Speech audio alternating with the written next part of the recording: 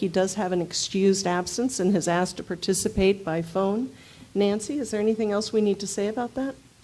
No, not at this time. However, a vote does need to be taken in order to allow him to participate. There are adequate members present to constitute a quorum, so we can conduct official business as well as our quasi-judicial hearings that we'll be having. Okay, thank you. So we'll take that vote after the public comment. If you all would please stand for the invocation and the Pledge of Allegiance. I pledge allegiance to the flag of the United States of America and to the republic for which it stands, one nation, under God, indivisible, with liberty and justice for all. We're meeting today to conduct matters of business for our town. Let our hearts and our minds be open in the spirit of fairness, right thought, and speech. May we have the foresight to build a future for our neighbors, families, and visitors that embodies the values we all possess and reflects the vision of our community.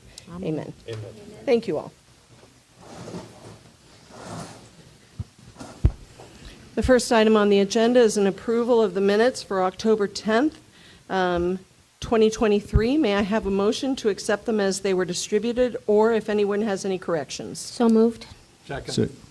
Okay, so there's a motion by Jane and a second by Jim to accept the minutes. Is there anyone who would like to disagree with that motion? Are you going to change it? Everyone in favor? Aye. Okay, thank you. The motion carries unanimously. The next item on the agenda is public comment. If you're here, like I spoke to the Island Reef people before, if you are here for a case, somebody's got a ringer going. If you'll silence your phones, that would be helpful too. If you're here for a case, it's best for you to speak within that case, during that case, because then your comments are for the record in the course of that case, because these are quasi-judicial cases. If you're here to tell us that you're really happy with the way things are going with the town and you're just... No, that's not funny. And you'd just like to make comments on something, you're welcome to come to the lectern and make comments for 3 minutes. So is there anyone who has any comments outside of one of our quasi-judicial hearings? Mr. Inc. When you come up, would you please state your name for the record? Good morning, Jim Ank for the record. Good morning, Jim. I am a happy person and I'm happy to be on the beach. It's excellent news. I just wanted to bring up something that came from the joint meeting that I heard. The town attorney brought up the fact of development agreements, which is in our code in concept.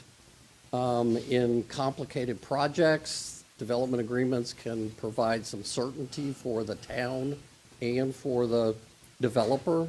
I would encourage maybe to have staff look into this and come up with a procedure and a process that might be used in future projects. Thank you, Jim. Thank you. Appreciate that. Is there anybody else who's got comment? Seeing none, we'll close the... Oh, are you coming up? Good morning. Good morning. I'm Danielle Ramber. I'm a realtor with John R. Wood, Christie's International. I'm here basically to talk about the issue that's been weighing heavily on the hearts and the minds of our community as far as the comp plan and the local development code. We constantly speak about wanting to revive the beach vibe that our town is once known for, a vibe that was born out of the presence of small businesses and cherished mom and pop shops. However, it saddens me to say that our current comprehensive plan is hindering this revitalization. Our code, in its existing form, poses significant challenges for small businesses and new developers to rebuild and flourish. I feel the lack of flexibility and leeway makes it nearly impossible for them to navigate the complex and costly regulations. As a result, the development continues to delay, and as time goes on, we will be witnessing a decline in the very essence that makes our town so unique and charming. The town that I moved here for, a town that I've been visiting for the last 14 years. I believe it's essential that we take action and implement build-back deviations into our code. These deviations will create a path towards feasibility and affordability for our small businesses by offering measures, we can provide the necessary support and encouragement for them to return to the beach and reclaim the vibrant atmosphere we all long for. I feel this is necessary in order for our community to build back and start thriving again. I feel as time goes on, I'm currently working with some developers that are struggling. They have money invested, they have time invested, but the current comp plan and the cost of continuing is making it unfeasible for them to move forward. Thank you for your time, and thank you for all you're doing in our community. I appreciate each and Thank every you, one of Danielle. Nice to meet you. Yeah, you too.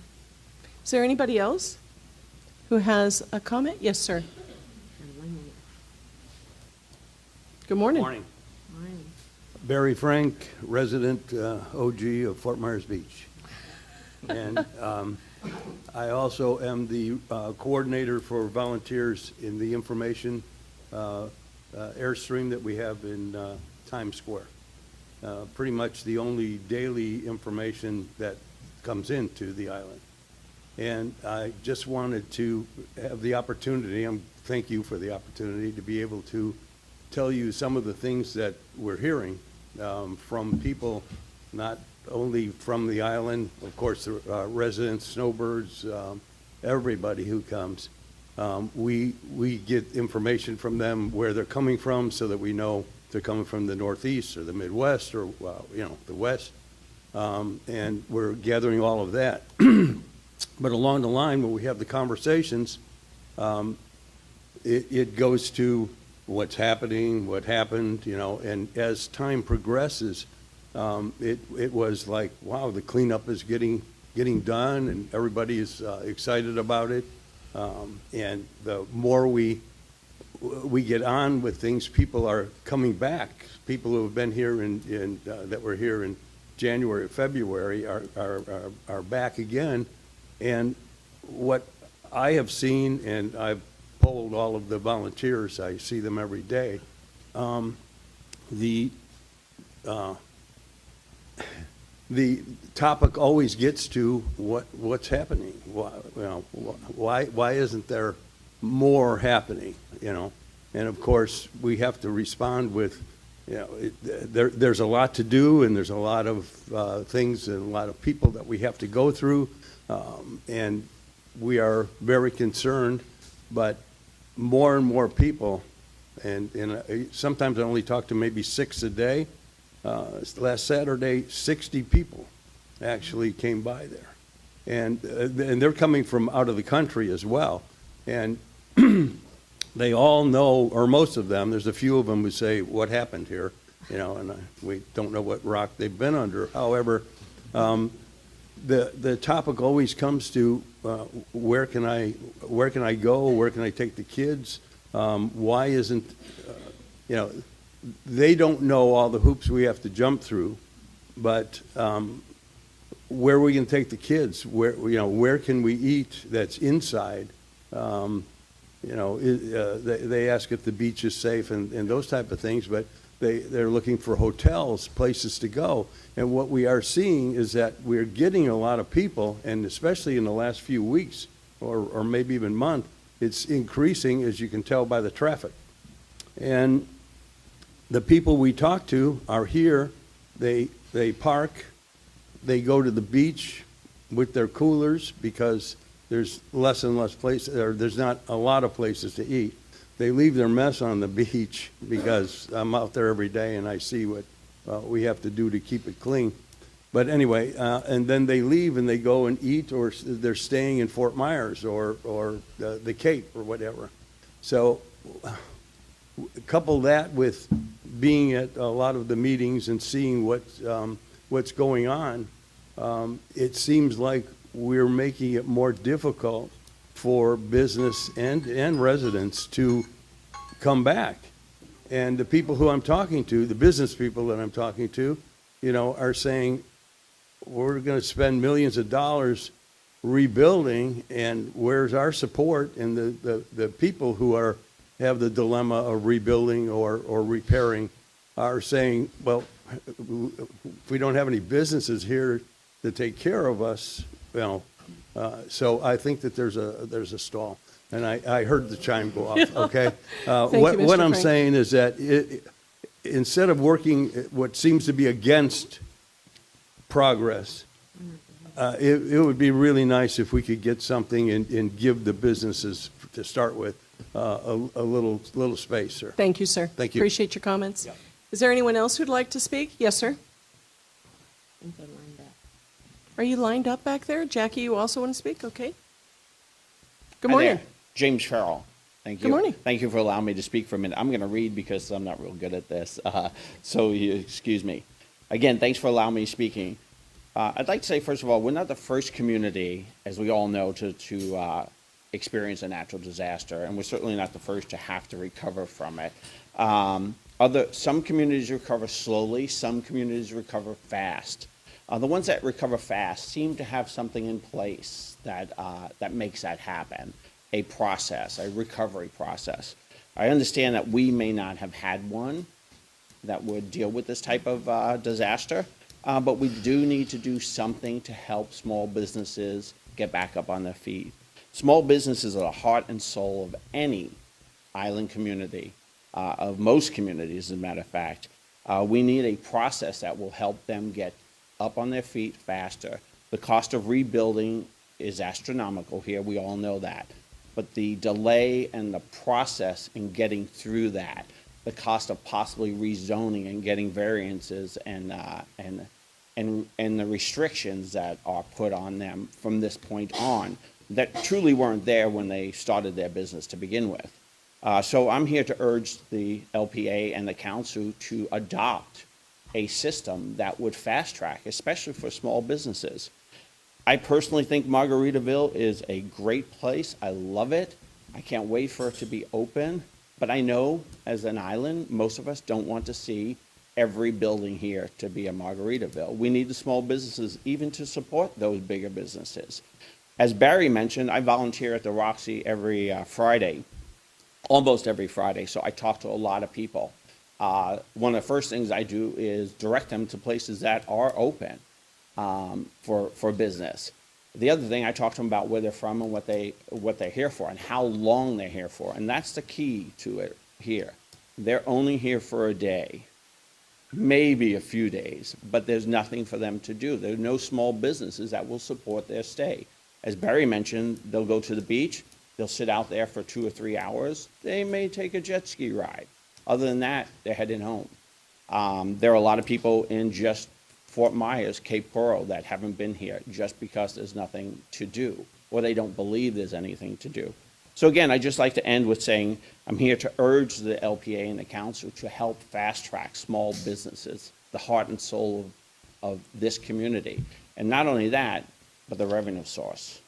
It's the small businesses that we need to help get going. The big ones are going to make it happen. Their plan is 10, 15, 20 years out there. Small business people need help to get started now and rebuild. Thank you very much for your time. Thank you for your comments. Jackie? Hey, good morning, everyone. Jackie Lezak, and I have 2 hats I'm going to wear this morning in my 3 minutes. The first one is the owner of the Sea Gypsy Inn at 1698 Estero Boulevard. I'm sitting on a piece of 60 by 75, just over 4,000 square feet of property in the downtown district of our amazing beach. The Sea Gypsy, as most of you know, was the first public free library in Lee County with a little small cottage that was up front. I would like to put something back there that honors that memory, that tradition, and that honors the feel of that area of the beach. But unfortunately, my hands are tied right now because what I could put back on that piece of land is so small that I could not pay for the building I would need to put there with thicker walls, with a higher height, with only going so high, with ADA compliance, elevators, stairways, bathrooms. All of those things would make rooms that I put back for the Sea Gypsy Inn so small that I could never charge enough per night to pay for a $2, $3, $4 million building. $1 million borrowed right now is running at about a $9,000 a month payment, give or take, depending on your rate. If I have a $3 million building, that's $27,000 a month mortgage. How am I going to pay that with 4 rooms? I couldn't do it. So we need to put a process in place for the small business owners on the island, the owner-operators who were here before the storm, the folks who live on the island and have put their heart and soul here. We need to find a path forward to help them get from a no to a yes. And it's going to need to be creative. There are some tools that we possibly could use, like a development agreement, that could possibly help make that path. But it's going to take some creative work. And I know our town attorney's been kind of thinking it through and mulling it. I think we need to kind of get out of the box of where we are and look at how we can use what we have, but create a way to get the small folks moving in the right direction. Because truthfully, the fact of the matter is, if I can't put something back on that property, I'm not going to let it sit and be a piece of dirt. It's probably going to get sold to somebody else who's going to put a bunch of property together and put up a big building. I live here. I like Margaritaville too, but I don't want to see just Margaritaville. We need our small boutique hotels and little businesses back. We need our hardware store. We need our ice cream shops. We need our little cafes. We need our wine bars. We need the little boutique hotels and the B&Bs. We've lost so many of them. There's so many are gone. And so we need to find a way to help them get back. And I think a development agreement is one thing that we definitely should look at. Make that path and find a way, put some rules together so that people can kind of follow it and then go on a case by case. And then, as Jackie Lezak, the president of the Chamber of Commerce, I can't tell you how many small businesses are on this island right now who cannot afford to stroke a $50,000, $100,000 check just to get to a no. You can't do that. You've got to know you've got a yes before you're laying that kind of money out. Otherwise, folks like Graham with the goods, everybody else is going to have to go and take their money and play in somebody else's sandbox, and we don't want to do that. So help us find a way. We're committed to working with the council, with the LPA, with the town attorney to try to get creative and make a path forward. A development agreement, I think, is one thing that could help all of us. Thank you so much Jackie. for your time, and thank you for what you guys do. Is there anyone else who'd like to speak? Okay, we'll move on. Nancy, could we add in Dawn Suddeth at this point? Yes, as long as there is a motion with a second. I'll make a motion. To allow him to I'll second. participate electronically for extraordinary reasons. The motion was made by Mr. Vaness and seconded by Mr. Eklund. Is there any discussion on the motion? Anyone opposed to the motion? All those in favor say aye. Aye. It passes unanimously. Who's going to call him in? I can do that. Or Amy, can you call? I'll give you the number. Does someone have Don's number? I have it. Yeah, we all have. Nancy, I gave it to you earlier this morning. Hold on. They're calling you now. Do you not have the piece of paper you gave it to me? Okay, Here, I Dawn's got it. number is Do you want it on the 407. record? Oh, yeah, probably Here, not. let me That's just- a good idea. He's in the area code 407, though.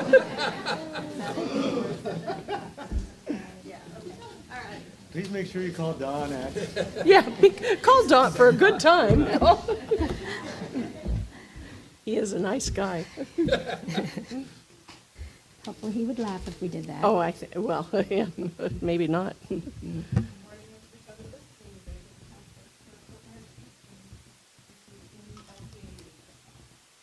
So he needs a He microphone. needs a microphone. You can press Okay, him down. okay, all right. We're going to move on, and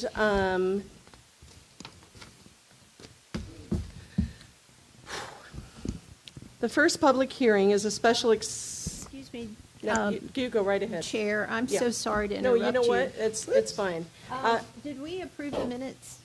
Yes, we did. Okay, We thank did you. approve the minutes. Just double checking. Okay, so now I have a script I'm going to read. The next oh wait, before we go there, could I have a motion to move D and E, which are legislative items, to the end of the agenda so folks who are here for variance requests don't have to wait for that discussion? So move. Seconded. Thank you, Patrick. Thank you, Jim.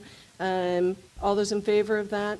Aye. Anyone opposed? Okay, so D and E are moving beyond G. Okay, so we have 1, 2, 3, 4, 5.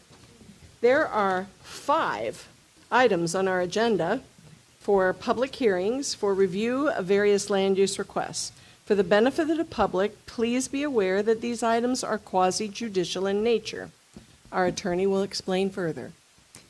Thank you, Madam Chair. Yes, ma'am. So the 5 items that you have, there are a number of variances, and there's also one special exception. And these are quasi-judicial in nature. And for the record, I'd like to make a few comments so you understand also how our hearing is going to proceed today. So these require, these public hearings, if they're quasi-judicial, they have to comply with procedural requirements that have been established in Florida law and in our Land Development Code. These are quasi-judicial proceedings. They are not full-fledged judicial proceedings. So they're a little bit less formal before a circuit judge, but they're going to be more formal than the remainder of the meeting, the legislative items that will be handled at the end. We will be following the basic standards of due process, and due process requires noticing the application of the correct standards and decisions made, and those decisions must be made on competent and substantial evidence that is presented today here at this hearing. The Land Planning Agency is going to evaluate the testimony and the information that is provided for each item, and then they'll come up with a conclusion regarding whether the criteria, that standards, the rules that are in your Land Development Code or in state law have been satisfied. So pure speculation or opinion, not based on facts, cannot legally be considered by them in evaluating a agenda item. Those type of opinion and things that are just speculative are not considered competent and substantial evidence by the courts. So testimony by professionals who are qualified as experts in a particular area, that has been considered competent substantial evidence by Florida courts, as well as testimony by neighbors and residents of the town that have fact-based information, such as minutes, surveys, engineering reports, or based on information that you personally observe. That has been, again, viewed by the courts as competent substantial evidence available for consideration by the Land Planning Agency. So if you intend to speak, please keep this in mind. And when you come forward, state your name clearly for the record. We have our clerk here who will be maintaining a record of this hearing, whether or not you've been sworn in, and your qualifications or your interest in why you're presenting testimony today for the consideration of the LPA. Thank you, Nancy. For purposes of the record, were all agenda items properly advertised pursuant to our Land Development Code and Florida law? Yes, they were. Oh, Amy, thank you very much for that. And next is conflicts of interest. That's actually not on here, but okay. Conflicts of interest for all of them, or for, oh, there's a backside. Dear Lord, can we narrow this down a little? Okay, conflict of interest. At this time, if any LPA member has a conflict of interest that would prohibit them from voting on any of these items, please disclose this for the record at this time so we can assure that there will have a quorum present for review of the item. Nancy, do you want that one by one or for any of the hearings? So what we're trying to do is to be a little bit more efficient. So any of the items and the preliminary comments that we're making now will be incorporated into the record for each item. Okay. So is there any member of the LPA that has a conflict of interest that would prohibit them from participating and voting in today's items? Madam Chair? Yes, Patrick. I do have a conflict. So my firm is not working directly with the petition for the whale, but we are working with the applicants on another project. So I will be recusing myself. I do, however, would like to reserve the right to comment after the vote because I think there are interesting facets of that petition. Okay, Nancy?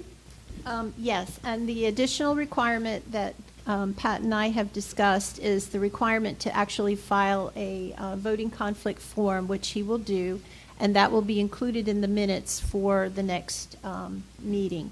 I also want to say briefly that the issue of conflict comes up quite often for requiring a member to not be able to vote.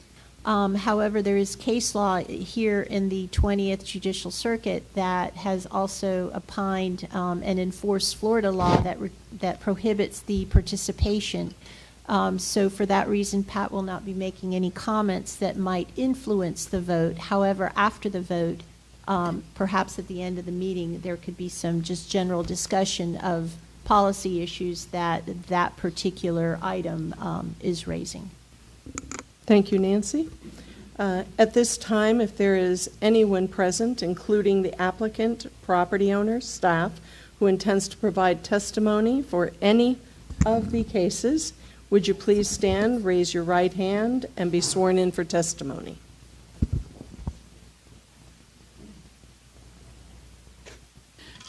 Do you solemnly swear to affirm that the testimony that you're about to give is the truth, the whole truth, and nothing but the truth? Okay, all Thank you. parties have been sworn. Thank you, Amy. The first item is a special exception to allow reconstruction of major accessory structures in the EC, which is Environmentally Critical Zoning District. Resolution 23-149 is a resolution of the Town Council of the Town of Fort Myers Beach, Florida, approving with conditions or denying a special exception, SEZ 202-30189, to allow reconstruction of a pool, deck areas, walkways, steps, fence, and a 2-foot and 2-foot rinse stations in the environmentally critical EC zoning district, with conditions for the property located at 7002 Estero Boulevard, providing for Scribner's errors, severability, and an effective date.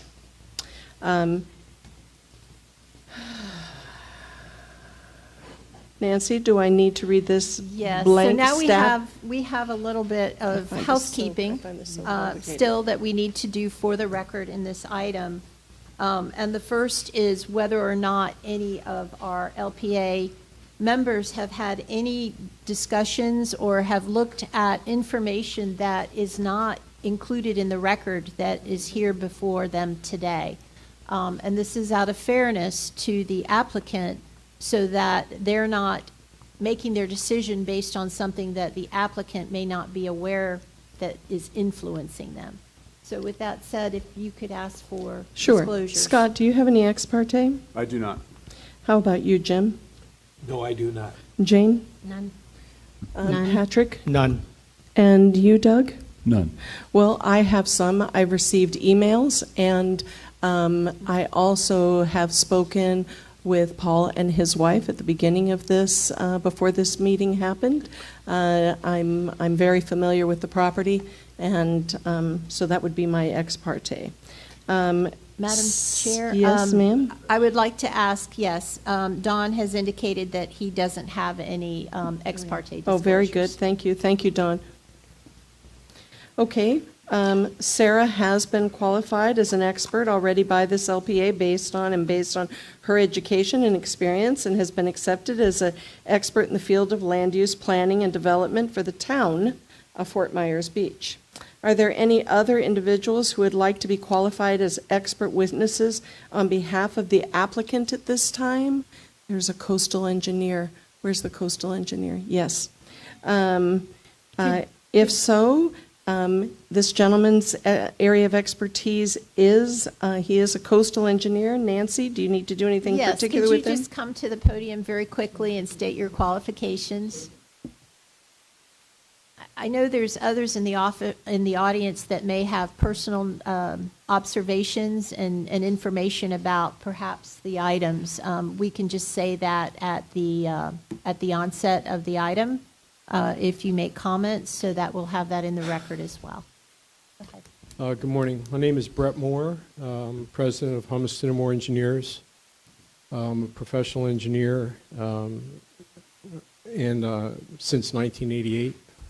And so I've been practicing coastal engineering for a number of decades. I've been responsible for a number of beach restoration projects, dredging projects and erosion control structures, as well as done a great deal of work working with the state and local governments with coastal regulation. Thank you. May I have a motion from the LPA to accept the gentleman as an expert? I'll make a, Thank I'll you, make a Patrick. motion. Brett's a leading expert in this area, and I've had the pleasure to work with him in the past, and he's one of our local experts on these issues. Thank you, Patrick. There's a motion and a second made by Pat Vaness and seconded by Doug Eklund. Any discussion on the motion? All those in favor say aye. Aye. Anyone opposed? Motion carries. Don, for the record, are you in support of the motion? Support, yeah. He's in support. Gosh darn it, the phone's down there. The phone's down there, Dawn. I'm sorry. I forget that you're here. Not really, in my heart you're here, of course, but, okay, thank you, sir, very much. We appreciate that. Have the property owners or applicants received a copy of the backup agenda and materials? Island Reef? They're nodding yes.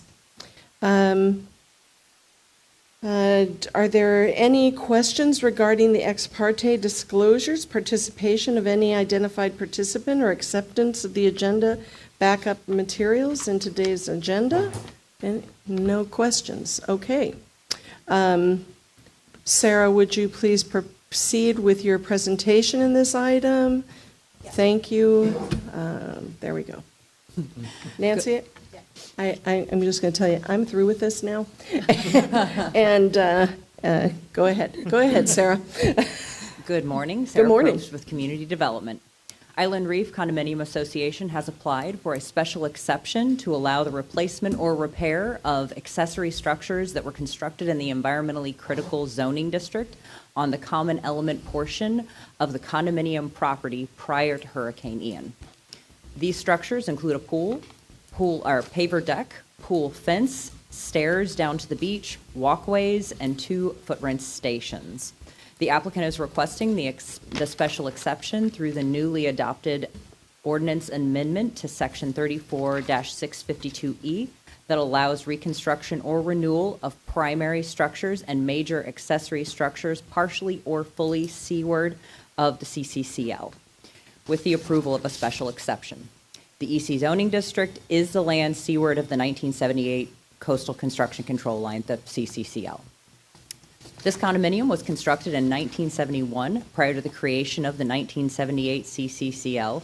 The applicants are not proposing any additional development in the EC beyond what was in existence prior to the hurricane. Additionally, they plan to move the pool equipment that was within the EC to the landward side of the CCCL. Staff is available to answer any questions you may have, and the applicant is also available. Thank you so much, Sarah. Are there any questions for Sarah right now? Anybody from the LPA have questions? No? Okay, so we'll ask the applicants to come forward. Paul?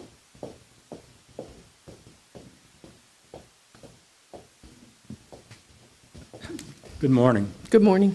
My name's Paul Yearwood. I'm the HOA president of Island Reef Condominium. Thank you, Madam Chair and local planning agency for hearing this case today regarding our special exception application. Island Reef is not a high-end complex. We're a small community of 43 owners made up of permanent residents, small business owners, veterans, and retired education workers. Some are here today to support this.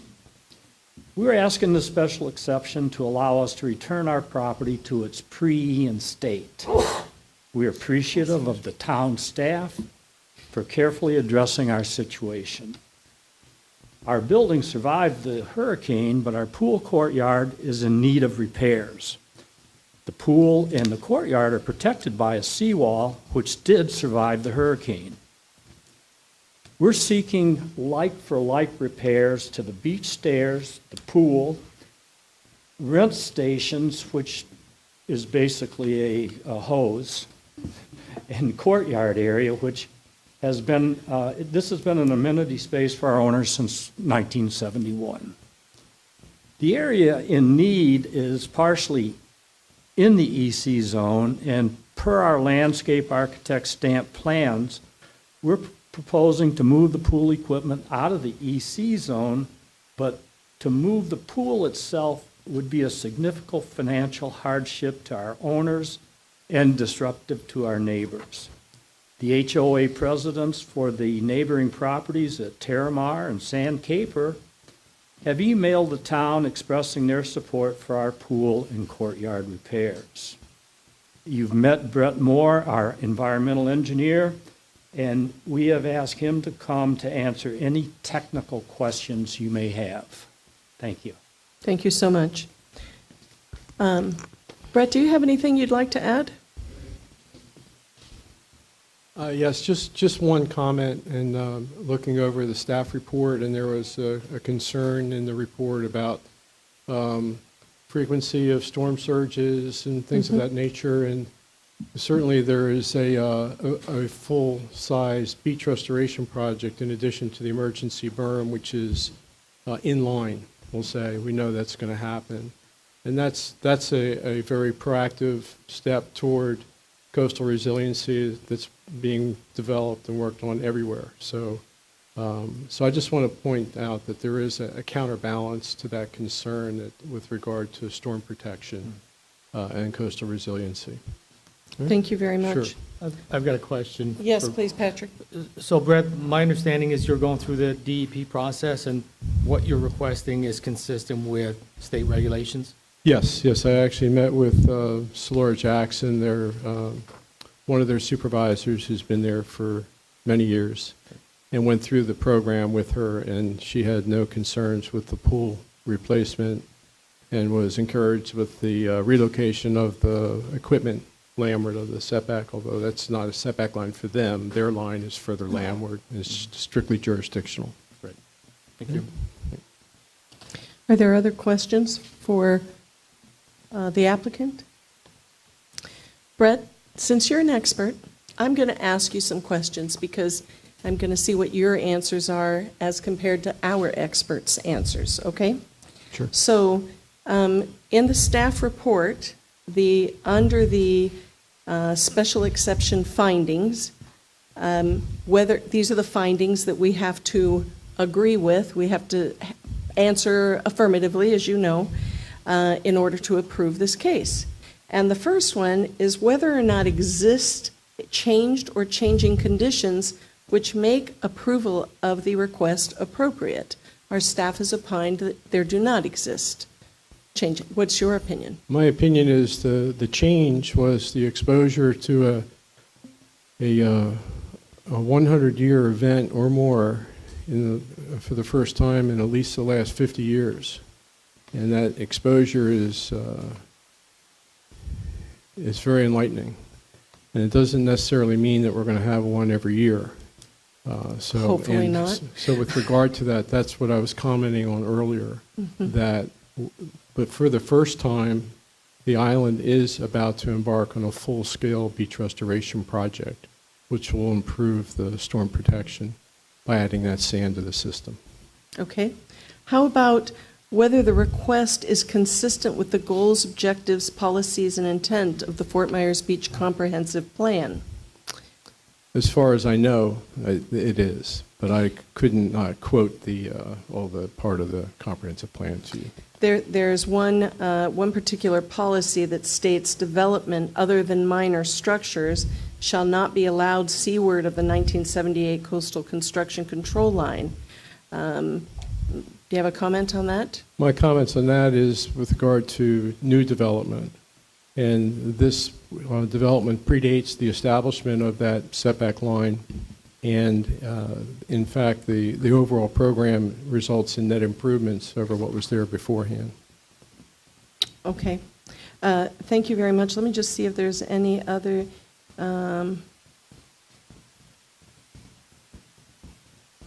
That's all. Thank you. Those are my questions. Anybody else have anything? Patrick, anything? No questions. I've got comments. Doug, anything? Yeah, I just help my own understanding. We allow minor work seaward of the line, and it seems like the discrepancy is what's the definition of minor. And I have to say that I thought minor meant something less than what we're seeing here. Although I also recognize that you're just restoring what was there previously. Yeah, I believe that there was a clarification also that the pool is being replaced, however, the foundation will remain in place for that pool. Mhm. So it's really just the shell and not setting a new precedent. Does Dawn have any questions? John, do you have any questions? No questions. I am just going to state for the record the purpose of me asking those questions, because I know you're all going like, well, what the heck is Anita stirring up? You know, you have two experts testifying, and the process of a variance is really quite cumbersome. You have to meet the criteria. You can't just kind of meet it or meet it because we want to give it to you. You have to meet the criteria. So when we say that we have found these particular things to be true, there needs to be something on the record that indicates that it is true. That's why I asked your expert if he had a counter position to what our expert, who is Sarah, proposed. Okay? All right. Can I just add, too, that experts, like attorneys, we disagree with each other sometimes. It's not to say one is right, one is wrong. That is the discretion and the decision-making that is going to be made by this group. Okay. Any further questions for Sarah, for the staff, or for the applicant from the LPA? It's so hard for me to see you two because Jane. Want me to step out? Could you back up? No, you're fine, Jane. Any other questions? Okay, is there anyone in the public who would like to comment on this case? If you would, just come to the microphone and make your comments. And if not, that's okay too. And seeing no one raise their hand, I'm going to close the public comment. Now, discussion. Patrick, you said you had comments. Yeah, just general discussion comments here. I think with this special exception and some of the variances, I think staff is looking at the criteria and looking at the strict interpretation of the criteria. And I think some of it is subjective and some of it's objective, and interpretations will vary. But when it comes to changing circumstances, my opinion, and this would apply across the board to variances also, we've had a devastating hurricane. That's a clear change in conditions. Also, when we're talking about circumstances like these structures were built pre-1978 coastal construction line. Shifting the coastal construction line and making a legally built structure not non-conforming is a change in condition. I agree with you. So I think across the board, what I'd like to see is when staff looks at that one specific criterion, that they acknowledge just, yes, conditions had changed. I think they're looking at it more specifically, specific parcel, specific structure, I get it, but I think from a broader context, and I think that's helpful for the public to understand, is we've got a long history with some of these buildings. Regulations have changed, coastal construction lines have changed, conditions with hurricanes have changed things. So I think right away that, in my mind, is a check for this project. So that was my general comment about this. Hey, Sarah, what are your thoughts on that? I agree with Patrick. Yes, certainly that was a component that I looked at in the evaluation of it. I actually viewed the changed or changing conditions slightly differently than you did. Yes, the regulatory conditions have changed. What I was looking at is that what we know can happen landward or seaward of that CCCL is real. So that was my changing condition. That, like, what we've seen, that they moved this line. This line is now there, and extreme damage does happen in that area. So that was the changing condition that I was looking at in my response. So I understand what you're saying, Patrick. I was looking at a different side of it. Yep. Thank you. Dawn, do you have any comments on this?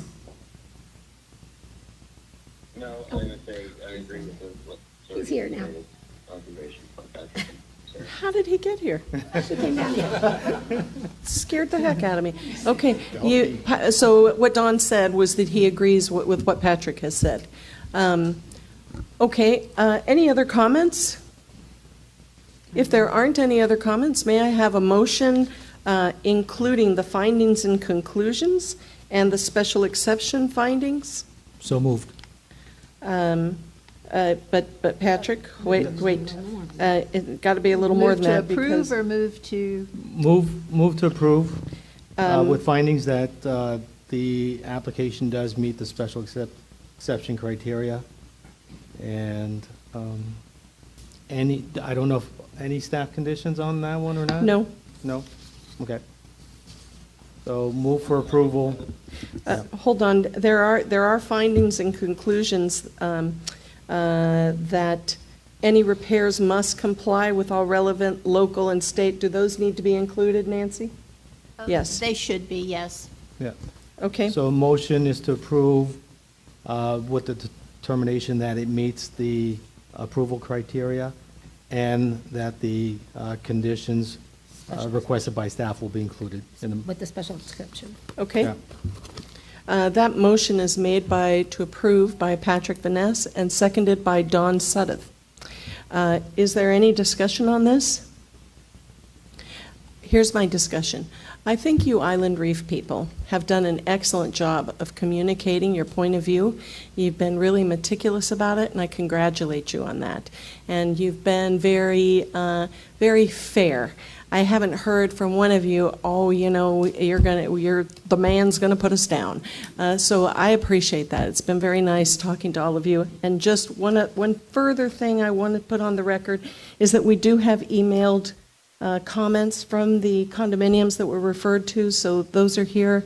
And that's all of my comments. Thank you, everyone, for participating. It'll be a roll call vote. Mr. Vaness, your vote? Yay. Don, your vote? There's a call coming. Okay. Yes. Doug, your vote? Yay. Jane? Yes. Jim? Yes. And Scott? Yes. And I vote yes, so it's approved unanimously. Congratulations, you guys. Hey, normally, we don't allow applause, just FYI. But they did do a really good job. Okay. And thank you, Mr. Coastal Engineer, for coming. You were very helpful. I forgot your name, and I apologize, but I'm sure Patrick will remind me. Okay, Brett. All right, the next item on the agenda is you want all your people to leave? Well, they don't have to leave. I just wanted to tell them that they have not. Okay. You all are dismissed by your leader. Thank you very much for coming today. Yeah, I see that. He's got a firm hand. Thank you all for being here today. Okay. It's always nice when things work out like that. All right, the next item on the agenda is variance. Wait, before I do that, let me find Nancy's script. You know I don't like the script, right? You can pick up on that. Okay. You'll be back at begin quasi-judicial. Yes, we're going to ask if there's, hey, Island Reef guys, tell your people to move on through the hall because we have to keep going. Okay. Any ex parte communication for the next variance, which is street-wide right-of-way? Any ex parte, Doug? No, ma'am. Patrick? None. Scott? None. Jim? No. Jane? Nope. And Don? Don? Don has no ex parte, and neither do I. Madam Chair, can we describe the request a little bit? May I read Yes, the ma'am, title? I'll go ahead. It's variance 202-30187 for 3850 Estero Boulevard, and it's to allow a garage closer to the Estero Boulevard street right-of-way line than the principal building, and to allow a garage closer to the side property line than the minimum side setback on waterfront lots. Is that satisfactory, Nancy? Yes, ma'am. Okay. And do we have experts that Sarah is an expert? She is our person. She's Can we just assume that she is the expert for all of her testimony today? She is. Thank you. She has been qualified as an expert by this specific body. If I may, Madam Chair, if there's anyone else in the audience who will be presenting or would like to be qualified as an expert, this is a good time to go ahead and take care of that housekeeping item. Is there anyone else for this? Oh, Kara Stewart. Yes, she was, but you weren't qualified as an expert, Kara. Okay, thank you. Okay. All right, Sarah, go ahead. Good morning. Sarah Probst with Community Development.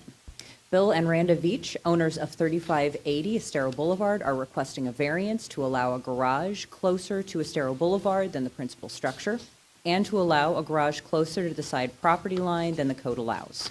The garage was attached to the house prior to Hurricane Ian and met the side setbacks of 7.5 feet that was required at the time of construction, 7.5 feet from the side property line, and 25 feet from the Estero Boulevard right-of-way. The house was destroyed by Hurricane Ian and the garage survived. The applicant is requesting a variance from Section 341174B to allow the construction of a new detached single-family dwelling further from Estero Boulevard than the garage. They are also requesting a variance from 341174D1D to allow the garage to remain at the non-conforming side setback of 7.5 feet rather than requiring a setback of 10 feet for a lot that is an average of 88 feet wide.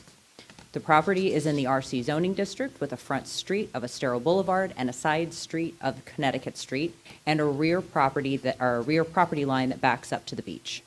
The rear of the property is in the EC zoning district, however, nothing is proposed within the EC. The Connecticut side of the property is at an angle from Estero Boulevard, causing the property to decrease in width from 110 feet at Estero Boulevard to 66 feet at the rear property line. I am available to answer any questions you may have, and the applicant has an agent. The applicant is here and their agent. Thank you very much, Sarah. Are there any questions for Sarah? Dawn, do you have any questions for Sarah? No questions. Thank you. Okay, thanks, Sarah. Kara?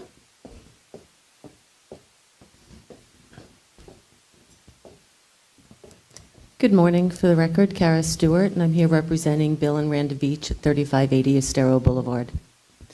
The request before you is for a variance to allow an existing garage to remain while we reconstruct our single-family residence. Staff has... Kara, can you stop for 1 second? Sorry about this. Nancy, do we need to vote to accept Kara as an expert in this case? Has she already been accepted as an expert before this body? You all are familiar with her qualifications? Yes. Yes. Okay. Okay, so for the record, she has been determined to be an expert for this particular item as well. There were two other little housekeeping things. You did receive a copy of the backup material, staff's report. You were able to Yes. review those before the meeting. And were there any questions you wanted to ask regarding disclosures? I don't think we had any. No. Oh, Thank you. Thanks, Kara. Sorry No about that problem. interruption. Thank you. Back to the issue is the variance for the allowance to let the existing garage remain. Yes, we have a side yard issue where the code has changed subsequent to the structure having been permitted and finalized. It was just permitted and finalized in 2020. So it is a relatively new structure, hence it survived the storm. The single family did not. The previous single family was located behind this structure. We're simply asking to place a single family behind this existing structure, giving us a further setback from Estero Boulevard. The further setback allows for the maintenance of the existing circular driveway, pavers, additional landscape, and a future buffer between Estero Boulevard and the residence. If you have any further questions, I'm here to answer them, and the owner is here as well. Thank you. Does the owner have any comments they'd wish to make? No? Very good. Any questions for Kara? Yes, Doug. I'd like to make some comments, and it's because I'm familiar with the structure. I've seen it. It's called a garage, but it's actually quite a substantial structure and was built to hurricane standards recently, correct? Correct. And it's a two-story structure. Correct. And it's architecturally, it looks like a house. Right. It doesn't look like a garage, and I think our ordinance is to prevent the aesthetics of cars and garages. That And is correct. and The this existing, this yes. is not that type of structure, in my opinion. And I think it would be fine to grant the variance on this, personally. Thank you, Doug. Any other comments or questions for Sarah? Dawn, you have any questions for for Kara? Jane, you have anything? I only want to say that the fact that it is a 2020 structure and it was permitted and it met all the setbacks at the time it was built makes me feel it should be able to be stayed. It is a hardship to tear down a vital structure and the expense to rebuild it in a different location doesn't make sense to me. So I would be in support of it. Okay. Thank you very much, Kara. Thank you. I'm going to open this for public comment.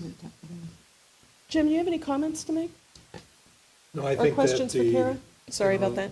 There's been a demonstration of, an exceptional and extraordinary circumstances, and it's a hardship that was not created by the applicant, so. Okay. Scott, you have any comments? I concur. Okay. Let's have public comment. Is there anyone who would like to comment on this case? Seeing none, we'll close the public blah, blah. And are there any other comments, or would someone like to make a motion? I'll make a motion. Might as well, I'm on a roll. Yeah. So I will motion for approval with findings that the request meets variance criteria. And does this one have any conditions? One condition? There is a recommendation of a condition that approval of this variance does not give the applicant an undeniable right to permit approval. Development or redevelopment of the property must comply with all applicable requirements of the Fort Myers Beach Comprehensive Plan and LDC in effect of the time of the permit approval, except as specifically modified herein. And I'm getting a nod from Kara Yeah. that they don't object to that, so include that condition in there also. I'll second that. Okay, there's a motion and a second. Is there any further discussion? Patrick, your vote? Yes. Jane, your vote? Yes. Dawn, your vote? Done. Yes. That was a yes. Doug, your vote? Yes. Jim? Yes. Scott? Yes. Yes. Motion carries unanimously. Thank you all very much. Did you miss the notice of no clapping? All right, Don't follow next up. directions. They don't follow directions. Right. Anybody want to take a quick break? Keep going. It's good to keep going. This next one could be long. Let's take a quick 5-minute break.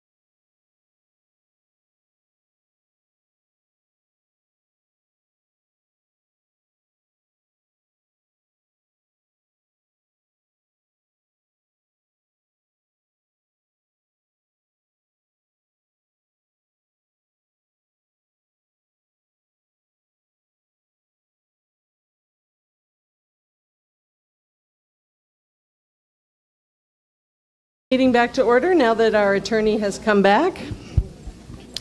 Our next case is variance 202-30205. It's a variance from section 34-2020D to H.2 for parking spaces and section 34-675B2 for building height and stories. Sarah is presenting for the town and has been qualified as an expert. To the applicants, have you been provided a copy of the agenda items? And hey, Rob, and including the staff's report? Yes, ma'am. Okay, thank you. Are there any questions regarding disclosures by the LPA? Any ex parte? Doug? None. Patrick? As mentioned, I've got a conflict. I will recuse myself filling out the form right now. Very good. None. None from you. Dawn, you have any ex parte on the beached whale case? No. No? How about you, Jim? No ex parte communication. And you, Scott? I've had, excuse me, I've had several conversations with the owners prior to this meeting, and I've seen their renderings. Thank you. I have had several people reach out to me about this case. Most recently, early this morning, I received a couple of text messages, or actually one text message from Don Thomas, and I believe we're going to have several emails that are going to be read into the record as well for public comment. Okay, so Nancy, is that good enough? That's very good. If we can ask the applicant, do you have, who will be presenting, and do you have any experts that need to be qualified? We will. My name is Rob Fowler, Jr. For the record, Fowler Construction and Development. I would assert that we have some expertise in this matter on the beach, and I can go into that, but since 1982, we've been construction managers on this beach. Our projects include the library once, all of the fire station projects, town hall, and at least 4 or 5 dozen 150,000 others. So, Rob, you are the expert for this case? that's hard for me to say, but yes. Okay. And we need to vote to accept you as a qualified expert. Is there a motion to accept Mr. Fowler as an expert? So I moved. would make that motion. Thank you, I'll second. Doug, and it's seconded by Jane. Is there any discussion on this? If not, all in favor? Aye. Anyone opposed? No, was- he Doug- was, you were Doug, was just that- slow on that. You were agreeing, right? Yeah, you said aye. I know, but she had already said those Okay. opposed. Doug, are you in support of that motion? I mean, Don? Don? He's like got a delay. Yes. Okay, thank you very much. Yes, I'm in support. Yes. Thank Madam you. Chair, just Yes. for the record, his qualifications as an expert is on development on the island and construction. Correct. Would that be correct? Thank you. Okay, Sarah. Good morning. Sarah Probst with Community Development. The owners of 1249 Estero Boulevard, the Whale Restaurant and Bar, are requesting 3 variances for the redevelopment of the restaurant. Parcel is in the downtown zoning district and has a front street of Estero Boulevard and 2 side streets of Palermo and Primo. The frontage of the lot is curved and approximately 200 feet in length. The lot gets smaller towards the rear of the property, and a portion of the original platted lots was removed for the construction of a residence, resulting in an oddly shaped lot. One variance being requested is from section 34-2020D2H to allow a reduction in the number of required parking spaces from 54 to 17, a reduction of 37 spaces. The second and third variances are from section 34-675B2 to allow 2 stories above flood with enclosed space on the ground floor. The code section states for properties that front on the following streets, a maximum of 30 feet above base flood elevation and no taller than 2 stories, except that on elevated buildings without enclosed space on the first story may be 3 stories tall, but still limited to 30 feet above base flood elevation. The proposed building will be 3 stories tall with enclosed space on the ground floor below base flood elevation that will be dry flood proof to comply with FEMA standards. However, the downtown zoning district in this part, as noted in the code, only allows 3 stories when the ground floor is completely open. The same section of code allows a maximum height of 30 feet above base flood elevation plus 1. The applicant is requesting a variance to allow a structure 36 feet tall, 6 feet over the allowed code height. The plans in your packet show a building that is closer to 34 feet in height. Staff is available to answer any questions you may have, and the applicant is also here. Thank you very much, Sarah. Are there questions for Sarah? Doug, I see you raising your hand. I have a question, and maybe it's for the owners, but what's the intent of the enclosed ground floor? What's going to be in that space? I would rather them speak to that. Okay, thank you. I have a Okay. question. Go ahead, Jane. So, Will you pull your microphone over, please? so in here, it says that other buildings can have 3 stories and go higher. How many other buildings have this 30-foot requirement? So it's actually based on a section of land. So the downtown zoning district has several sections within it based on between what streets they're in. Like the downtown core area has different regulations than both sides, and that specific section, which I believe, let me see. So it lists that area as being one of the areas that that only allows that. So it doesn't limit height to 3 stories or to 2 stories over flood in all parts of the downtown. It's very specific.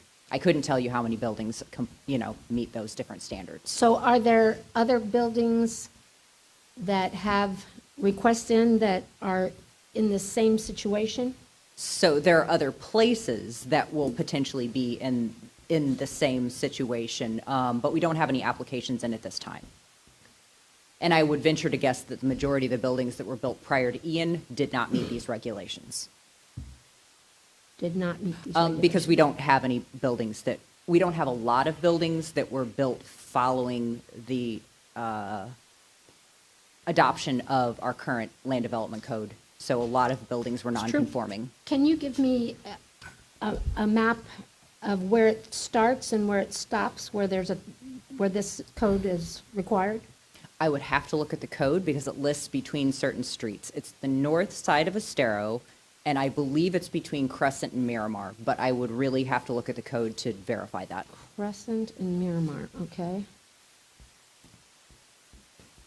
Okay. Anything else, Jane? Not yet. I might Okay. have more questions later. Jim, do you have any questions for Sarah at this time? No questions for Sarah. Scott, do you have any questions? Oh, I do. I did find it. It actually is in the staff report. The streets listed include the north side of Estero Boulevard, east of Crescent Street. So it's east all the way to the end of the downtown district. Okay, one other question. How many parking spaces did they have prior to this request? When I looked at the previous layout, they had approximately 26. Not all of them were compliant with the code. As you may have remembered, there were some that backed into the street. There were some that were not full width. So I can't say that they were 26 fully compliant parking spaces. Scott, do you have any questions for Sarah? You don't have any spaces. 20. Just on that parking spaces, how many of the 26 do we think we're actually conforming, approximately? How many do you think we're actually conforming, Sarah? That's the question from Dawn. I would say probably at least 22 of them. At least 22, Dawn. Thank you. We can ask But the applicant the same question. I truly couldn't verify that. Okay. Okay. Scott, do you have any questions for Sarah? Not right now. Okay. Anybody else have questions for Sarah? Dawn, you have anything else for Sarah? No. Okay. Thank you very much, Sarah. Thank you. Mr. Fowler? Good morning, everybody. As I said, morning. Rob Fowler, Fowler Construction, for the record. Excuse me. And I apologize, I'm getting over something, so my voice is still kind of weird. What we're bringing to you today, 3 variance requests, but it's in light of this. we have a project that is truly ready in light of the testimony we've heard today to bring forward to the beach, to bring under construction and start a small business back into operation as quickly as possible. What we also have is nothing uncommon to the beach, a really weird site. Even in Sarah's testimony right there, you heard all of the things that go to making this anything but cookie cutter. We have brought forth a plan for this project that brings incredible amounts of things into compliance in the current development code. We've been through review round 1, and the things that came back were parking, the height, and the 2 stories, hence the variance request. I'm happy to say we've worked very well with staff, and hey, we agree on number 1 with the 2 stories. Honestly, I just feel it's an anomaly of the code that doesn't quite make sense. When you put it together and you see what we're doing, I think we fully meet that intent, and I think we agree. So we'll agree on that one. To answer the question of what is on the lowest floor is the back of the house with deliveries, and it's also the main kitchen core of the building. So that's where all the stuff is coming, getting delivered to the back. All of the guest experience is up above. There's also, though, a deck at raised above grade, but basically at grade level down there. That is specifically to address downtown code as well, that says we want pedestrian interaction. So there comes our first quandary that we, as the town and everybody here, deal with. How do we both put something that's 16 feet in the air to meet FEMA, but also keep something that's pedestrian friendly, which has been the intent for as long as I've been on this beach. So we believe we've come up with something that does very much address those 2 intents. We've come up with something that's compliant for FEMA. That part was, I say, the easy part. I hate to say that. So anyway, 2 stories over, we agree with that one. The height that we're asking for, I think is very important to understand. We are not asking for any more square footage. We're not asking for any more use. We're not asking for anything except for in how we've calculated the height of this building. Now, the good news is, the first time we did it, the first time Sarah did it, we did not agree. We've been able to come back and we now agree with how we're calculating this, so we come to the same height. Our request is this. We did ask for 6 more feet. Honestly, it could be 4. When we made the request, we weren't sure exactly where that could get to. What we are wanting to do with all of the equipment, all of the things that go on this roof, I have an AC unit that's 7.5 feet tall, and I have a pit up there that's approximately 2.5. Are there means that we can fence and shield that in the code? Yes, there are. Frankly, they're hideous. So the thing we've asked for is to be able to raise the peak of the tiki that's at the top to give a little more visual weight or hiding of that. So while that, we can debate whether that's an appurtenance or it's something else, but rather than get into that long drawn out debate, we just said, hey, will you let us raise that peak?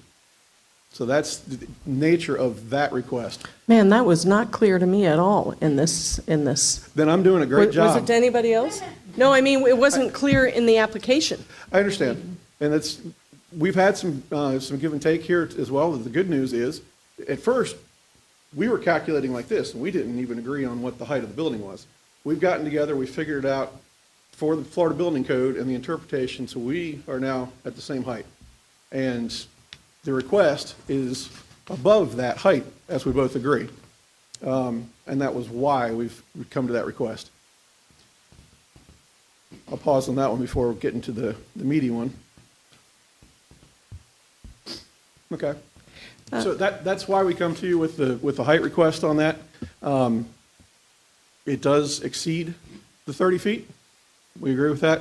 Again, we're not asking for extra space, extra use, extra anything else. And needless to say, we're still, I did the math, 13 feet lower than our neighbors 2 properties over. So we're certainly not jutting up in a residential neighborhood or anything else like that. Somebody asked where the boundaries of the downtown district are. They basically follow the border of our property. So we are at the very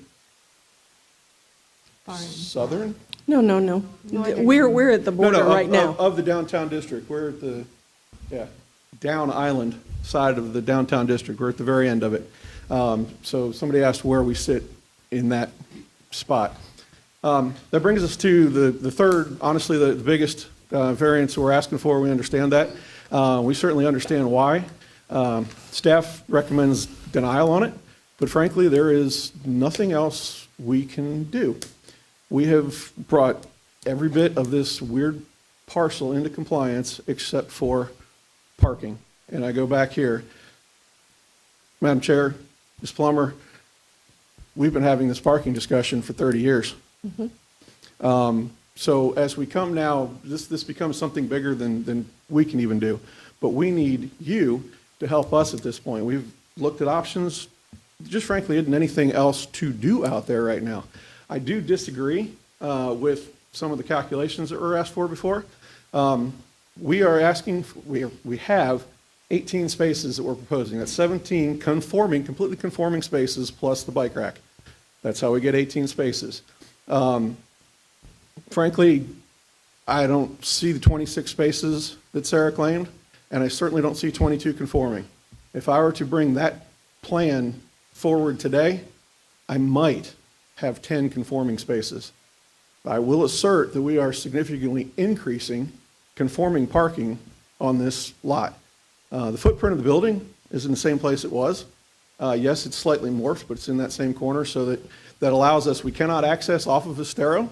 We frankly don't have enough Estero frontage. Palermo and Primo both have access, partly to allow access for public support vehicles that go through, and also to get the cars off of Estero and around the corner to the main parking area. So all of that has been brought into consideration. All of that has been discussed in how we've come up with the site plan. But at this point, we come to simply this. We cannot provide the required number of spaces per code. So at this stage, we ask for the variance or simply, I don't know where else to go with this. We've got a project that's ready to go that will stop. So was there another question to begin with? I remembered yours, sorry. Was there another one that had come up before I came up?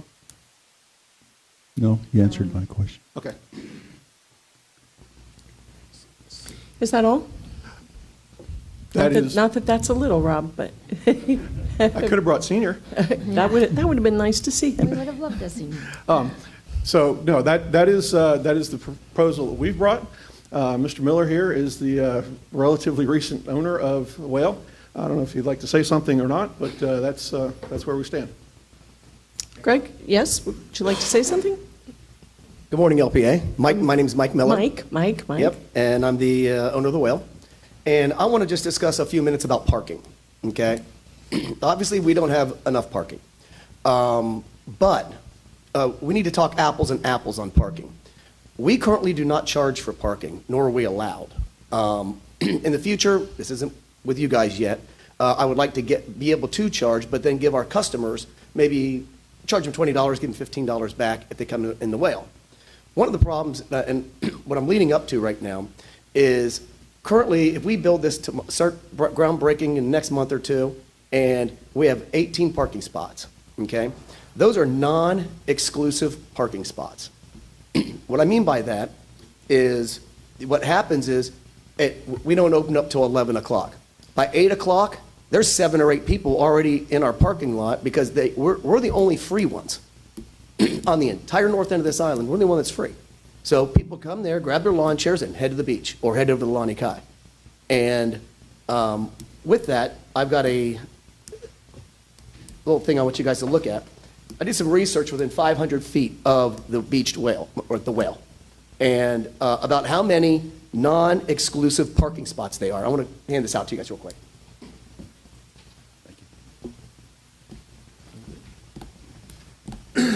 Just a vote to accept it into the record. Okay. If that's the will of the LPA. Could I have a motion to accept Mr. Miller's non-exclusive parking spots handout into the record? So moved. Is there a second? I'll second.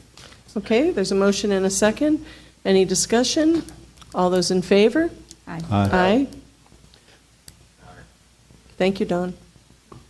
Okay, Okay. go ahead, Mr. Miller. So, looking at this with non-exclusive parking spots, I'm just going to go briefly, okay? I went within a 500-foot radius of the whale. You know, like when we have to put those little, you sent those little flyers out around, okay? Going down the line, if we include Margaritaville, there are 679 parking spots that people pay for within a 500-foot radius of the whale. And with that, now, even if we take out the 360 that Margaritaville has, which they're paying for parking, it's $35 a day, or you can pull in, do valet service, and pay by the hour and go to the beach. You don't have to go there. Or you can go walk to the Lani Kai. So I went down the line, I put the, how many parking spots they have. Now, these are roughly, I went by like Google Earth and Google Maps and counted all their parking spots, their little blocks. As you can see. Then going on down the line, like I said, you're looking at, here's a rough of what they charge. Lani Kai charges $9.95 if you're spending the night there. Otherwise, their parking's $20. Town of Fort Myers Beach, which I am very glad that you guys have those 21 parking spots. But again, all of these are non-exclusive, okay? They're, at the end of the day, none of the parking is exclusive parking, even at the Whale, because anyone can park there. And, you know, the advantage these other people have, let's say Norm's parking, they charge to park. And every bit of it is being, you know, obviously, you know, they do revenue. Lani Kai, all of it's paid parking. So all I'm asking is if you want to take this and include the non-exclusive parking spots within with the 18 spots that we have, which again is non-exclusive. That's why I wanted to bring this to your attention. And again, if we take out the 360 from Margaritaville, we're still at 319 parking spots within a 500-foot radius of the Whale. That's it. Any questions for Mr. Miller? Doug? I have a question for the totally enclosed first floor. Makes sense. I get it. Is that going to be a problem with the Florida Building Code that requires breakaway walls in a flood zone? We are in a coastal A zone as with the change last November. So we are not in the V zone. We're not required to have breakaway, and we are allowed to have dry flood proof. All right. Couple comments from my perspective. I know you guys are I'm not concerned about the parking because they're in the downtown pedestrian, the zone that our new comprehensive plan that we're discussing, that's in flux, is promoting pedestrian activity. So I think they're in line with that. And I'd rather see fewer conforming parking spots with proper landscaping than trying to squeeze in like parking under the building or something, you know. So I think the height kind of makes sense. I mean, what you're really trying to do is conceal the equipment that would be on the roof for your commercial establishment. Yeah. Madam Chair, if you're still confused, I do have a elevation that I can share. Yeah, that would be good. Yeah. On another note from parking, is it okay to talk? Mm-hmm. Okay. We do have 3 they're non-exclusive again, but I do have 3 golf cart parking spots proposed on our site as well. We're not allowed to use them as, you know, legal parking from 18 to 21, but I just want to let you know that we do have, because everything is going very positive with golf carts and golf cart travel on the island. So we wanted to incorporate 3 golf cart spots so that people can pull up real nicely and hop out. Mr. Miller, you know, in all the time that I've listened to cases, you have coined a new phrase, non-exclusive parking spots. I have never heard anybody refer to something as non-exclusive. This sounds like a relationship issue. And I have never heard anybody talk about it like this. It's interesting. I don't know what to do with it yet, but it's interesting. Have you ever heard anybody talk about non-exclusive parking? You know, and bottom line, when we go through a variance case, though as interesting as this may be, we are still bound by the Land Development Code for you to abide by the parking spaces that are required for your restaurant, exclusive or not exclusive. So I'm just telling you that. I'm sure Rob's informed you of that, but Yeah. this is interesting. I do understand it, and thank you for, I put that all together It's a recently. first. I'm always waiting for a first, and you got it today. Well, one of the things, too, is that, we were told many, many months ago, we're probably talking in January or February, meeting with the town and everything else, they mentioned to us, why don't you go out within, let's say, 750 feet of your establishment and get parking from, let's say, hypothetically, Norm's Parking, okay? Well, for 37 parking spots, that would be $22,200 a month I would have to pay for parking. And it wouldn't be exclusive because he's going to fill it regardless and probably charge. I'm not saying, but that's not only him, Lonnie Kai, anyone. To go out to these establishments and pay so we have overflow parking, it just doesn't make sense. But it would make sense for you to be able to operate your ground floor facility. So I suspect that $37,000 in juxtaposition to your revenue from that ground floor would probably be maybe a very small exclusive drop in the bucket.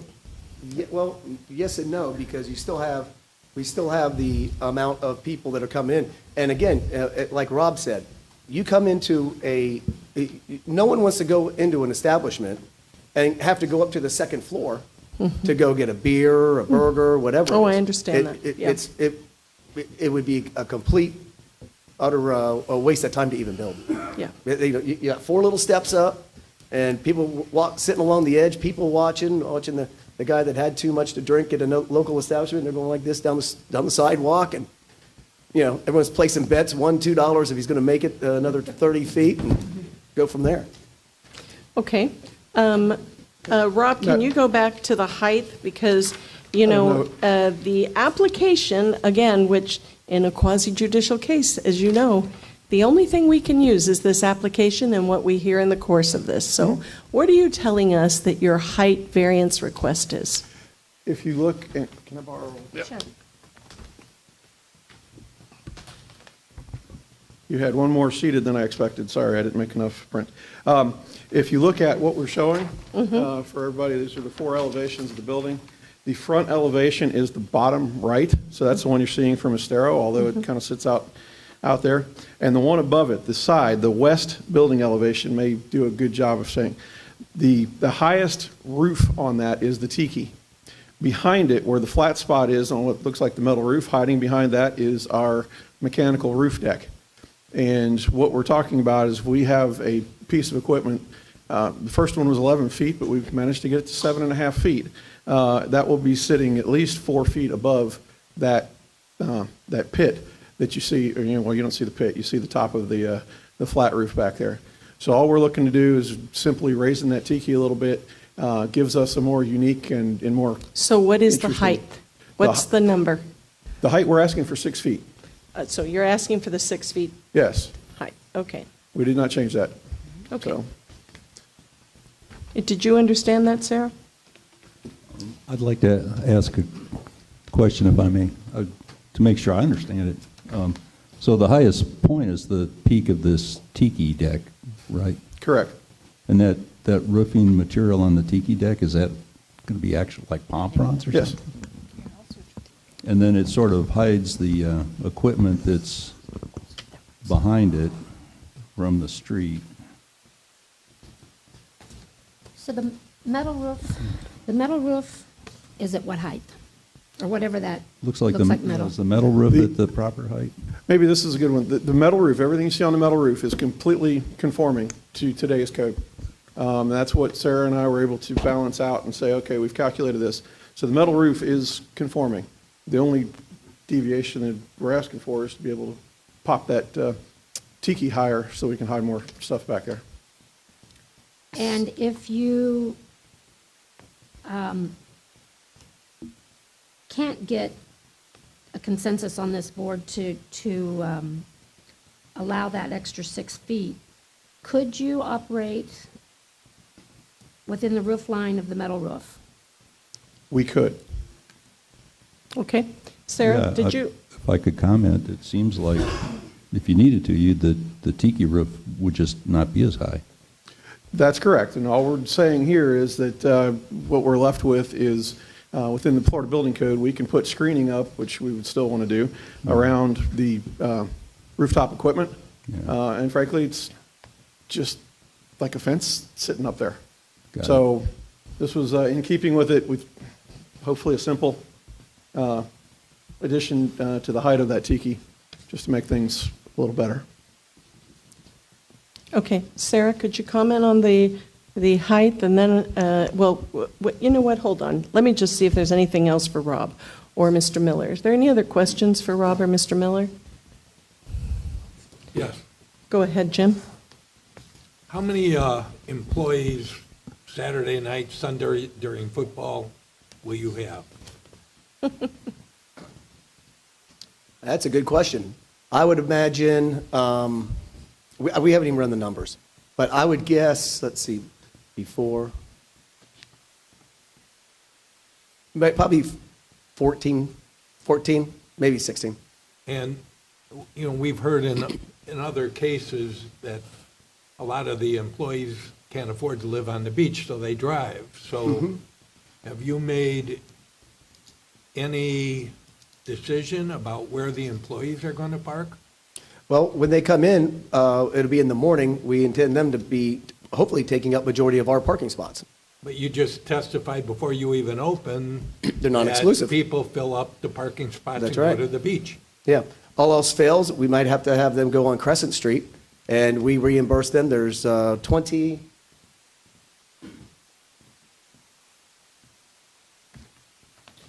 Over on Crescent Street, there is 26 parking spots over there that could very well be. But also, there is a group of employees that want to come back to us that live on the island, as well as some of them ride share as well. But you haven't approached any of your non-exclusive parking area to say, I want exclusive for my employees. I want to be able to have them park in your lot? Because otherwise, it sounds like all of the parking spots that are there could be taken by beachgoers and employees without any patron spots. Obviously, the parking issue is even far bigger than us at the moment. One of the things that somebody brought up at this point, we come to this point without everything resolved. There's no way we can negotiate off-site parking, ride sharing from off-island or anything else like that until we've got any idea that we can actually proceed with it. That is one of the things that many of our other clients have done. They've arranged that ride sharing from off the beach to come down. When it comes time to open hours, that the parking, employee parking is limited. But all of that stuff is something that's down the road. We don't even know how to plan for it yet, or if we even can plan for it. So what we're doing is providing the very maximum possible conforming parking spaces on this site and saying this is the best we can offer based on your current code. So either we can do this with the variance or it just simply can't happen. So that's why we're here. There's plenty of other options to explore, things to do. If there's places to make negotiations, that can be done. And you're willing to do that? I mean, we're looking at all options, I'm sure. Well, Yeah. those agreements or those alternatives, I mean, can be negotiated before and be part of the packet for our consideration, not deferred until after you find out if you get approval or not. You could also deny that particular variance request, and then they've got the time between now and the time that they go to the council to actually make that happen. Yes, or If we- condition approval on having separate parking agreement, either way, yeah. And with great respect there, if we were talking 2-3 spaces or something, then we could have all kinds of options. This is a more fundamental question for Fort Myers Beach at the moment as to what's going to happen down here. And can we do this or not?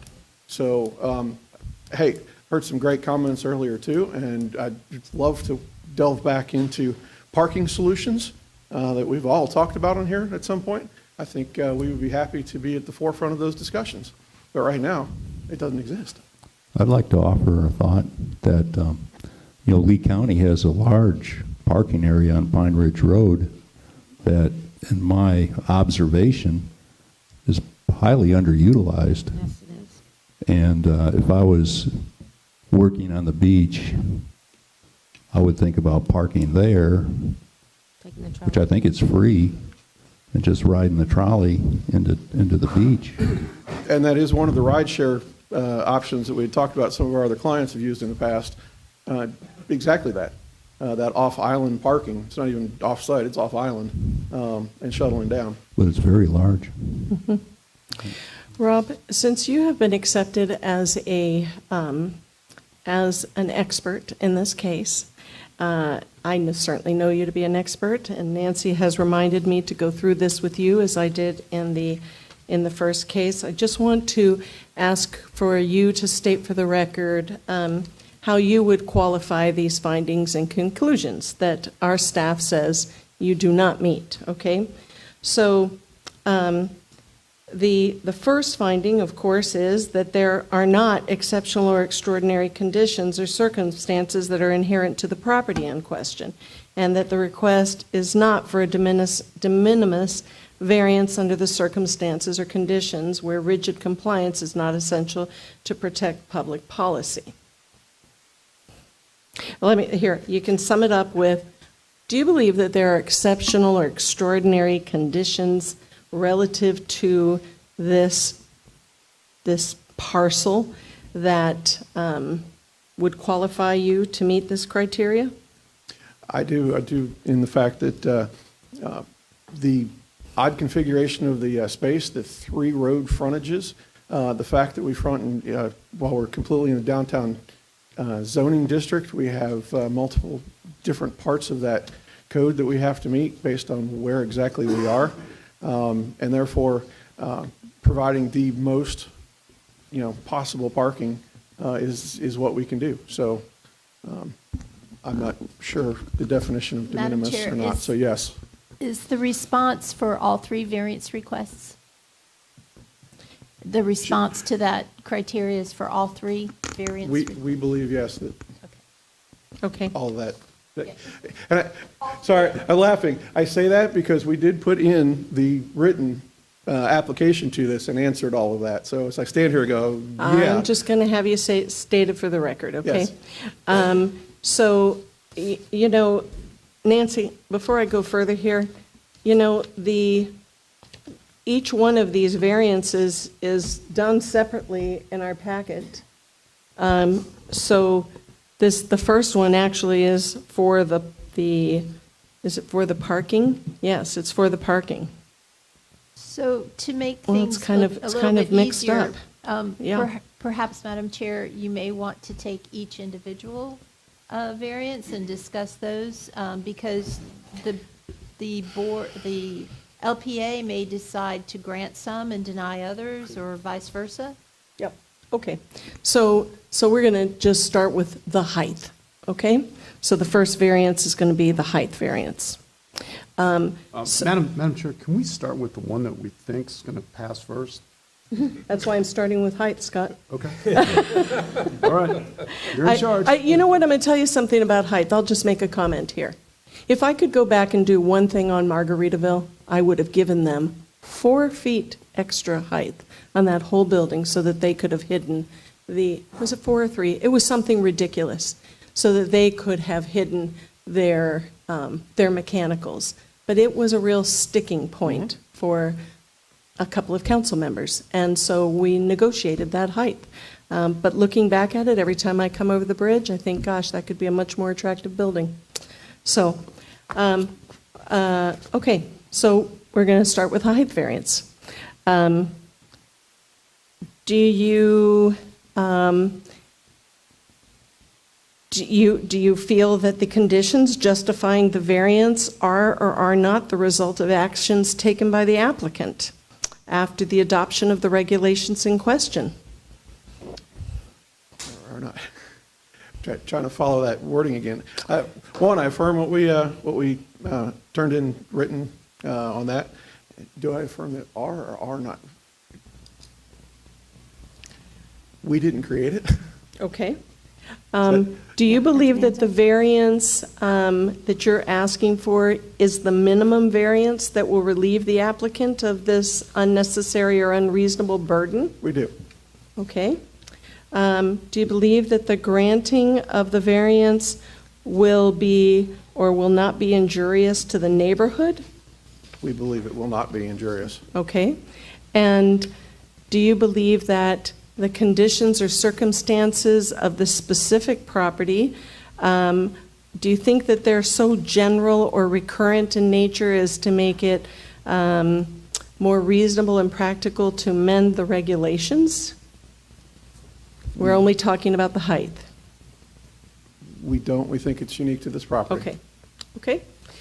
So that answers all the height variance criteria in the affirmative for Mr. Fowler in this case.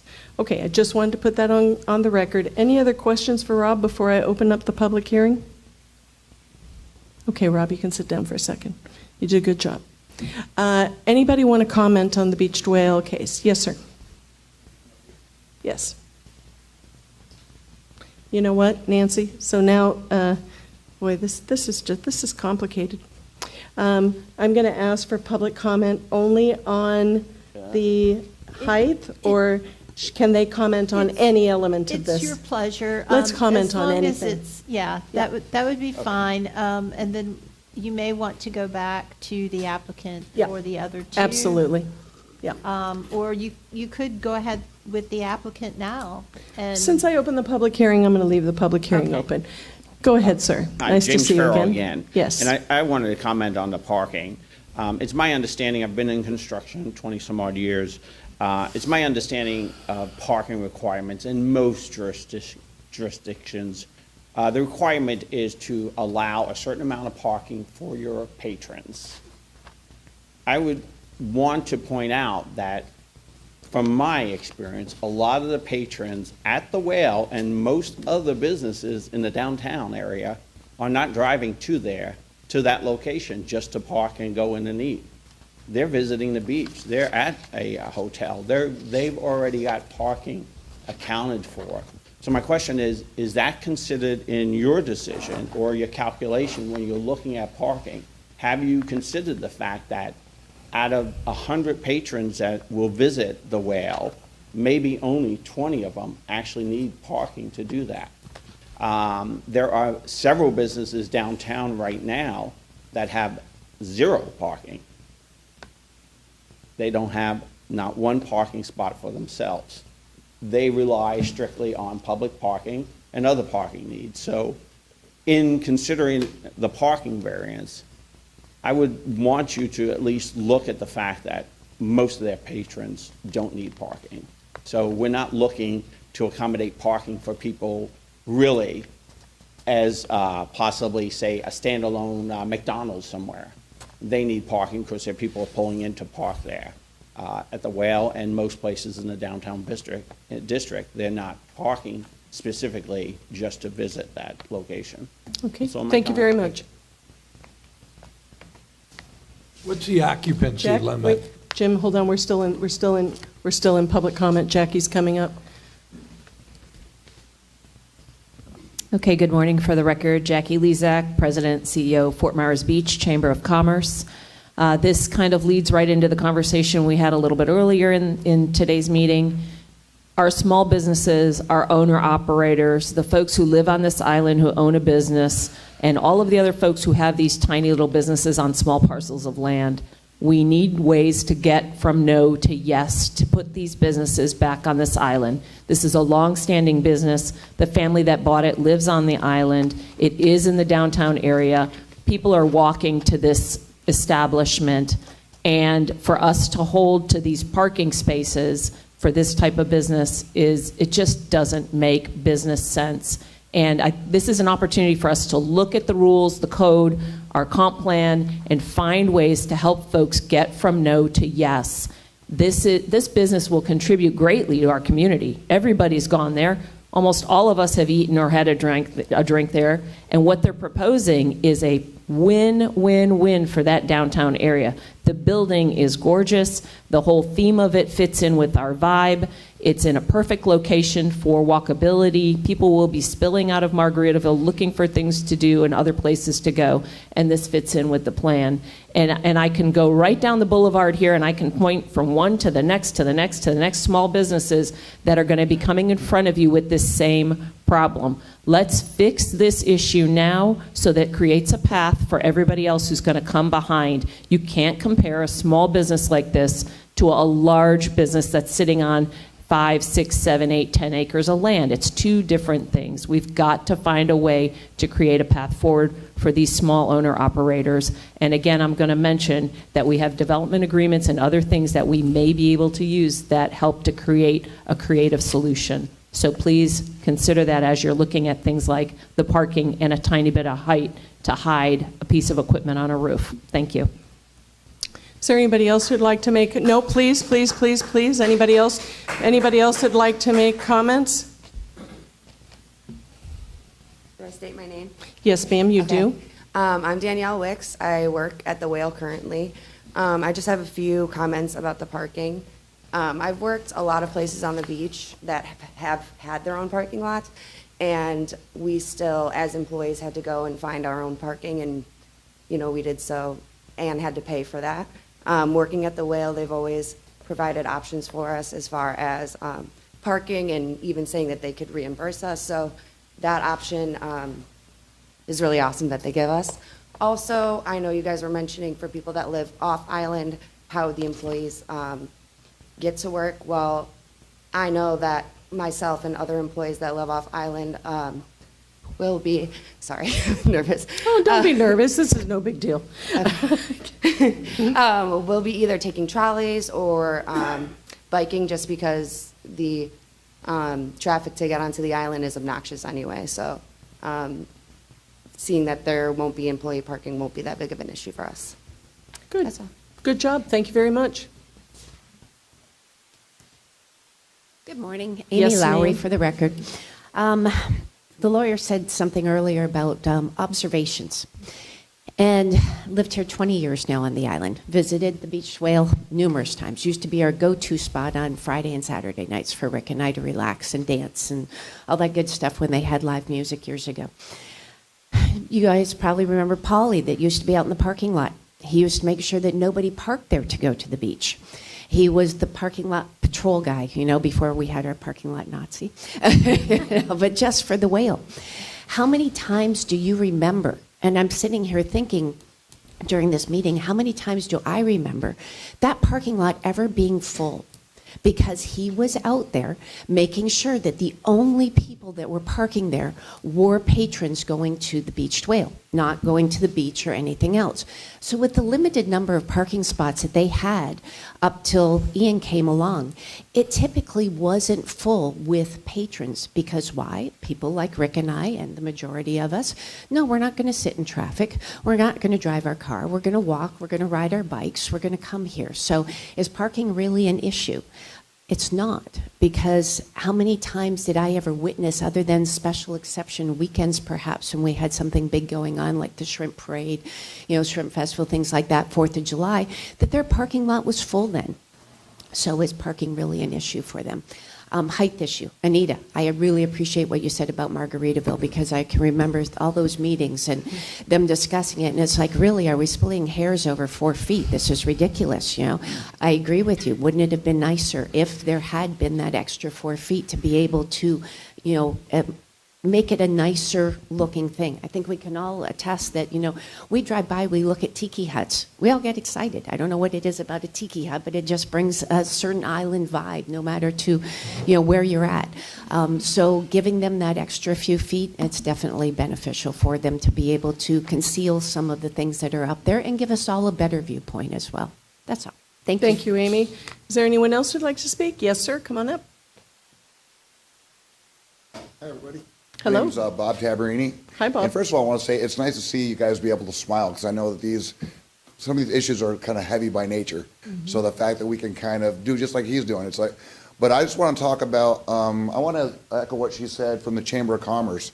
I think that it's really important that we start getting in a mindset that we move from no's to yeses, because I think that I'm a professional musician. I'm also on the board of director of 2 local music charities. And when I talk about these things, I talk about the cultural and emotional impact of having these businesses come back as a way to lead a trail of breadcrumbs for the locals to want to come back. And so, like when you mentioned about, the visual impact of having it look nice when people come over, I think that it's hugely important. And I think that when people come back and they know that the Whale is rebuilding, it's going to give them a sense of hope. Some of the things are like Blockbuster Video. We know they're not coming back. but some of the things It's a damn shame. But I'm saying, but they live in your heart forever, and that's the thing that I think it's important is knowing that when people hear that the Whale is rebuilding, they're going to get excited. When people see the new blueprints, they're going to be like, oh my God, that's beautiful. So I think that everything that we can do to kind of, say goodbye to the things that are not coming back, but pave a path forward to a new future, I think it's just important that we work together. So that's my thoughts on the subject, and thanks for hearing. Thank you very much. Is there anyone else who'd like to make public comment? Graham. Hi, my name is Graham Belger. I own the goods here on the beach. I grew up here on the island. Yeah, it's a lot different now. We need to really help the businesses and just everybody here get back to normal. I'm going to be going in for plans on my building here soon. I know everybody's sick of looking at that, so am I. But we're going to be moving forward with that hopefully this week or next week, get that whole process started. But as far as the Whale, I'm all for it. I think the building is going to be beautiful. The height, trying to hide the things on the roof makes, perfect sense to me. I don't see any issue with that. As far as parking goes, that's always been an issue that's never going to go away here, unfortunately, unless the guy here at Estero builds a parking garage, which isn't going to happen. So like he's fixing it up now, but yeah, there's plenty of parking off island. There's the trolleys that bring people here for free. There's a little parking lot right over the bridge on the left that I believe is a free county parking lot where a lot of employees for dock boards and different places use that, so that can be utilized. I just don't see any issue with it. I think we need to move forward. We need to get this thing rolling and bring Fort Myers Beach back. So that is it. Thank you. Thank you, Graham. Anybody else like to make comment? Madam Chair? Yes, I have sir. several emails. Oh, that go came ahead in. and read them, Amy. Okay. You should have received printed copies of about 17, 18, 19 emails that I received yesterday. These came in after that. The first one is from Kevin Kopp, K-O-P-P. Regarding the Whale's plan for rebuilding, please let them go ahead with their plan and only have 18 parking spots like they had before the hurricane. Their plan to rebuild looks awesome. My wife and I own a condo on the south end of the island. Thanks, Kevin and Sue Kopp. The next one is from Christine Bauer. Amy, could I ask you a question? Nancy, could you opine on this? In the interest of time, are any of these emails opposed to the Whale development? Could we just submit them for the record as we do most things, as the other printed ones are, and say all these people are in favor? Yes, Amy's going to confirm whether or not there are any in opposition to. I would just ask if the property owner and the applicant, if you all have had the opportunity to read any of these, if you want to see them, maybe if there are some in opposition, you may want to look at those. We have not seen them individually, but we understand that they are very supportive, and therefore we are supportive of them. Okay, so we'll see if there's any in opposition and share those with you. And Madam Chair, while we have this moment, everyone who testified on public comment, did everybody get sworn in at the beginning of the meeting? Was everyone sworn in? Was there anyone who was not sworn in who spoke? Okay, would you all please stand up?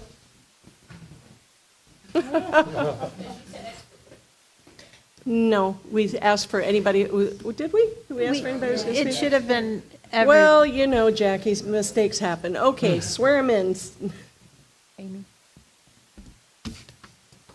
Just a moment, I have one again. Okay, so. You might ask if there's anybody who can talk on any other. Do you is there anybody else who's going to speak on any other cases today? You want to go ahead and stand up? Let's just get this over with, one fell swoop. Thank you very much. Appreciate it. Okay. Go ahead. Do you solemnly swear and affirm that the testimony that you're about to give is the truth, the whole truth, and nothing but the truth? Okay. Thank you. Parties have been sworn. So Amy, how many are you of the, how many emails did you receive? 1, 2, 3, 4, 5, 6, 7, 8, and 1 is somewhat against. So 8 were in favor or support, and 1 somewhat opposing. And do you want me to read the opposing one? Yes, and then if the applicant wants to respond to whatever comments are made. Forgive me if I butcher this name. It's Raju Kaladindi. Okay. Hi, Amy, good morning. I just got a note about the whale asking for a height variance. I am the owner of the lot next door, 117 Palermo Circle, and worried that this variance could block sun for a good part of the day for my backyard/pool, which I plan to add when I construct, and any kind of sneak peek views of the Gulf for my property unless a similar variance can be granted to my property as well. I am not able to attend this meeting today and appreciate if this can be discussed at the town hall. Thanks. And Raju, and he provides a phone number. Okay, thank you. You have any, you want to comment on that at all, Rob? That may be an easy one. Excuse me. By his address, he's in a residential lot behind us. Yep. As you saw, we're asking for that change. It's at the very front. If you actually draw shadow lines out there, it's never going to change to the back side of the property. Okay, thank you very much. And Madam Chair, there was one more housekeeping item. The document that you got, the drawing, I don't know if that was formally added to the record. It's already in the packet. Yeah. Oh, okay, thank you. Thanks, Jim. Okay, any other questions for Mr. Fowler? Any other questions for staff? This is on the height variance. Is there a motion to approve the request for the height variance for the beached whale? Making the findings and conclusions that allow us to approve it? Or do you all want to talk about it some more? Well, Scott, I thought this was an easy one. I'm going to make a motion to approve your height variance request, finding that it is, Don, are you seconding? Yeah. Wait till it's made. It's that it is compatible with the findings and conclusions necessary for the zoning variance request, and that it's specifically for the tiki roof. Don? You still seconding? Second, yes. Okay. Sorry. There's a motion and a second. Is there discussion? You don't want to approve the variance request? I just have a, Talk into your microphone if you would, please, Janie. it's not that I don't want to, because I do think that, you know, I acknowledge the fact that we did not give more design creativity to Margaritaville to make that building more interesting and. But that's not a reason I know, to do this. But it is a reason to consider it, because that is a regret. And the fact that this is in only the front half and doesn't affect the people behind, I do feel it's worth consideration. There's a motion and a second. Is there any questions or discussion on the motion or the second? I guess this is discussion, and this is, I'm supportive of your project, so don't take this wrong, but I don't see how, the elevations that were shown here, I don't see how the tiki roof actually hides anything on the back roof. Especially if you look at the south elevation. It's So unfortunately, we're in the motion and second portion of the thing, so I guess Would that keep you from voting for this motion, Doug? Yes, ma'am. It will, Yeah. because it applies specifically to the tiki portion? Yes. I appreciate everything that's said. I just don't see, I don't visualize how this roof actually hides the Okay. equipment on the other part of the roof. Okay.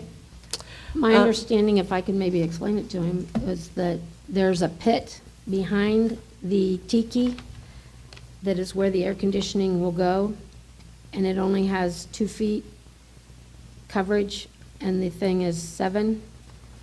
Is that correct? Well, the part that's projecting from the south elevation is such a peak, it comes to a point, so I don't see how it conceals anything. Well, if you look at the north, the rear north at the bottom, in that railing area would Yeah, be the that's peak where the behind equipment that. is, yeah.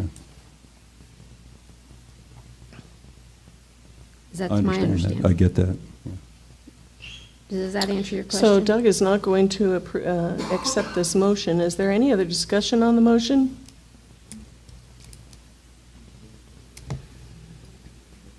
Was that an amendment to Jane's motion? No, Just a No. comment? It was just discussion. just discussion. I didn't make the motion, Anita did. Okay, so I'll call the question on the motion. The motion is to approve the 6 feet variance request. It's specifically for the tiki roof to hide the mechanicals. I vote yes. Don? Yes. Doug?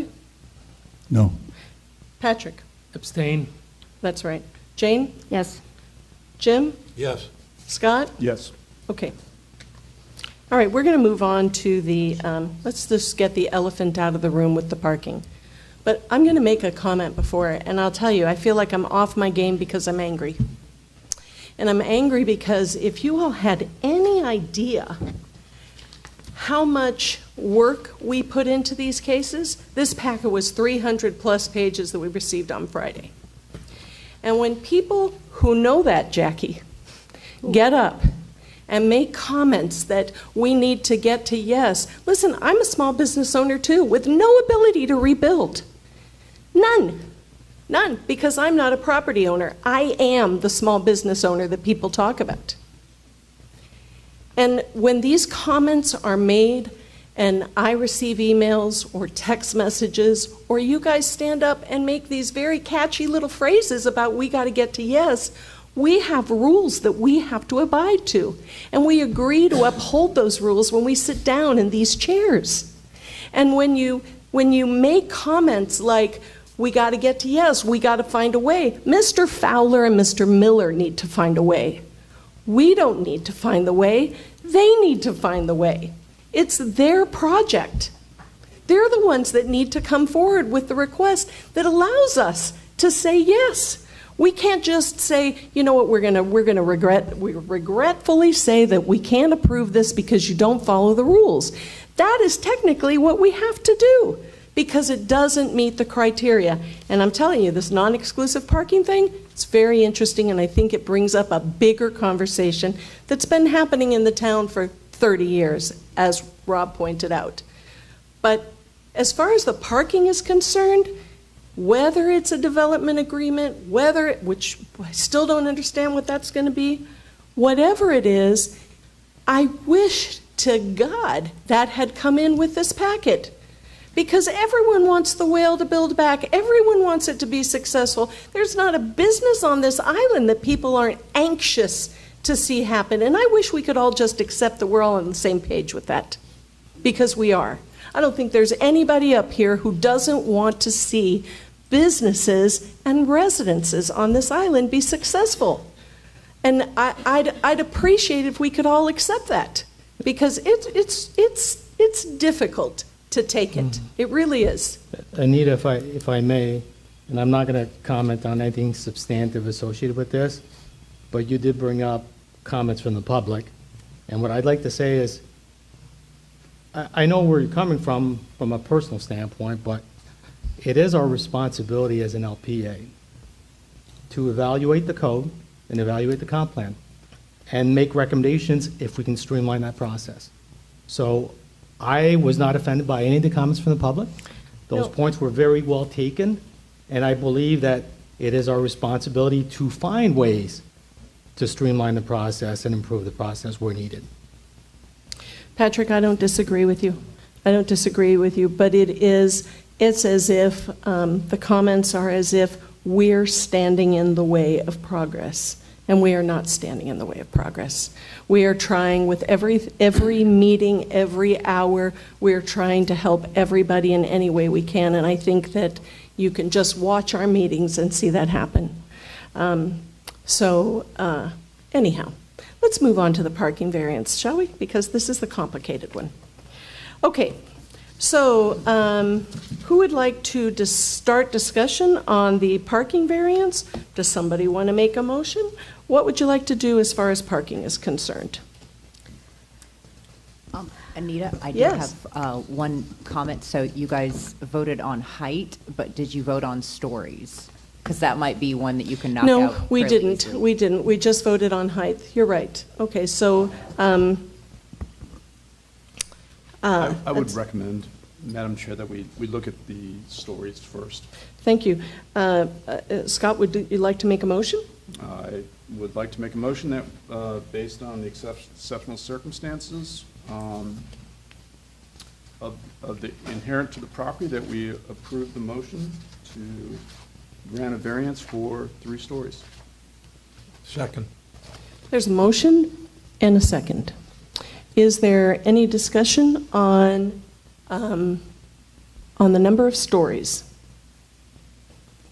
I would just like to comment that I think Rob made a good point, that we're trying to encourage pedestrian access, which is going to be pretty hard to do if we don't,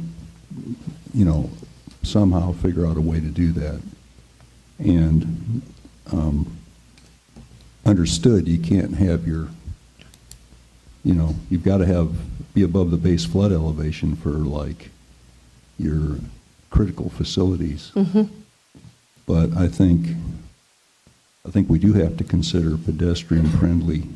That's one of our objectives. It certainly is. So in this case, to make that happen, I think 3 stories is justified. Okay. Thank you, Doug. Dawn, do you have any comments on these number of stories? No specific comments, no, other than what's already been mentioned. Okay. Thank you, Dawn. We have a motion and we have a second. Any further discussion on the motion to approve, including with approving the findings and conclusions that it does meet the criteria? Scott, your vote? I vote yes. And Jim? Yes. Anita, yes. Jane? Yes. Doug? Yes. And Dawn?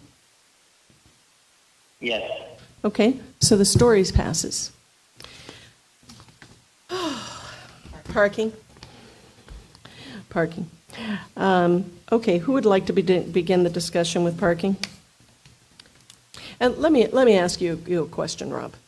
So, for as long as the town has been a town, parking has been an issue, like you said. We've talked about parking garages, we've talked about parking agreements. There's several businesses that have parking agreements, but every business has a requirement for parking.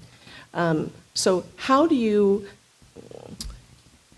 you said that you all were working on some plans to create some agreements to allow for parking? Can you elaborate on that? What I have experienced with other clients, other restaurant clients down here, has to do with, we had testimony about how they've arranged for off-island parking to bring people down.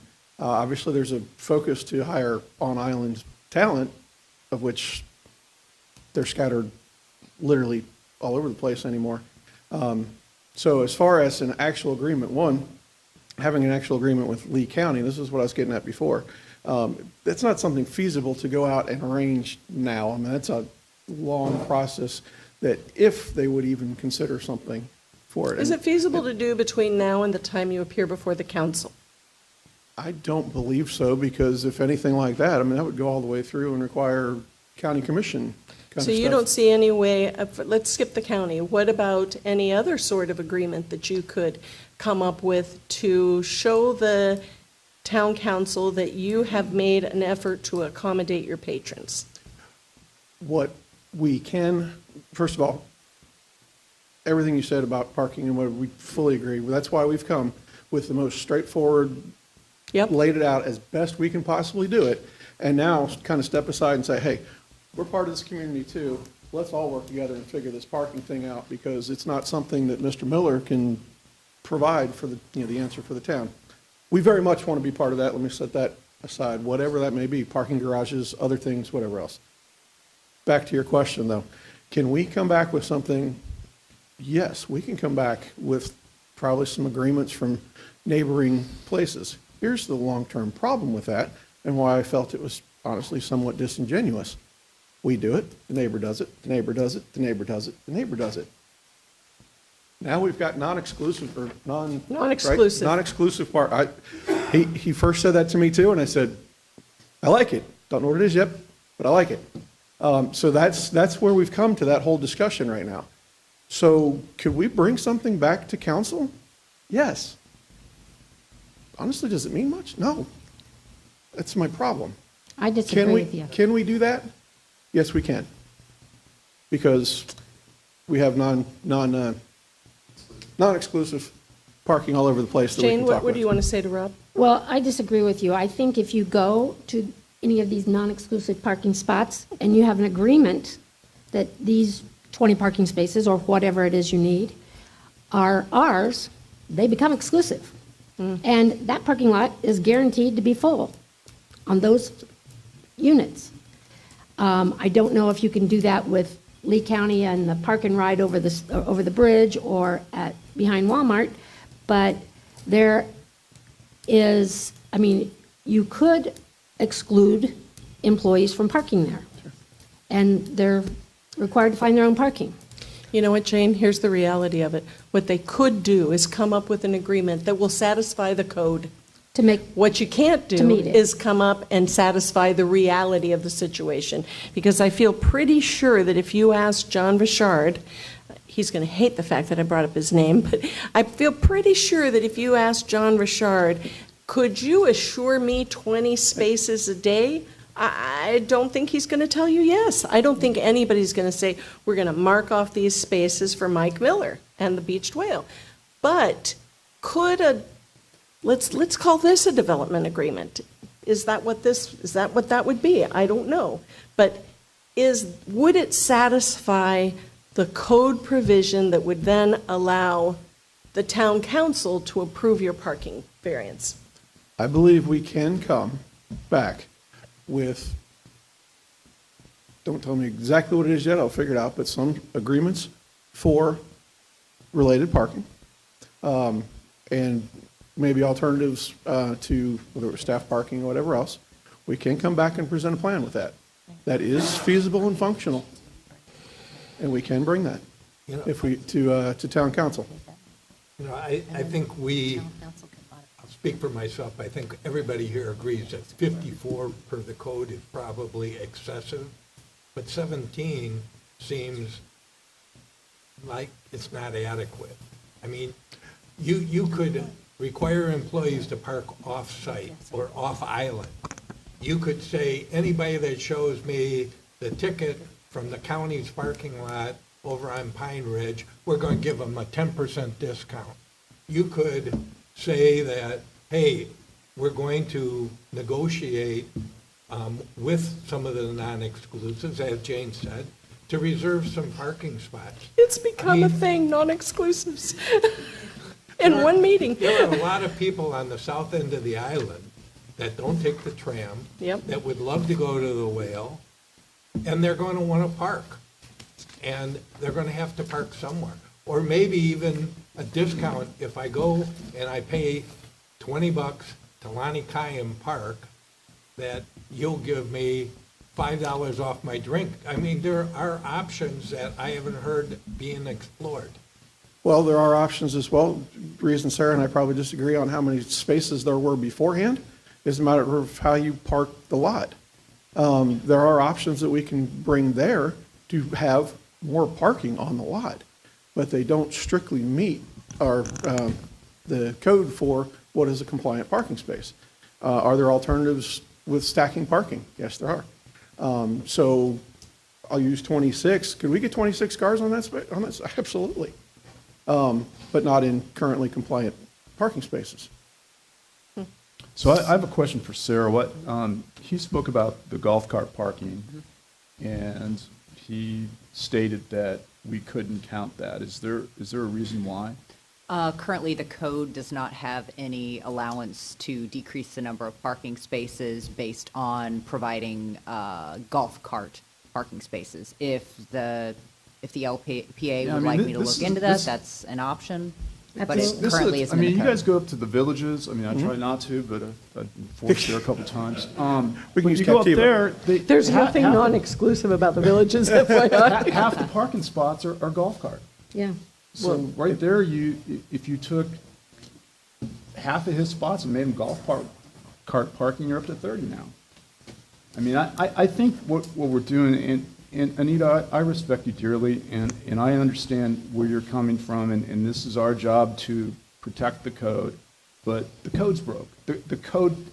I don't disagree with you, Scott. This is going to be the first of many. I've sat in at least 20 meetings post-hurricane, and every hotel says the same thing, density and parking. Every restaurant is going to be challenged with the same thing. It's going to be a little bit of height, or 3 stories, and parking. It's an inherent problem down here, and we need to come up with a solution. And this gentleman's asking for a variance, and I respect your opinion as well, but the number one thing is we're talking about an exceptional circumstance, and this lot is inherently tiny. And I think they're trying to do everything they can to get as many spots, but that lot in that location is just inherent to people taking the free tram, walking down there, doing everything. I mean, we got to look bigger picture of what is the public benefit here. Public benefit is this guy is investing in this community, and he's putting money back in the community. And I think we should grant this parking exception. Now, is there a bigger problem we need to fix down the road? I absolutely 100% agree. But it's an inherent problem that we can't fix today. I want to see this guy get shovels in the ground and get this place built. So I'm all for the parking, and I'd like to make a motion. I'd like to hear some more discussion, but we're not going to solve this today.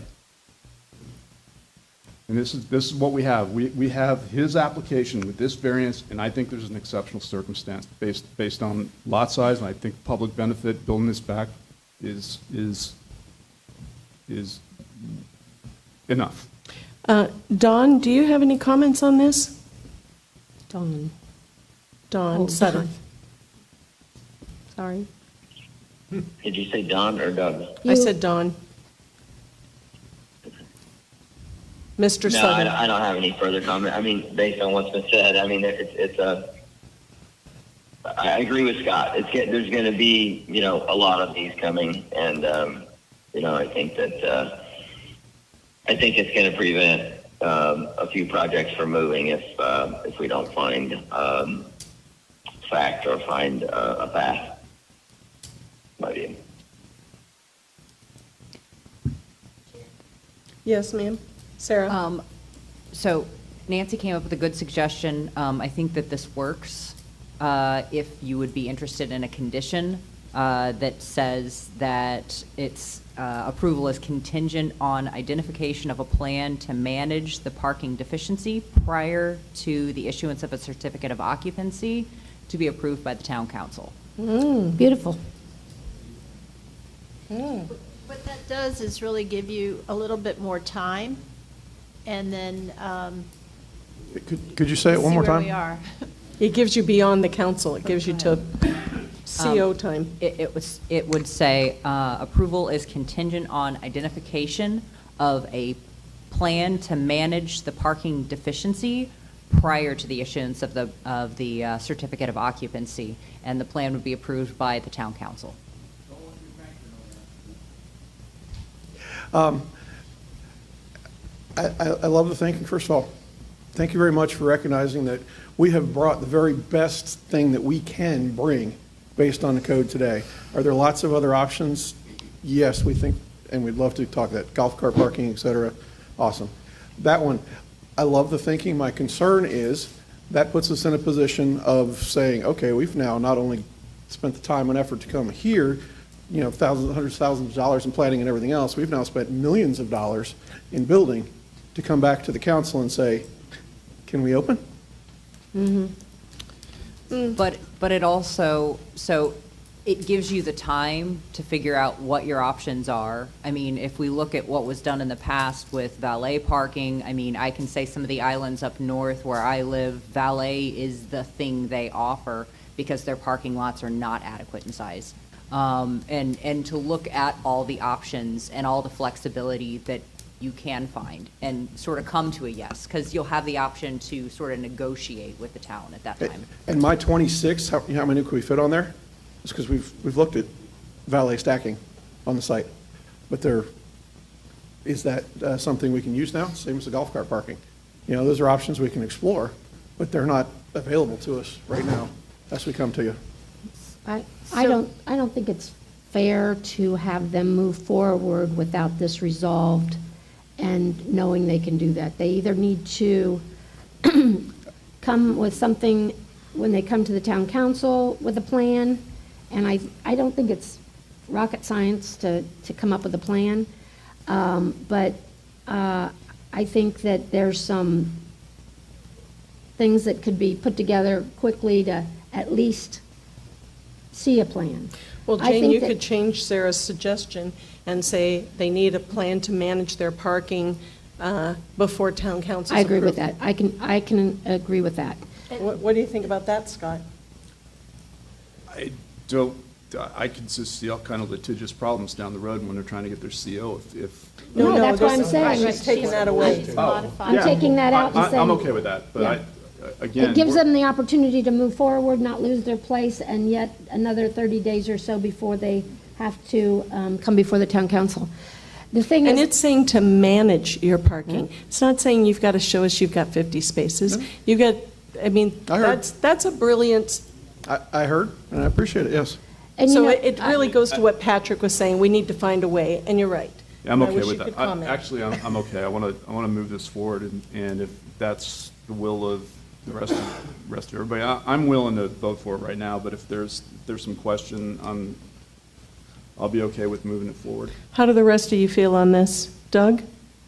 I'm supportive of like Scott, but I also understand that we have to address, in order to protect the code, if you will, we have to see some alternative, like valet parking or something, some kind of plan. But in general, on the site itself, I don't see how they can get more parking and have a decent project. Dawn Suddeth, do you have any comments on this proposed condition of a plan to manage their parking deficit has to be presented to the town council for approval in the process, not for CO, just in their next step? Yeah, I support that idea. Okay. Jim, any problem with that suggestion? No, not with that Okay. language. Scott, did you, have I opened public comment on this? Yes. No. We had public comment for all of it at the beginning. Okay. So, Scott, would you like to make a motion? I'd like to make a motion that Want me to do it for you? Because it is yeah, I'd like kind to of make a motion squirrely. to approve their parking, but You want to make a motion to approve the parking variance, Yeah, finding it approve. consistent? yeah, based on And- the exceptional circumstance, like to approve the parking with the condition of timing before the town council meeting that they come up with some semblance of an alternative parking plan. A managed A parking managed plan. Managed Deficiency. deficiency. Oh, there it is. Contingent on identification of a plan to manage the parking deficiency moving forward. I'll second that. There's a motion and a second. Is there any discussion on that motion? I'd just like to say that I personally, in the 34 years I've been here and going to the Beached Whale, don't always just go to the Beached Whale. I may park here and then go to the Beached Whale and go over here because we have to share the wealth with all the residents and businesses down there. So I think there is a big walkability to this, and it's not something you can put on paper and say, here. Jane doesn't use it, she rides her bike or parks one place, but it is a real thing. And, I think it's very difficult that, 2 doors down, they don't have to have any parking. And that's tough, because you're running a business now, and how many spaces do you have at the Beached Whale now? What, 7 or 10, maybe? 18, 17. No, where they are now, Oh. at their tent location. And there doesn't seem to be a problem with people making it in there and filling it up. So I don't think people would do a business plan and spend millions of dollars thinking nobody's going to come because they can't park in the parking lot. So, I think they're going to make it work. They just have to have a plan to get through this process. Okay. Anybody else have any comments on the motion? Yeah, I would like to support the types of things that are being said. I think we need to go back to our ordinances, because I think going forward, we're going to have a hard time I guess what I'm thinking is, we don't want our town to be a big parking lot, right? Right. Everybody agrees with that. So and things are going to change. We're going to have less traffic. We don't have room for a lot of traffic on the beach anyways. Maybe people drive golf carts, whatever, but I think we need to use this occasion to make a note that we have to take a look at these parking lot ordinances, because I think I'm reading a lot of communities are having to change because we're asking for too much parking. Mhm. And it just physically is extremely hard to do. Mhm. Thank you for that. Here's my comment. Jackie, I'm sorry. And I apologize to all the rest of the speakers. Patrick's right. It is our job to review the code. It's just difficult to feel like people are spitting at you when you're trying to do your best and you're trying to guide things in a way to get to a conclusion like this. And I'm just going to shut up, and please accept my apology. So there's a motion and a second, and the discussion is complete. Mr. Safford, your vote? Yes. The seconder was you, Jim? Yes. Jane? Yes. Dawn I Suddeth? was the seconder. Oh, you were the seconder, okay. Dawn Suddeth, your vote? Yes, he already said yes. Yes. Doug? Yes. And my vote is yes as well, and good luck with your plan, and Can give I- your father my regards. For the record, I have to abstain. And for the record, Patrick abstains, and we're going to take a 10-minute break. Madam Chair, I just want to Yes, say sir. thank you for listening to us. Outside of this application, I appreciate the work y'all are doing, and I'm happy to try to step in and help with this too, because Rob, you have always been a great player here in the town, and we appreciate you too. we have been talking about it for 30 That's years. for Let's get it 30 done. years. Tell your dad I said Thank hi you. too. Oh.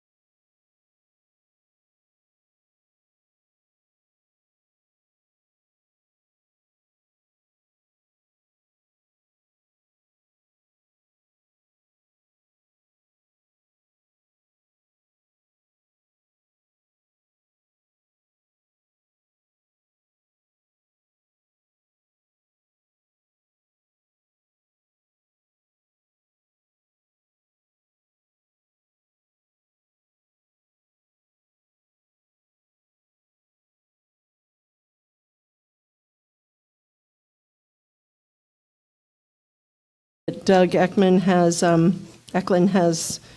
departed. We'll miss him. Patrick, you asked early on if you could make comments after that case was handled. Would you like to make them now? Yeah, got a few comments. I think it's, this case is especially relevant because of parking, and it's going to be a recurring issue for the town.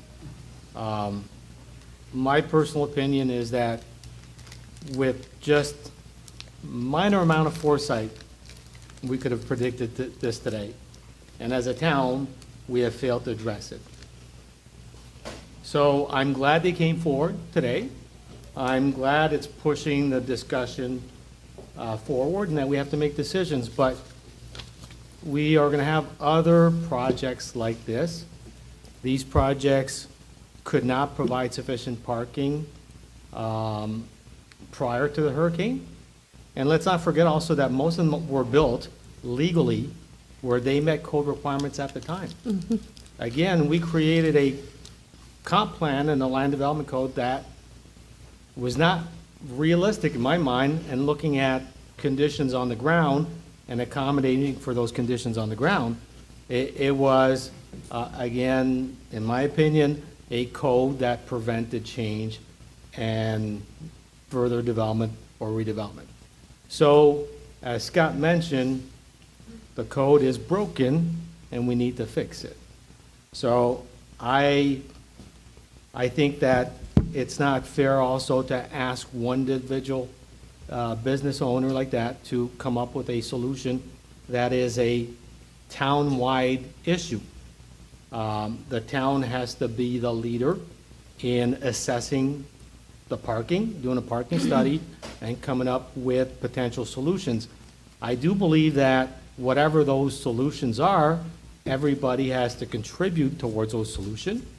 But again, parking studies and looking at things comprehensively should not be in the purview of individual landowners. That is a town responsibility. And there are solutions. People establish MSTUs, MSBUs, which are municipal taxation districts or benefit districts, to pay and to address issues such as parking. So again, don't think we should be holding up individual applicants that are going through the proper process of asking for variances. And that's my other point, is let's be careful about saying that if someone is asking for a variance or a CPD, that they are inconsistent with the code. Our code allows for that. If you go through that process and you get approved for it, you are consistent with the code. Okay? Let's not forget also, and I see social media and comments all the time, when people use Margaritaville as an example, let's not forget that Margaritaville got a 67% reduction in their parking. So when we throw around, we need to honor our code. Well, honoring your code is going through the proper process and asking for a variance. That's part of the process. So, But so does anybody in that district. Yes. That reduction wasn't something No. exclusive to Margaritaville. No, they have a deviation that is above and beyond the downtown district reduction. So I'm just bringing that up because, again, I understand these things are complicated. Code issues are complicated. Not everybody does this as a profession like I do. But I'm just trying to set the record straight, and at least that we are talking in factual terms. The other item was, if we look at the variance criteria, okay, the first criterion we've got on there, just want to point out that to all my fellow LPA members and council members, what you've got in there is you have ors, not ands. So it says, are there any exceptional or extraordinary conditions or circumstances? So that's one of the things that you can look at. Or that the request is not a de minimis variance, not and that it is de minimis, it's or. And also the last ors, or conditions where rigid compliance is not essential to the protection of public policy. Those are all ors. You do not have to find compliance with every single one of those. That's a good point. So, and then the other one also we have is that the minimum variance that can be provided. Again, strict interpretation could be that you can build a 500 square foot home to meet all the setback requirements. But I think through the years of doing this and seeing this is, again, is it reasonable to ask for someone to build a 500 square foot? And if you do not give them the variance, does it prevent them from having the use of their property and to be able to put either a business or a home on that property? And if it becomes non-feasible without the variance, that's the minimum you can give them. So again, we need to carefully look at that criteria and not utilize it and say, I'm strictly adhering to this when it suits your case or not. So that's my soapbox. I am done, and I will have comments at the end of the hearing on other issues. I'd like to piggyback on that and ask Sarah to possibly open up the doors of looking at scooters, e-bikes, bikes, golf carts, not go-karts, golf carts, because I think a lot of people's lives have changed with this hurricane and learning that they don't have to have a car to get around. And, you know, since everybody lost their cars, they're now using bikes and getting e-bikes and doing some different things that I think are more beach-friendly. So I think we need to accommodate those kind of things. I think one of the most counterintuitive things of all this is everyone says, what's the biggest drawback of Fort Myers Beach? It's always the traffic. Well, if we keep trying to give more parking spaces, what are we encouraging? We're encouraging more traffic. We've got to draw the line and say, nope, there's no more parking. Figure it out. Okay, can we move on to the next one? we can. This is variance 20230142. This is for a third floor porch in the front setback and a variance to allow 2% more building coverage than allowed for 923 3rd Street. Wait, let me get my list. Hold on. Is there any ex parte communication? Why are you laughing? Your list, I'm sorry. My list. Patrick? None. Don Sudduth, any ex parte? No. Jane, any ex parte? No. How about you, Jim? No. How about you, Scott? No, ma'am. I don't have any either. Who is presenting for this case? Is it you, sir? And are you an expert for this particular case, or are you the property owner? I am the licensed design professional for the property owner. Excellent. Would you come to the microphone? We're just going to accept you as an expert. As an expert. Yeah, so could you just tell us your name and what it is you do? My name is Keith Blackwell. I am the design professional principal in charge of structures design and consulting. I am the license holder for the design firm, and I am working for Mr. Estero as his design professional. Thank you so much. Could I have a motion? Were you sworn in earlier? Yes, ma'am, I was sworn in thank at you. the second swearing. Could I have a motion, please, to accept the gentleman as an expert and testimony? So moved. Thank you, Jim. Thank you, Scott. There's a motion and a second. Is there any objection to the motion? The motion carries unanimously. Okay, and everyone who's going to speak has been sworn in. Jason, here you go. How'd I do it? Good. Good morning, excuse Thank me. you. Good afternoon, 12:01 now. Good afternoon, LPA members. Good afternoon. My name's Jason Smalley. I'm in the Planning and Zoning Department here with the town. Today I am here to present the variance requests for 923 3rd Street. The applicant, Christopher Estero, has applied to rebuild his home. A portion of that plan includes elevating an existing level upwards, rebuilding now what I will call the sandwich layer there, just because I'm often hungry, but I think it helps to describe what's happening in this application. So Mr. Mostero unfortunately cannot be here today. He is available on the phone, and then as was shown, Mr. Blackwell is here as his design professional. Thank you. The applicant is requesting to develop a new home that will require a setback variance for a deck that he would like to develop on what will be his first living level.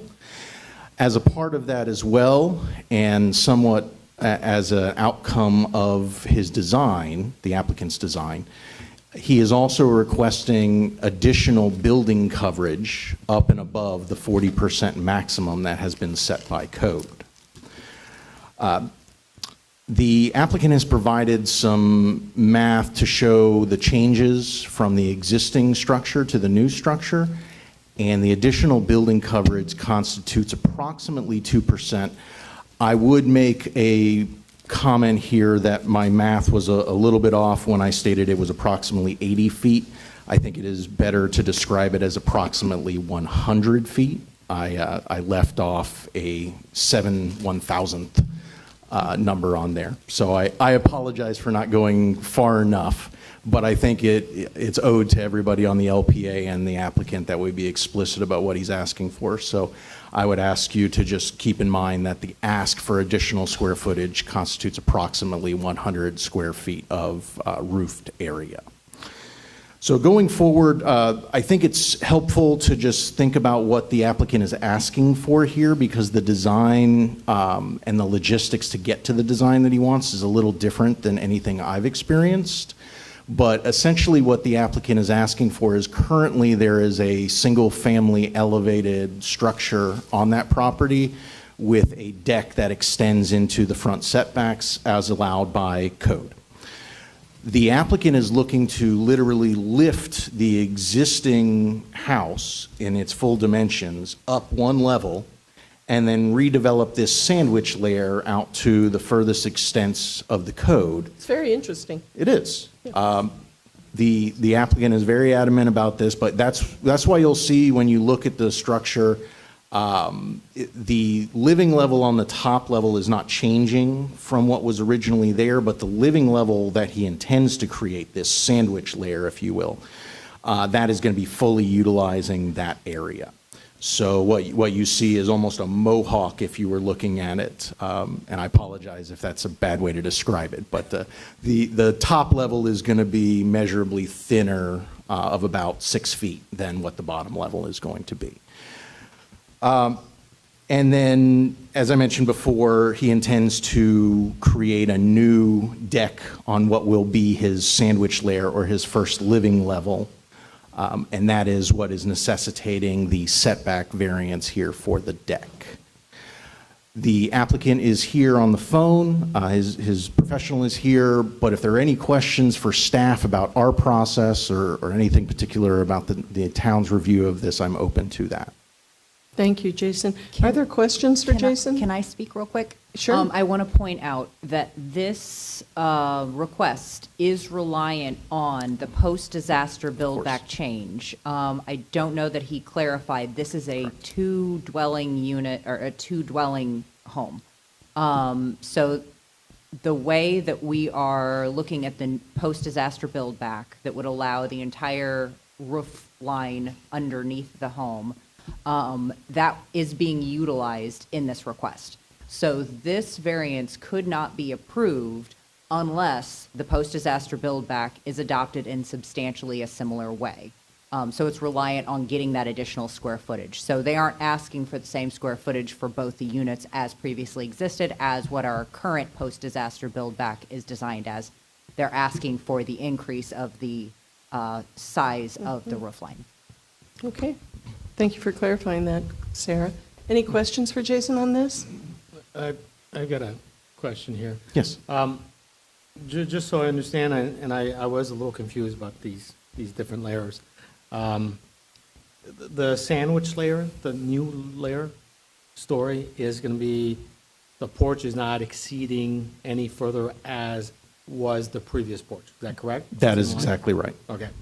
And also, was the original building 2 stories with habitable space at the ground level? Yes, correct. One of the dwelling So units. we're not increasing any of the stories that were used for habitation. We're just bumping those up, and we're actually creating a better environment at the bottom level that is, okay. Got it. Absolutely. Got Flood it. code would necessitate storage, parking, and access on that lower level only. Perfect. Was this a legal duplex prior to Ian? So we utilized what was given to us with town council with that process of gathering as much information as possible. With that said, the staff has confirmed that to the best of our understanding, a second unit was there and existed prior to the storm. Yes. So not 2 electric units, not 2 meters. It could have been an in-law apartment or something like that? I think that's always the problem when we brought this up, is detailing what was quote-unquote legal may necessitate having documents that reach back into the 70s, which quite honestly don't exist anymore with any authority. So the question I have is, the square foot of the lot, would it qualify for a duplex? No, not under today's codes. And so in redeveloping a post-disaster, my understanding was that you could build the same square footage in the same spot, lift it up. That's it.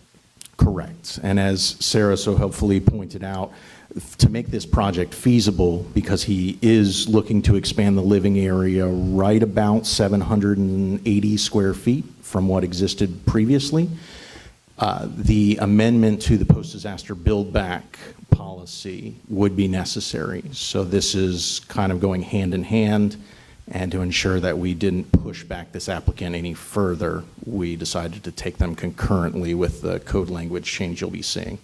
And to clarify, this post-disaster build-back change, originally when we built this agenda, the intent was to talk about the post-disaster build-back change first. Then when everything got switched around, it didn't even occur to us until just right before this. So my apologies for that. The intent was to discuss this in advance so that you fully understood this language. So my apologies very much for that. I didn't even put 2 and 2 together. Sorry about that, Sarah. And when you said it, it sounded reasonable also. So my apologies. But I do want to point out that we would have to include a condition on this that wasn't previously included, that the post-disaster build-back language would have to be adopted going through 2 ordinance hearings before this variance can be approved. Okay. So we could potentially recommend approval contingent upon the pending amendments getting approved. Yes. Okay. Okay. Any other questions for Jason? Don, do you have any questions for Jason? No. Thank you. Okay, thank you very much, Jason. It's your turn.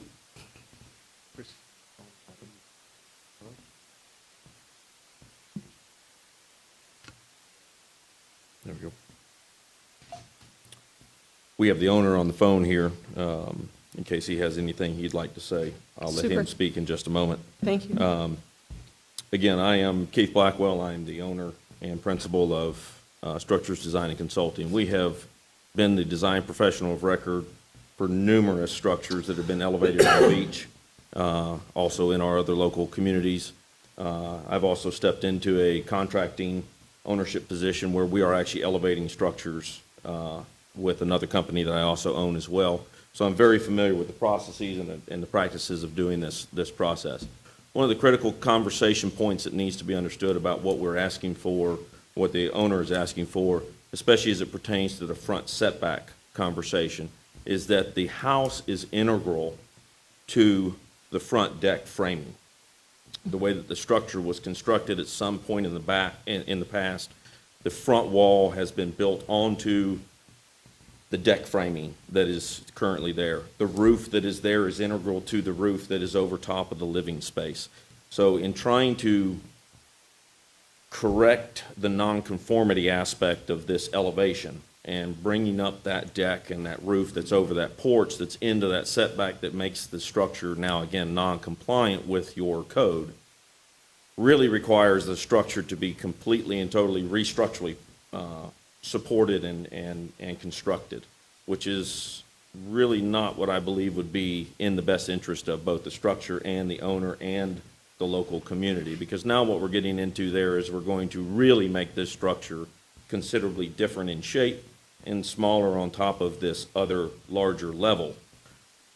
The 2% increase beyond the 40% is also a function of that conversation, because the roof line of the structure that is present currently includes the deck, because the deck that is extending into the front setback also has roof coverage. And that roof coverage is in the computations for the total lot coverage. So in essence, It's a package deal. the nonconformity aspect that we're talking about here and we're asking for the variance about has to do with the fact that we are trying to preserve the original essence of the structure and bring that original beach style stilt frame, wood frame structure, pile supported structure up and create that same atmosphere of condition. The addition of the square footage around the perimeter of the structure on the new, as described, sandwich layer, by the way. We've heard two new terms today. I've been doing this for 30 years, and I've never heard anybody talk about the sandwich layer. And I've done 4 of these structures in Lee County this way. You should where come we've more added- often. Things like this happen. I'm writing this down. We're going to write a book about the new terms. The point about the aspect of the sandwich layer is that we are adding approximately 3 feet down each side of the structure to bring it out to that 7.5-foot setback, max or minimum allowable setback on the lot. That added minor square footage of roofing is really going underneath a walking surface that we would have to create anyways in order to have access to this original living level of the house that is raised up. So it's if you will, it is a variance and it is technical, but it's really architecturally and engineeringly necessary in order to facilitate the preservation of this structure. What's also kind of important to understand about this particular structure as we discuss the size of this building on this lot is that right behind this is Moss Marina, which has had some conversation about its expansion and its girth and height of the structures that are going to be present. So obviously there's some conversation there about this structure on the front that's going to be right behind or right in front of, however you want to look at it, this large structure behind it. From an engineering perspective, the process to alter the structure to make this a completely conforming aspect would probably result in the demise of the structure, the original structure that we're trying to preserve, which again is part of the heritage and the historical and the architectural aspect of the beach and that conservation district. Okay, thank you very much. That was a good explanation. Any questions? for me? Any questions for Mr. Blackwell? Question, and I'm assuming, Hold on, Chris. Hold on, Chris. Hold on, Chris. They're asking me questions. Hold on. so I'm assuming you're trying to preserve that structure, so most likely, if the applicant wanted, you could rebuild under the 50% rule and keep it the same way it was. I know it's not intended, but that could happen. Of course, it could happen. Okay. And I'm asking because, again, you got someone that could rebuild under the 50% rule, rebuild a non-FEMA compliant structure, whereas now we're trying to create a benefit and make it safer and better. So- Correct, and that's a good point to make, because this applicant is actually electing to make the structure FEMA compliant, whereas he is definitely underneath that 50% threshold, where he could just rebuild the structure, have this non-compliant structure, and still be well within his rights to do so. Obviously, he would not be able to develop any additional square footage on the lot underneath the current standards, but he could, in fact, rebuild that structure the way that it is. We are intending to raise the lower living level more than 4 feet above base flood elevation, mainly because, by his own experience, he experienced approximately 5.5 feet of water inside the structure elevated. So again, the flood maps are what the flood maps are. We won't get into that conversation, but the point about it is he is doing way more than is code necessary in order to, again, not only protect his investment, but also protect safety of life and limb. Thank you. Other questions for Mr. Blackwell? Jing? Can you tell me what was existing as far as number of bedrooms and bathrooms on each floor? That's a question I don't have the answer to off the top of my head. I do believe from recollection, it is 3 bedrooms on the second floor, and there was a large single unit on the first floor, ground living floor. There are 2 meters on the site. I know there was conversation about that, but there are 2 electric meters on the site for 2 different dwelling units. I appreciate that. Does Chris want to make any comments? Chris, I believe you're being asked to speak, so I'm going to hold you up to the microphone. Oh, hey, Chris? He needs to be. Hold on. We're going to. Put him up to the microphone. We're going to swear you in. Chris, can you hear me? Yes, it's hard, but I can hear you. Okay, well, hold on. We're gonna swear you in. Ready? Chris, do you solemnly swear and affirm that the testimony that you are about to give is the truth, the whole truth, and nothing but the truth? Yes, I do. Thank you. Go ahead, Chris. Okay, thank you all for allowing me to attend virtually. I had a family wedding this weekend that I had to attend, so I really appreciate that. And just to keep moving forward with this project, thank you all for that accommodation. My name is Chris Mastero. I'm the property owner of 923 3rd Street. I also own a small business on the island. I purchased this home in 2017, March of 2017, and I just wanted to provide a little bit of history on the property. When I purchased the home at the end of March, the first year I owned my home, between May and October, it flooded 11 times by afternoon rainstorms inside the house, inside the grade level of the home. The grade level of the home was the additional dwelling unit. We do have 2 electric meters, and then on Lee County Property Appraiser, we can prove that the home had 2 living units. Hurricane Irma, we got about 10 inches of water in the first floor of the house. Hurricane Ida, or Tropical Storm Ida, that just skirted our coast, we got about 6 inches of water in the first floor of the house. Hurricane Adelia, that just happened, we got 2.5 feet of water in the first floor of the house. And then obviously Hurricane Ian, we did see about 3.5 feet of water above base flood elevation for this property. Wow. This property is super low lying in our neighborhood. Anyone familiar with 3rd Street and the downtown area here, you know it floods bad. I have met with Christy Corey, the previous utility director, and previous councils so many times trying to get flooding issues, resolved in our area. When they were doing the water lines on the street, they put flags in that we were going to get storm drain basins, and they never panned out.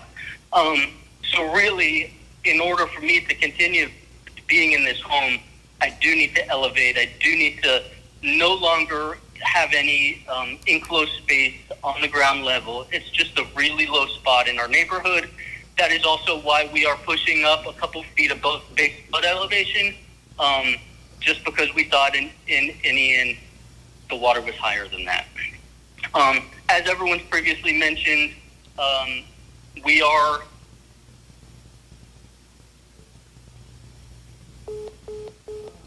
Uh-oh, we lost him.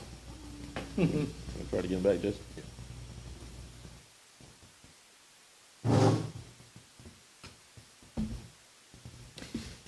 Nancy, can I go back and redo my ex parte? Chris's business is an IT business, and I actually spoke to him a couple of weeks ago before he left on his wedding trip, and we did not discuss this case at all, but he told me about his house flooding. I had no idea he was coming in for a variance, but I just want to put that on the record. You can just put it on the record. 'Cause just when he just said that, I went, oh, he told me that. Okay. And while we're trying to get him, just bear in mind too that when you make your ex parte disclosures, that is for the benefit of the applicant, so the applicant has a fair opportunity to present. And if someone has said something to you that is adverse to what the applicant is asking for, and you disclose that conversation, again, for fairness, that gives the applicant that opportunity. Now, Anita, your conversation was with the applicant, so I doubt that he would have any objection to it. No, and it's probably inconsequential, but it just reminded me that he told me that. And get it on the record. There may be others affected parties that might object to that, so thank you for putting that on the record. Yes, ma'am. Is he back? Yes, he is. Chris, you're back. Yep. So just to reiterate, sorry about that. The ask for the front deck is just elevating our existing, deck to a third floor. We're allowed to have, the code allows us to extend into the front setback on the first floor living. So by us pushing that up, that kind of is the issue with that one. As far as the building coverage calculations, I think, Jason and I didn't really see eye to eye on that. The code explicitly says building coverage is the horizontal area within exterior walls. So it does appear that staff is pushing towards counting our front deck into this building coverage calculation, even though it's not within any exterior walls, solid or screened. It's an open air patio. If anyone's driven by our porch, it's basically a garden. We love plants, and it's a really beautiful porch. So looking at the actual size of the structure and the exterior walls of the building, we fall under the 40% building coverage. It's once you add in that front roofed deck that doesn't have any exterior walls, that's what puts us over to the 42%. Thank you, Chris. Are there any questions for Chris? I have a question. Since this is such a highly flooding area, how do you intend to manage your water runoff when your renderings show a great deal amount of concrete underneath the building and driveway all the way straight out? I mean, it doesn't seem like there's a little bit too much coverage of concrete. Chris, I'm going to answer this one for them. While the renderings may show concrete, there is no intent to install concrete at the grade. There will be concrete underground that create an encapsulation of the existing pile system as well as a supplemental helical pile system. But those foundations are 5 feet or so below the existing grade. So dissipation of the surface water and obviously the drip line water that comes off of the structure will basically be collected on site, maintained on site, no different than it is currently right now.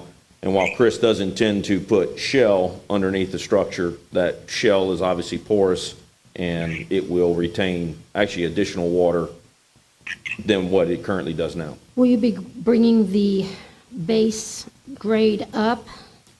Minimally, not substantially. The intent there is that we're trying to raise the living level elements of the structure completely out of these low-lying areas and out of the base flood elevation and get them out of those critical damage elevations, I'm sorry.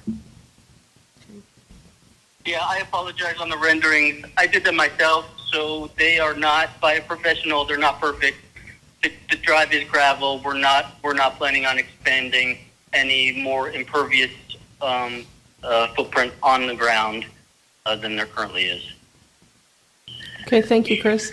Any other questions for Chris? Okay. Thank you very much. Okay. Jason, do you have any follow-ups? Does anybody have any follow-up for Jason? Okay. Any discussion from the LPA members? Public comment. Is there any public comment on this case? Seeing none, public comment is closed. LPA members, any discussion? If not, may I have a motion, please? I'll make a motion. Thank you, Patrick. Motion for approval, meeting variance criteria. And do we have any? Is it subject to Conditions, the? yes. Yes, contingent on. Contingent upon Adoption. adoption of changes to our build-back provisions, post-disaster build-back provisions, and subject to the conditions conditions. proposed from staff. Is there a second to that motion? Second. The motion's made by, okay, we've got a couple of seconds, that's good. Double down. Made by Patrick and seconded by, we'll say by Jim. Is there any discussion on that? Mr. Blackwell, just nod your hair, nod your hair. But I'm going to assume that you understand about the post-disaster build back needing to go through. Okay.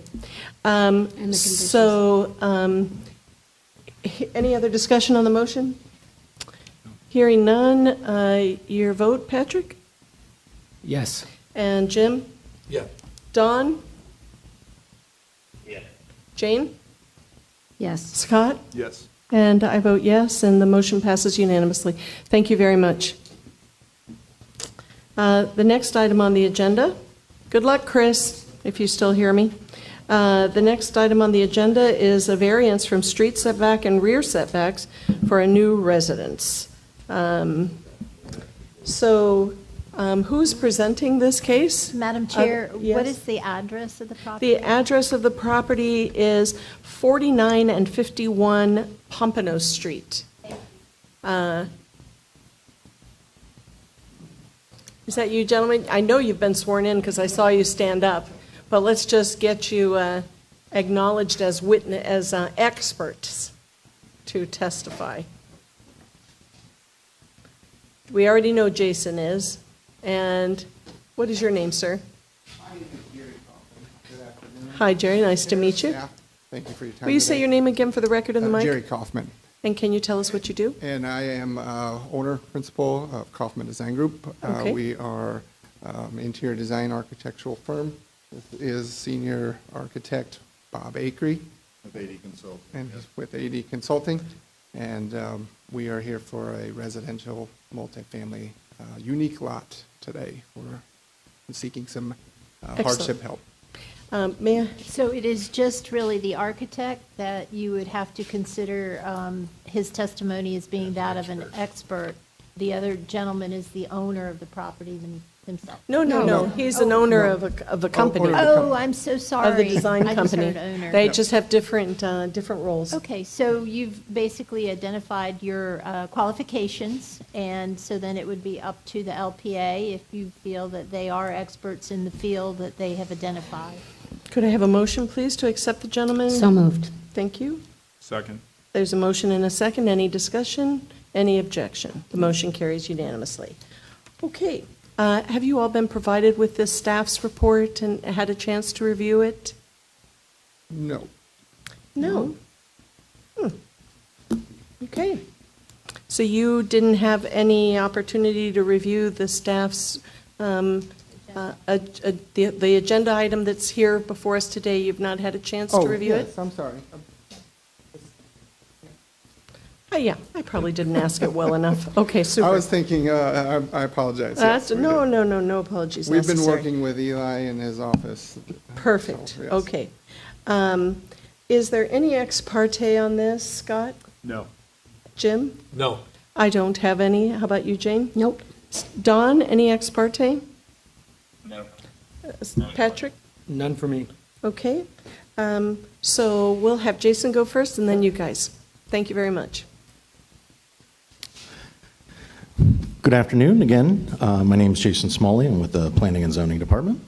So this is for two variances on 49/51 Pompano Street. Prior to the storm, there was an existing home with non-compliant setbacks. I think it goes without saying that the lot is very unique. I personally like to refer to it as a gourd, but... As a what? It's a gourd. It's bulbous towards the end. Another new term. Now, gourd isn't new. We have gourds for Thanksgiving and stuff, but in this particular instance... I thought it might be seasonal.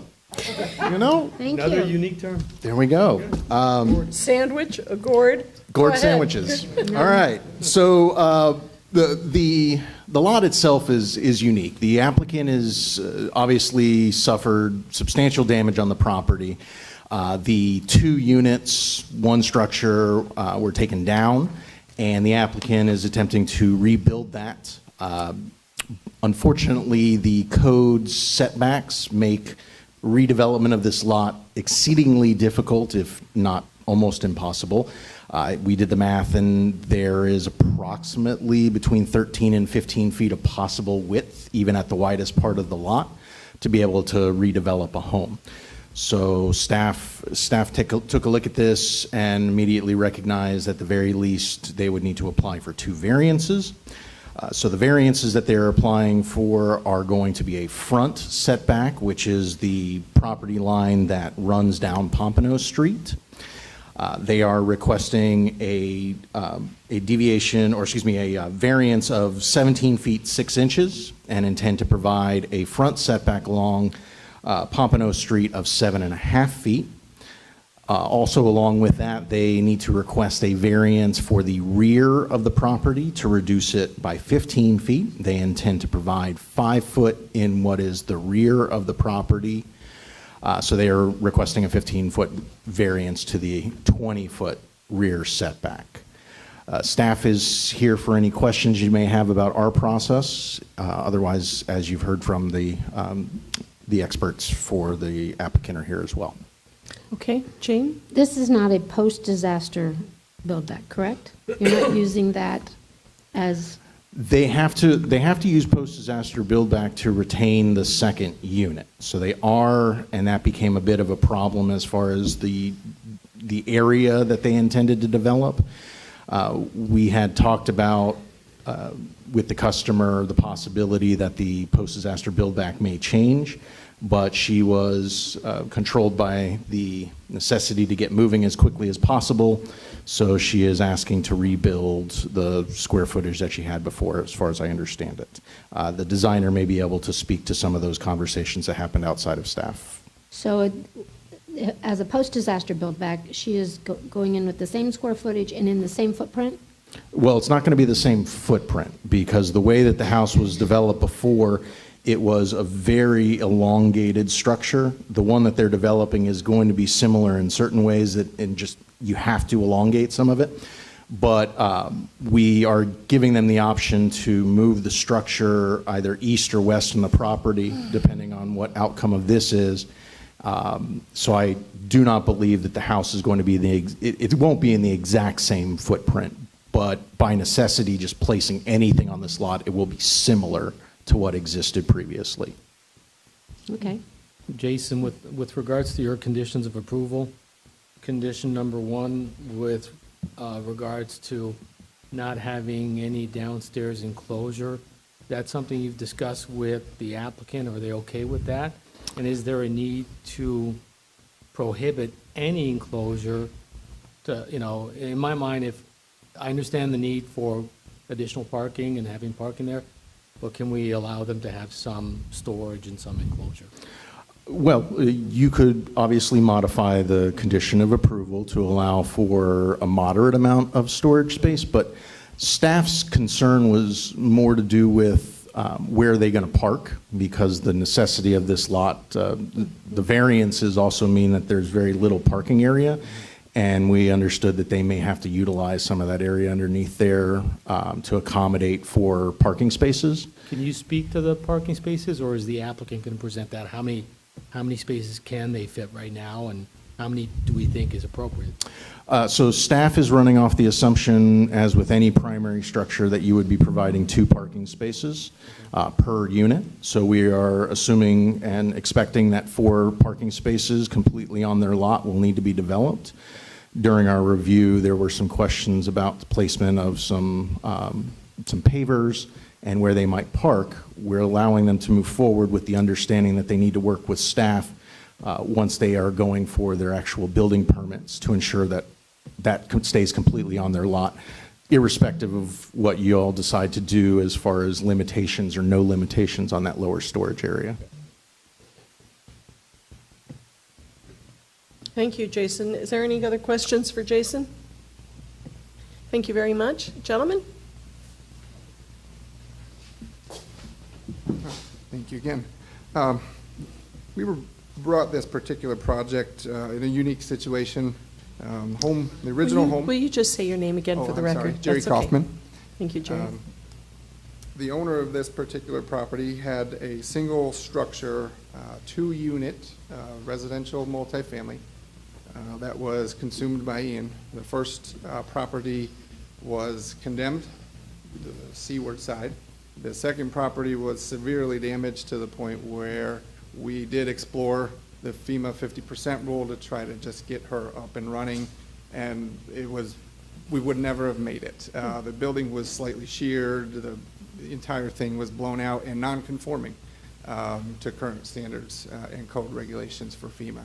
So in an effort to get her back up and whole, we're proposing another structure, two single dwelling units under the same roof. We do, as Jason alluded to, have proposed 2 parking spaces underneath the structure of each dwelling. The FEMA regulations for this particular property are VE14, where her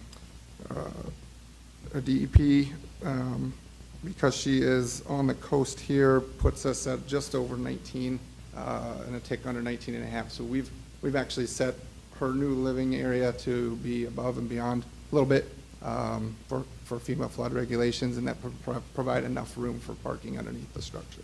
Super. What we supplied initially was the footprint of what was on the property before the hurricane and what our proposed structure would be after. It is not in the exact same space, but it is very, very close and similar in nature to previous conditions, but a little bit higher and conforming to current code, obviously. Her previous home, built in 1998, was a little bit under 2,000 square feet. This particular build-back or proposed build-back would allow us to current proposed footprint to be about 2,600 square feet. So we are, as you mentioned, a previous job, just similar to, a little bit over to, but similar in footprint as to what she previously had on the site. I did appreciate your comments earlier about the particular properties, and I don't know if you were speaking on ours, as it felt like you were. 700 square foot is for current setbacks on some things when you went on your ad lib here, or just a little bit ago. That was about what we get in our buildable footprint if we use the current setbacks from rear and front, what we're calling street front. She would get about a 700, just under 700 square foot envelope to put back what she lost, which is, to get up. Also, we would obviously reduce that envelope in order to get up to those additional levels. So this variance is essential for her to get whole again. Okay. Thank you. Have you got anything to add? Oh, no, I'll just say a little bit. I have to talk, Say your name for the record. My name's Bob Acree. I'm a licensed architect in the state of Florida, and I've done a lot of work here on this coast, clubs and residential things, worked with Jerry and their group and others over here. You're in a difficult situation. You're in triage, and you're making tough decisions as you go along. Life safety decisions, town planning decisions, really town planning decisions that have to do with parking. I've listened to all this, and it's a similar thing going on in a lot of communities as yours. So I appreciate, being able to look at a particular project like this and its nature and how it applies to the site. And in a lot of ways, this is really building to the site that we have and almost complying to what was there before. So that's, in a nutshell, what I have to say. Thank you very much. Okay, thank you. Thank you for your comments. Jason, did you have something else to add? Yes. Is it another food? I hope not, because I am very hungry at this point. Do you want a granola bar? There's I'm a sorry? granola bar. Do you want a granola bar? No, I will grab something just as soon Okay. as we're done All here. right, 'cause I had we've got breakfast, those. but All thank right, you for good. asking. You're welcome. In light of the comment that they actually are expanding the square footage of the home, we would ask that the same condition of approval be put on this as the last one, which would make the approval here contingent upon approval of a post-disaster build-back policy, and then they will have to come back to us to ensure that they're meeting all of those requirements and only developing the area allowed for under whatever that amendment would be. Okay. Okay, thank you. I had a question for the applicant. Yes, go ahead. Going back to parking and enclosures down below, so if you could address that. Sure. There is a condition recommended by staff to not allow any enclosure on the ground level. Is that It's something? open. It's open. And you guys are fine with that? A little, is at about 6.5 feet. Okay. Required living space is going to be 19.5, so we've got the capacity for, call it carport storage as we go up. This is going to be a pile requirement, we're going to, that part is still under development as far as the piles are required, but there are 2 spaces allocated under each unit. And the reason I'm asking, and you haven't been following, I'm sure, previous meetings, but, I'm in that Jane camp that I don't want to see people's junk under the house. And sometimes it's nice to have some enclosure. And other people think that it should be open and have full views of the water. So I'm asking, right now, the way the condition stands, if we approve it this way, it would mean that you have no enclosures below. And if you would like some enclosure, please let us know so we could consider that. Oh, absolutely. It's actually, the owner has requested some enclosure because as a beachfront property, you get beach paraphernalia, right? So, kayaks, paddle boards, et cetera. We do have 2, I think they're about 300 square foot non-air conditioned enclosures to hide all of that and proposed. That's on this plan? Well, it's on the ground level, sorry. It's not on that plan, but it's just the So storage. that answers your question, Patrick, but we didn't see that. It needs to be on this plan, doesn't it? Yeah, the condition reads the first floor shall not be enclosed.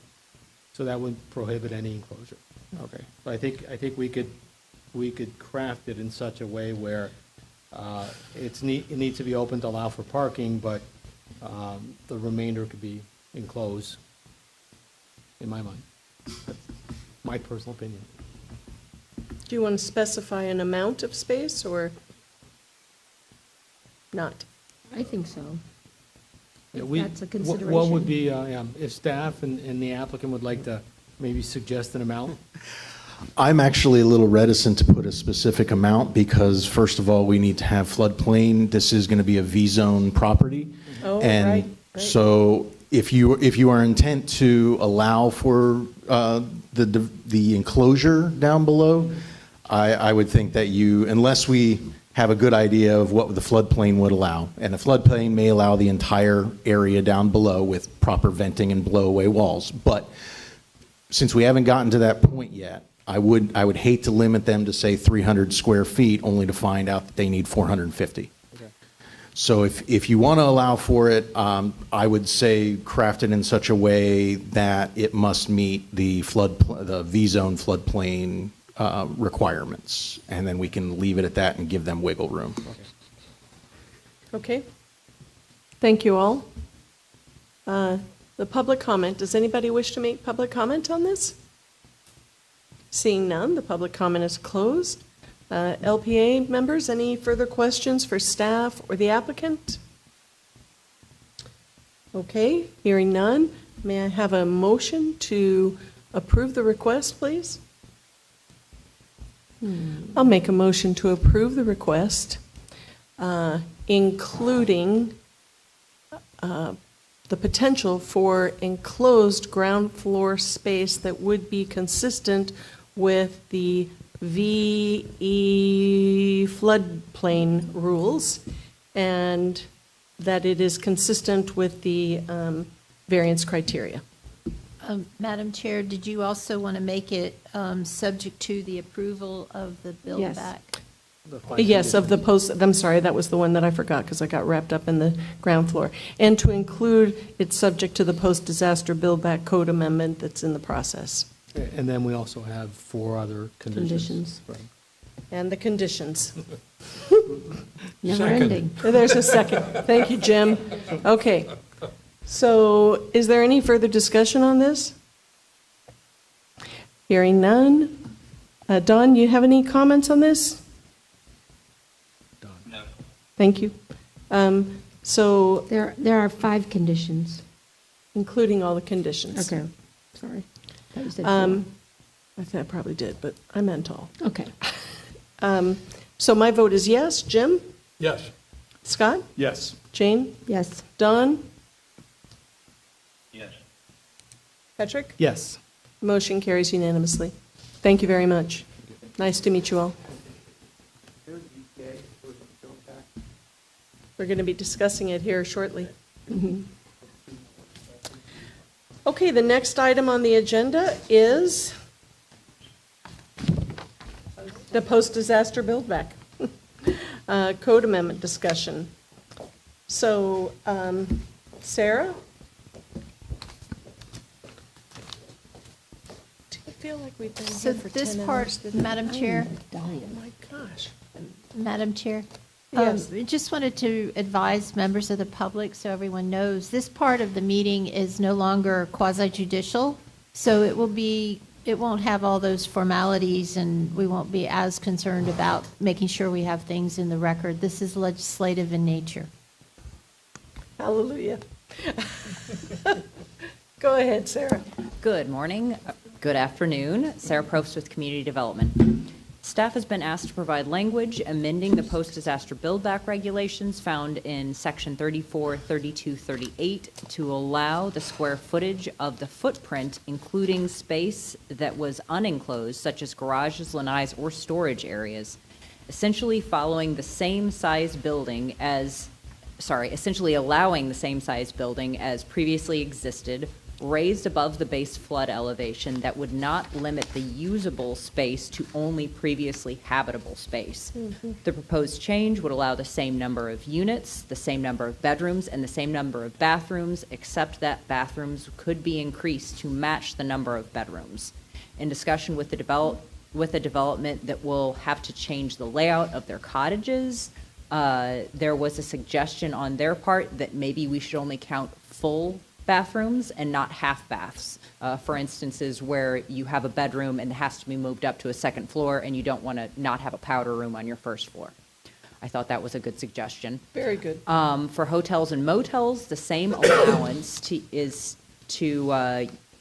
we'd have the same allowance to use the entire area of the roof line, including hallways, parking areas, and storage areas that previously could not be included in the rebuilt units. So all of that space can be applied to the units. Additionally, the new language allows for the creation of additional rooms or fewer rooms as the space allows. The only limitation is that if the hotel is smaller than 50 units, it cannot use this language to increase over 50 units. Another option would be to only allow this for hotels, motels that are less than 50 rooms to encourage this use for smaller boutique hotels that are currently having a hard time, we've been hearing. The language was also amended to allow the director to reduce some of the requirements for open space, parking, landscaping, or buffer regulations through a written determination, rather than requiring a full variance for those. I'm available for any questions or suggestions that you have. Sarah, thank you for your work on this, and everybody who worked on it. I'm sure Kristen back there had something to do with it. Anyhow, go ahead, Scott. So when you say not having to go through a variance, that you could do it administratively or with a developmental agreement? So the way it's written, it would be an administrative determination by the director. If you're using this post-disaster build-back, you'd have the ability to request a decrease in buffers or parking or, and it's not a complete waive of those requirements, but a reduction. Do we need to set a baseline, or is it going to be case by case, or what do you recommend? The way it's currently set up, it would be a case by case. Okay. Other questions for Sarah? Patrick? No, just comments. I like what you've done. I think it's being creative and finding proactive ways to help people out. In your staff report, I think you had a question for us of, does this go far enough? Is this enough? I am ready to support this today and vote in favor of this, and I don't want to impede this. But when you're asking, do I think it goes far enough? I don't think it does. In my opinion, a legally vested unit, when we start saying you can't build any bigger, and some of these units date back to 1960s or before, and they're very small units, and they're not consistent with the average size of a unit today, I think it's punitive. And I think we need to provide relief for that. And I think we need to go a little further. And I'll give you an example, and I think people might be able to relate to this. There are potentially some condo buildings that may decide to sell, and the condo buildings would be torn down. And let's use an example. Let's say there's 40 people that live in that building, and it was built in the 60s. Those people would most likely like to get the highest dollar value for their unit. And if they look at the average unit price on Fort Myers Beach, I think it's reasonable for them to expect that. But no developer is going to pay full price for a unit if they can only build half the size of a unit. So, and I think once people realize that, we may have a lot of property owners that are very upset. I don't think it's come to light yet, but this is very true. Old condo units that were maybe 700, 800 square feet, right now the way it stands, post-disaster, you have to build the same size, you can't build any bigger. And to me, a unit is a unit is a unit. The way we calculate impacts from units is average. So an average single-family unit produces X amount of trips, uses X amount of water, flushes X amount of gallons, and that's how we calculate impacts. So keeping it at a smaller than market size, to me, is punitive, and I think we should go further. But that's for another time, but I fully support what you've presented today.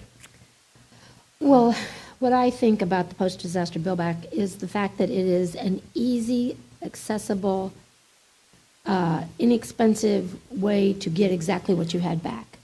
And I do feel that there should be some percentage of modification. I mean, the bathroom has to be handicap accessible, the hallways have to be, 3 feet wide, that kind of thing should be able to be adjusted without adding room sizes. You know what I mean? Yeah, but I think what Patrick is saying is, where do you really find a 10 by 10 bedroom anymore, for example? Well, Estero Beach and tennis. Bingo. Bingo. But it isn't it's not what 2023 is looking at. And so we're blocking them into doing that. I get what you're saying. I hadn't thought about it in terms of a condominium and thinking about, so, yeah, go ahead. Well, I'm just saying that I'm not saying you can't come in here and ask for a change, because these pre-disaster people came in here and asked for a change and got approved for a larger space. But you have to go through the process. This, you don't have to go through the process. Let's not confuse things, though. Yeah. The people that we approve conditionally, it's conditional upon approval of this. Right. Otherwise, they don't get the extra square footage. That's right. So that's why we don't want to rock the apple cart right now. No, but Jane's right. They still have the ability to come in and ask for anything with any plan they want. Sure. This just gives them the ability, if they want to repeat what was there, they can do it administratively. If they want to build bigger rooms, or they want more rooms, or they want to change the layout, they still have those options available. They just have to go through a process. Right, but what does that process cost? I don't know that Well, that's why I'm saying that a avoids any percentage of that. I mean, increase. this is just, if you want to do what you had there, go ahead. It's- If you want to change something, that's different too. But I don't know how we can get into square footages and, you know, ADA requirements and widths of doors and, Well, that's why I'm suggesting a percentage of increase to cover those issues without redesigning the building. Because you make a larger spot, then the whole building has to be larger to accommodate, 40 units. So 40 units used to fit in here, and now 40 units has to fit in here. Well, And- we and that would already be have- by right. We already have provisions for bigger bathrooms, bigger hallways in the Which makes a bigger post-disaster. building. Right. And what they're saying now with this amendment, it now says that you have to exclude that from your square footage when you rebuild. And what they're saying is anything basically on the roof is your square footage. And that's how we get to a bigger number than they would have otherwise had, is by giving the flexibility. And my point is I think we've got two cases that will be able to move forward if we approve this today. I don't, at least with my comments, I wasn't trying to throw a wrench into this. I think we should Right. go ahead and approve this today. But the question was, have we done enough? Should we go further? And at least my message to staff is, yes, I'd like you to go further, but that could be addressed later under different provisions. Can we reopen it, Sarah? Well, what Patrick's saying is, under different provisions, we can amplify this, for lack of better words. And I did also want to point out that, so everybody's talked about the ADA allowance and extra square footage, and that really only applied to hotels and motels, although it's been kind of widely used. I did not apply that to this new language for residential, but we can include something like that. And so what I've got as E2, something like that could be included in section D. Okay. I'd like to see that. I think that'd be helpful. section D, did you say? Yes, D applying to residential buildings. What page is that on? So E2 is on page, I couldn't get the packet to print, so I just had to print out the individual documents. I apologize. It's the second page of the ordinance, Exhibit A. Okay, thank you. So E2 says, if the additional square footage gained does not provide adequate space to meet building or ADA codes, additional space may be allocated for that purpose. 241. And I can add that to the residential section also. Do you have anything else you want to say? No, I'm okay. Okay. I'm all for that. How about you guys? Yes. Yes. Scott? Yes. Patrick? Yes. Okay, and Jane, yes. Don, how about you? Yes. Don, yes. Did you have any suggestions on how, because I know that you're interested in potentially going further. The way I developed this was really with what I heard from council at their MNP. If there are any other suggestions, I can build that into the next staff report to town council for their consideration. This will go to 2 hearings to town council, so there would be an opportunity for additional language if that's something that you're interested in, or just changes in the language. At least for me, I'd like us to look into allowing bigger units if feasible, if they meet setback requirements, if it fits on the property. So there's going to be other limitations. It's not guaranteed that if someone had a 700 square foot unit and they want to rebuild through the post-disaster build back, even if we gave them an allowance to go bigger, doesn't mean it'll necessarily fit. They've got to work out their setbacks, their height limitations, all that stuff. But I think just holding them to an existing footprint is punitive. Okay. I hadn't thought about that, but now that Patrick's brought it up, I think it's a valid concern. And this was part of the discussion at M&P, and their biggest concern, so when I presented this to them, I talked about, you could allow people to rebuild, same number of units, same number of bedrooms, but use or not exceed the code setbacks and height, the bulk requirements.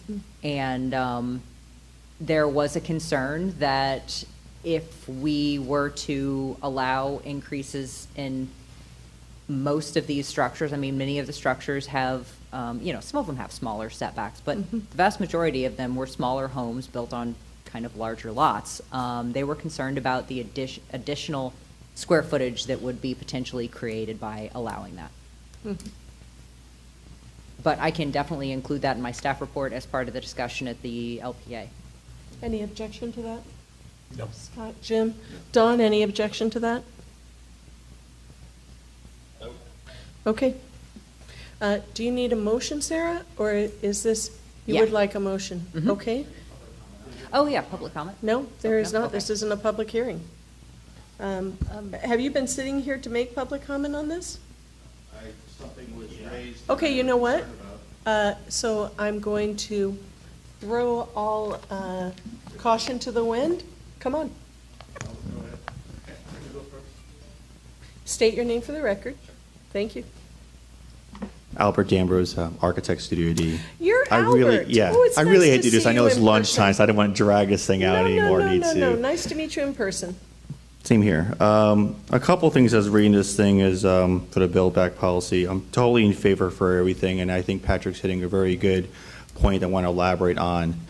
So some thoughts we had on here is if we're allowing, and I'm an architect to help the Bahama Beach Club build back.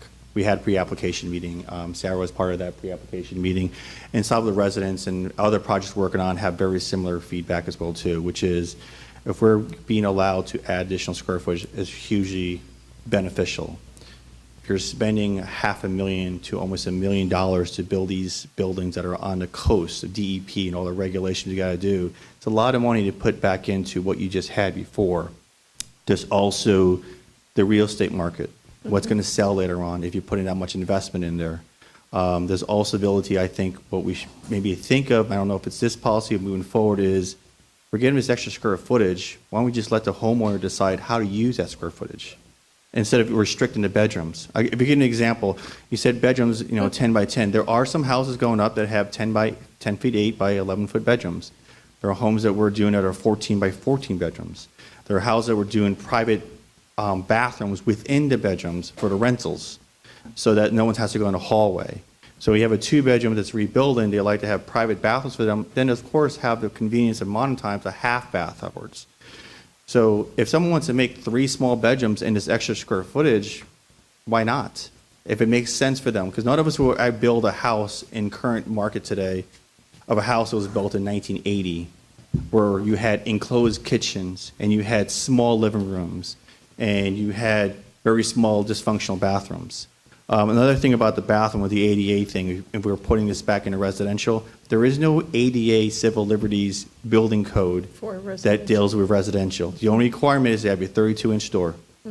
So that doesn't give us anything. It works in a residential in the sense of not even a condo, because condos are actually private resorts, so they're not ADA compliant except for the ground floor that are open to the public. Can we take the commercial application and apply it to residential?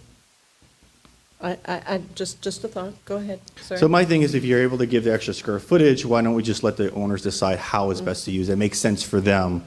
Another example also too, if we don't, the whole build back policy is to maintain the number of units and density, because that will get lost.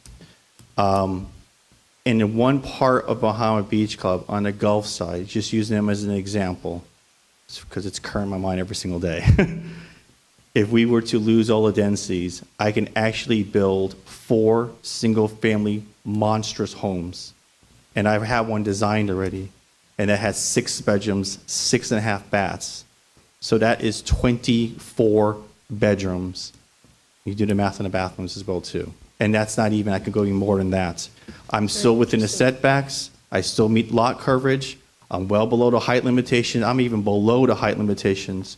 And the number of stories also work. So if we're allowed to do that, why can't them be allowed to make their decision? And they're not saying they're going to, just want for any owner to have the flexibility to deal with that. The last thing I would say is, like to have this incorporated soon to avoid time. Time is the most valuable portion right now. It's not the cost of the application, it's the time that adds to the cost and the stress and all that stuff, and just having direction moving forward. So I'm glad to see where we are in our stage for this project, that this is coming forward because it's beneficial. It was at a tipping point. It would have cost more if we actually did everything early and didn't have to redesign everything. We'd like to avoid coming in here for multiple variances as well too. I think to streamline things that Scott said earlier, these are ways that we can help streamline things go faster, so we don't have a variance in meetings that last 6 to 7 hours to go through a number of variances. The last thing would be for me is if you can clarify language when people read this, you can almost have some people read roof line interpreted different ways. If this is a footprint of the walls and the beams that surround, are we stopping here? Or are we doing the overhang as a roof line? This is the world I live in. When I read black and white, there's a lot of gray sometimes. So the clearer we can make this, even if it's an image, and if that's something we do later on, I totally get it. I'm not here to hold up anyone's project, but those are just a couple things I just want to make sure. And I believe I got everything else I want to say, so appreciate it. Thank you. Thank you so much for your comments. You've sat through this whole meeting for this. Golly Good jeepers. afternoon, John McLean, Egret It's nice Street. to see you, John. Thank you. Nice to see you all here. Thank you for everything you're doing. The red flag that jumped up to me was personal, it was for residential. And we're looking to elevate our existing home, all the walls, the footprint, everything straight up 12 feet. We have a benefit in that we have a double-car garage, and that would be a wonderful room to use as a bedroom. Now, we do have a very small bedroom. We don't want to use that as the bedroom. We would actually like to extend our dining room there and perhaps build a new bedroom where the garage used to be, expand our master primary bedroom, and move our existing bathroom to also the garage space. It's a reconfiguration. But what I'm concerned about is this extra 700 square feet that I have from my garage, that I be able to utilize that within the existing footprint any way I choose. If I want to build a spa in there, if I would want to build an additional bathroom, if I would want an additional bedroom, it's within the four walls of my house. John, Sarah's got something to say about that. Let's see what she says. Please, Sarah. Is this a single-family home? It is. Then it will not apply to post-disaster. You can do whatever you want, meet the setbacks. Yeah, you have no Hallelujah. concern. It was worth the wait, wasn't it, John? This is to allow anything that's over density. I apologize. I should have started with that. I started with what these folks already knew. That needs to be the basis of this conversation. So this post-disaster build back is to allow properties that exceed current density. Yep, to retain that density. Well, I'm glad you brought that up, because the condo example that I was bringing up was because we have numerous condos that if you look at them on their individual lot, they far exceed current density. So from a density standpoint, they are non-conforming. So in order to rebuild the number of units they have before, they must utilize the post-disaster build back or tear it down and abide by the new rules, like Albert was saying. You can put monster single-family homes there, but fewer units. So that's the trade-off. And again, it's this town at some point deciding to create a land development code that restricted growth. I don't think that really was ever the intent, but this is 28 years ago, and the view is very different today. It really is very different. John, I didn't mean to interrupt you. Was that it? Are you happy? Personally, absolutely. Good. You're welcome. You're welcome. The town has been wonderful to work with. I want to make that clear. Good. Just when I see something going to be. John, come, if you want to talk, come back up. Just let you finish. Sorry, and when we'll I move see on. something is about to be codified, I've seen unintended consequences Yep. around setbacks It and made you things like panic. that. Makes me a little bit concerned that I may be further restricted in the future for something that potentially nobody really had any intention of doing so. Good. Thank you. You're welcome. Is there anybody else that'd like to speak? I was wondering when you were going to come up. Well, I was interested in what Albert was going to say She's also. crafty. She's always waiting until last moment. Madeline Boyd, 21054 St. Peter's Drive, and co-owner of the Beach Bar. Just as far as parking goes, at the bar, we see more and more people coming and going by Uber. I mean, they wouldn't even think of driving there. I mean, we have like no parking. And even though we encourage people to bike ride, we added a second bike rack, also, you know, non-exclusive stuff. So everyone who's using that beach access uses our bike rack. But I just think people forget about Uber and these other bike, you know, ride-sharing things. If you just showed your receipt, which I said to Mike Miller, give them, you know, a free beer or something. But I don't think we should get so bogged down on parking spaces. Okay, thank you very much. Karen, no comments? Okay. Okay. All right. So now, oh, gosh, I feel so tired. Who, would you like to make a motion? Motion maker? Well, I'd like to make a motion, Great. but I want to see if it's everybody's will to support this idea of just allowing for that square footage to be rebuilt without a limitation on rooms or bathrooms. And also, I Wait, don't hold know. on. I say yes to that. What do you all say? Yes. Yes, Okay. yes. Then the other thing that Albert brought up was the roof line versus the overhang. Mm. And I don't have the language right now where I can find it easily. Is that something you recommend, Sarah? So the intent that I had was the roof line. And that would give people just that little bit of extra more. space. And it was also so that in the design of if there was a lanai under a roof, if there was a hallway, you know, around the outside So of the it lets building. people be more you know, creative. So that would, yes, it Yep. gives them that extra square footage that they can use somewhere internal to that So structure. that would be inclusive of any overhang? Yes, Okay. that's correct. That was the intent. Okay. Do we Great. need to clarify that? And I think that's what I'll make the I motion. Mr. I can look at Vanessa is going to clarifying. do. Yeah. I'll make a motion to recommend approval for the staff amendments to the post-disaster built back, and with some changes that have been proposed to allow the square footage with no limitation on how it's used for bathrooms or bedrooms. And also, when we talk about roof line, that it's inclusive of overhangs. I'll second that motion. Is there any further discussion on this? Don, do you have any comments on this? No comments. Okay. Any further comments? Hearing none, all those in favor say aye. Aye. Aye. Anyone opposed? Motion carries No, he was, Oh, he he's was it's the in delay. the aye, and it was Okay. 4. Thank you very much, and thank you, Sarah. Yes, you are. And thank you, folks, for your comments on this. Thank Okay, so the next item is an update and to update and amend the flood requirements to meet the NFIP standards. Kristen, finally. 225. Absolutely. Good afternoon now. Kristen Schumacher, Town Fort Myers Beach Floodplain Manager. It's nice to have you. I know how much you like speaking in public, but it's just a small group now. I'm getting better. Yeah, that's what I've seen. The more I do it, the better I get. So we are required by NFIP to continue with the CRS program, continue in the NFIP to update our flood ordinances. And from for the time- public, NFIP is? National Flood Insurance Program. Mhm.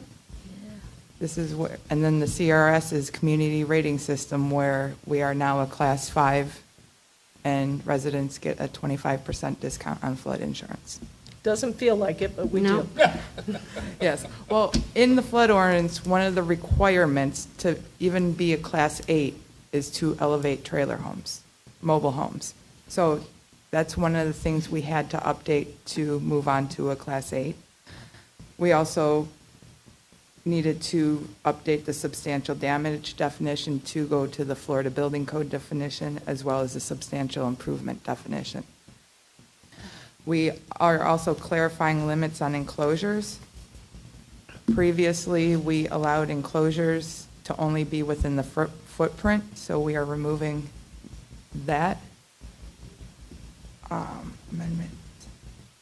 We also need to update our flood insurance studies from November of last year. We need to add the new flood maps, the coastal A zones, into the flood ordinance. For flood, we also removed the riverine portion, which for Fort Myers Beach, it's not applicable, as we don't have any rivers, we're all coastal. We needed to modify the market value per FEMA and FDEM direction, and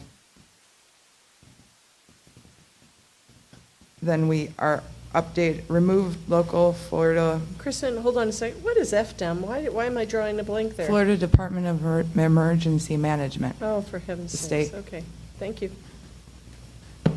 And we cleaned up items for the Florida Building Code so things don't coincide or contradict each other.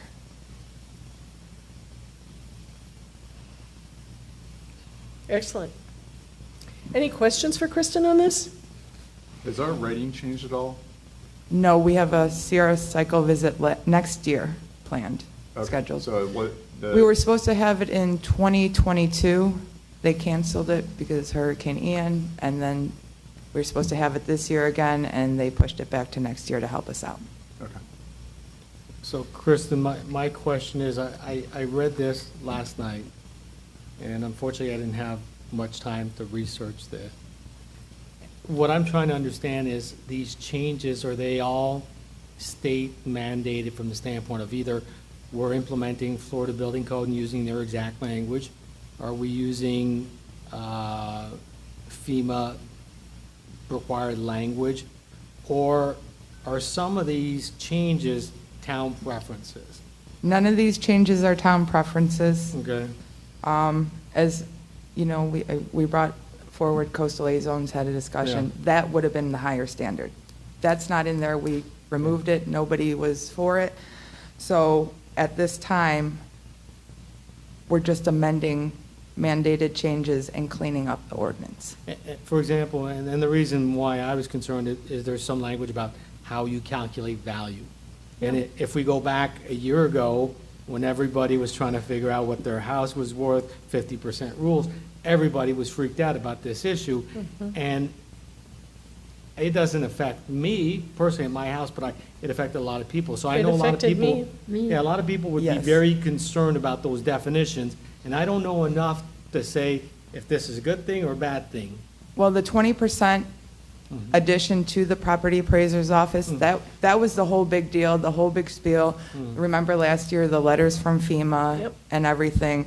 And then it came down, municipalities cannot have this percentage addition to the property appraiser's numbers in their ordinance. And ultimately, Kristen, didn't you find that most anybody who was utilizing the 50% rule in order to rebuild where their house was, me for example, most of us ended up with private appraisals? Yes. Okay. Also, when it comes to mobile homes, do we have any mobile homes left on this island that could rebuild that that if they wanted to take advantage of the 36 inches, that they actually could? I don't think we've got any left. Yeah. Is that correct? I don't think, the only one that I'm not aware of there was one on Pearl Street. I don't know if it's sold. Well, Or whatnot. there was one on Flamingo, and there's a whole park, right next to, right across from Red Coconut, not the Red The Coconut. No, Golf Gulfview View? Colony is gone. Colony, I know, yeah. but It's all gone. what were they zoned? No, but that's not what Patrick's saying. Is there somebody who could rebuild an Because existing? what the state, or that 36 inch, I don't know if it's a state regulation or a FEMA regulation, but what it currently allows is it gives a break to someone that had an existing home to be able to keep it at 36 inches. And I wouldn't want to take that away from someone who survived and made it through But the you have to hurricane. have the trailers still there, right? But yes, but I'm assuming they're all gone. So if the answer is they're all gone, I have no problem whatsoever to say, yes, anybody in the future needs to. But Yeah, is there- this goes for, I'm sorry. No, go ahead, Kristen. This goes for the substantially damaged or substantially improved mobile homes or brand new. So if it was still standing there, not any kind of damage, it could stay there. This is moving forward. Okay. So, I mean, if it was still standing there with substantially damaged, could they repair it to the It would, 50%? it would be brought, if substantial damage is a little different. If it was substantially damaged, that means all costs to restore the structure go over 50%. Mhm. So therefore, if it's substantially damaged, it would have to be brought into compliance with floodplain regulations. Do you mean if they could meet the 50%? Right. So then it wouldn't be substantially damaged. Okay. Yes. Technicalities. Yes. I wonder if there are any mobile homes on the island. We don't know that? I haven't seen any on the island. There was, like you said, there were a couple on There were a Flamingo. couple on There was a Flamingo. little group of them at the end by that marina, by the Anchor Inn. Oh, lots of them on the end of Yeah. Del Mar. Del Mar. Nope, not Del Mar. Not Del Mar. Pearl. Pearl. Yeah, I believe Pearl Street's all gone. Gone? Yeah. Hmm. I haven't been down there. Kristen, Okay. also the whole section associated with building code and kind of inspections, all that stuff, is that, again, Look at the knee. there's a lot of stuff being crossed out there. We got to do our job. And is that We need to mandated get down by to other agencies? I- I'm just- Go on, sorry. Did I cut you off? No, I'm Okay. just wondering, yeah. No, the parts in the front part were all crossed off by the building official because he believed that, or he said they're in the building code. Kara Stewart just brought to my attention today that the section 6235 about the owner-builder was being amended, but that's a Florida statute as well. That's a requirement. We might need a further discussion since we were planning on amending this section. And I would welcome Kara to talk to us if she knows of anything that's being crossed out that was inadvertently maybe hurting someone or existing structures, or something that goes above and beyond what the agencies are requiring us to do. And if that's the case, I would say we need to table this and look into this in more detail.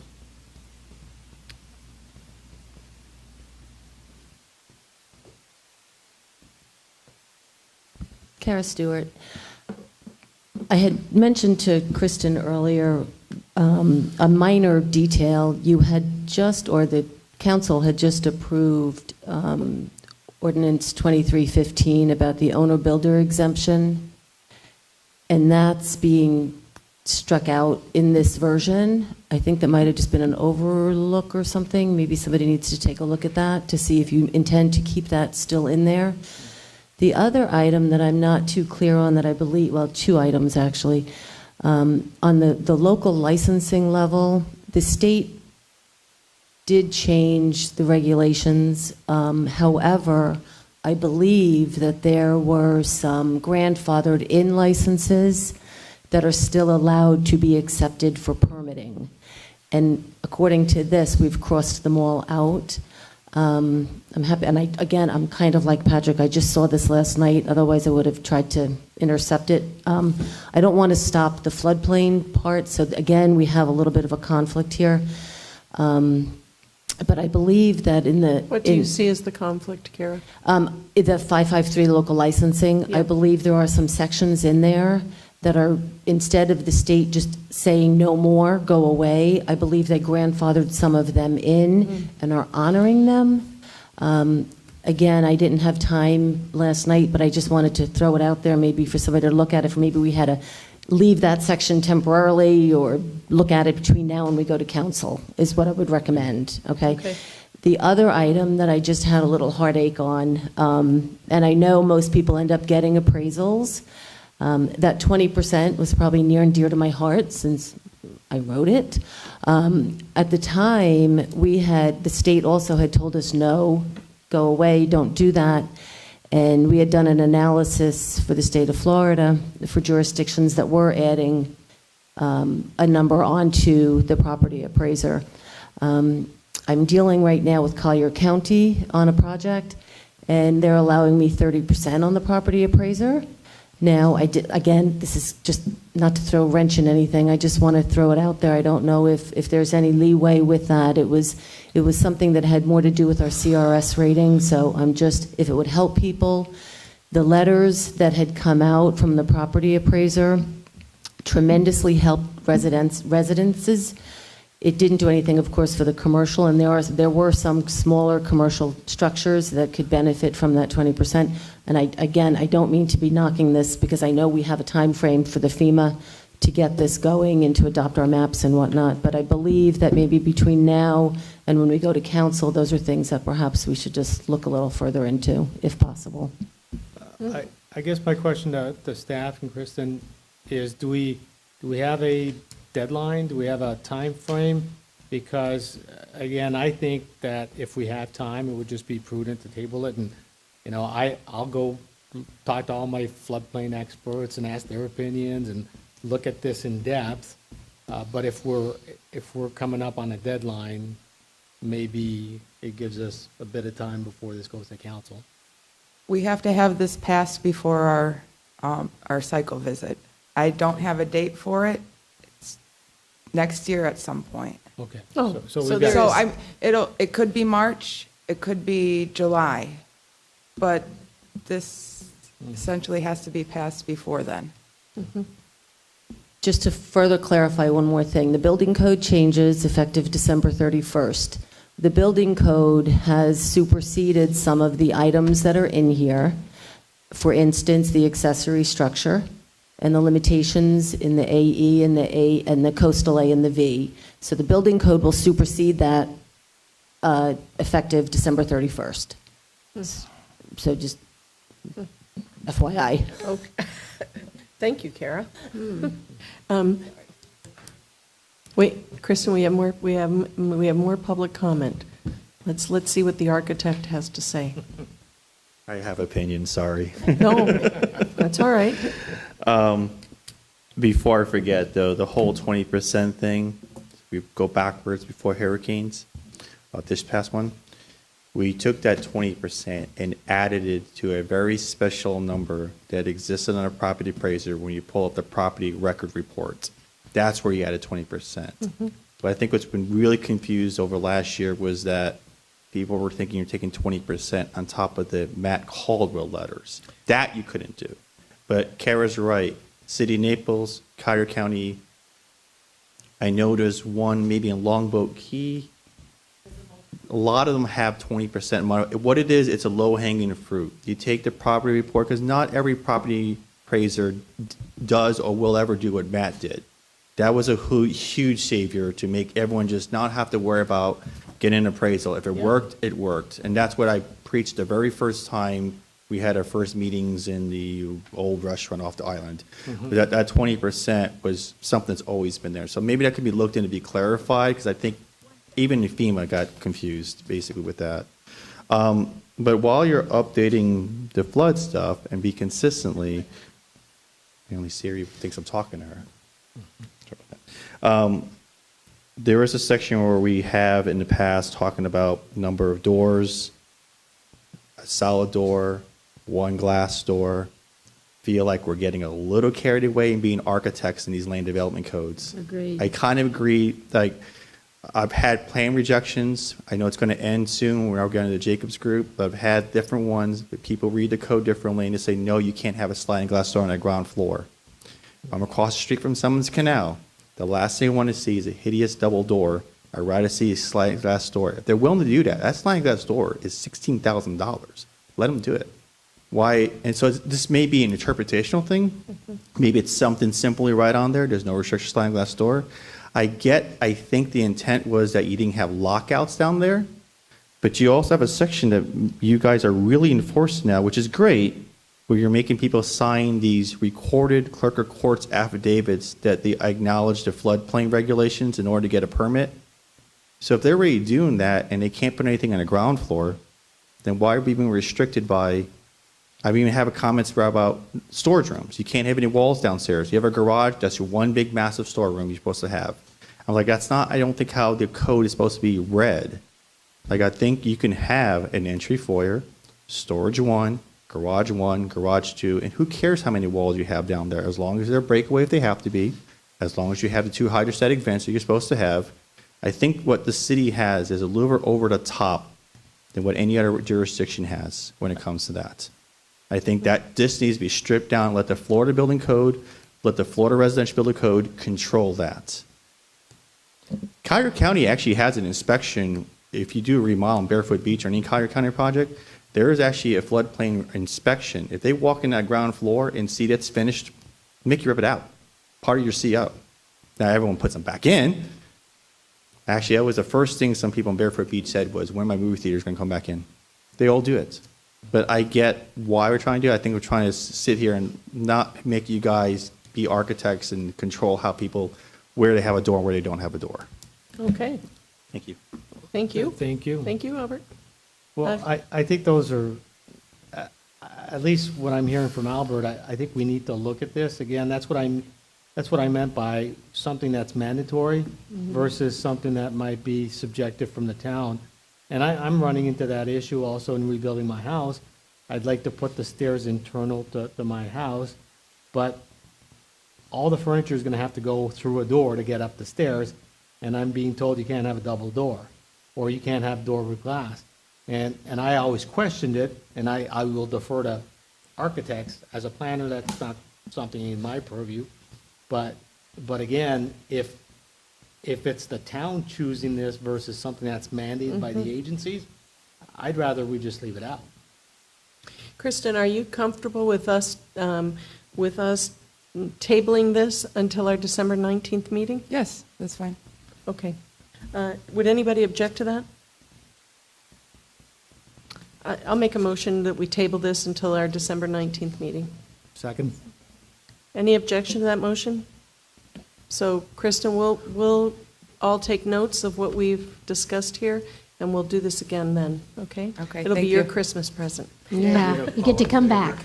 Oh, we did. Didn't I say nobody object? Yeah. See, it's getting to that moment. Okay. Okay. Next item on the agenda is LPA items and reports. Patrick, anything? Yes, I will ask you to bear with me and give me a bit of time here. And I apologize also, Anita and other members, when some of the comments came forward today. I had some discussions with some small business owners, development entities, about potential solutions as to what we could do to expedite the process. And that's what I'm going to be presenting to you today. Took it upon myself in drafting something and making suggestions. Okay. Okay?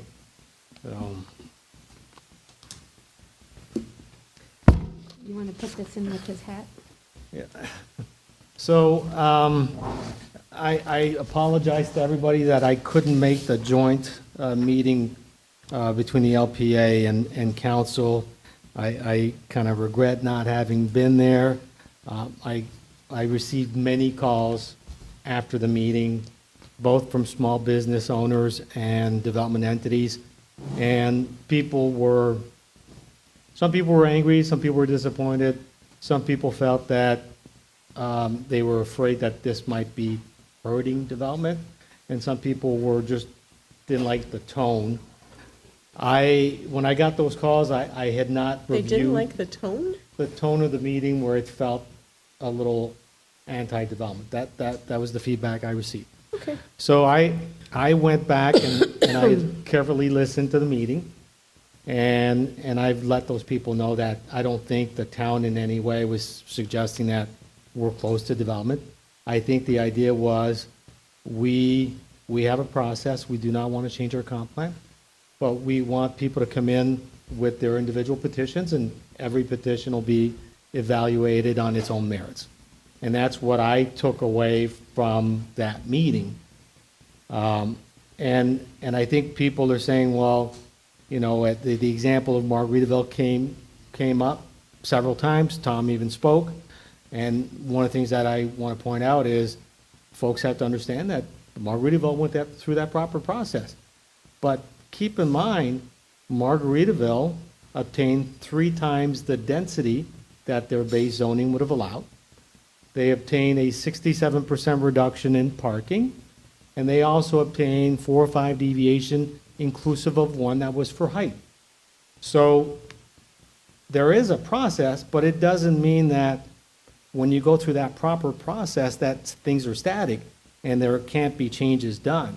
So that's what I've been responding to people is, look, the tone or what you heard was not negative. You still have that opportunity, just like Margaritaville, to come forward and request what you'd like to request. But where I was a little disappointed, and I thought that we could have maybe tried to find a way to help the little guy. And I know Scott, during that meeting, brought up the issue. And one of the things that came up was we might be able to use the development agreement process as a way to provide some relief.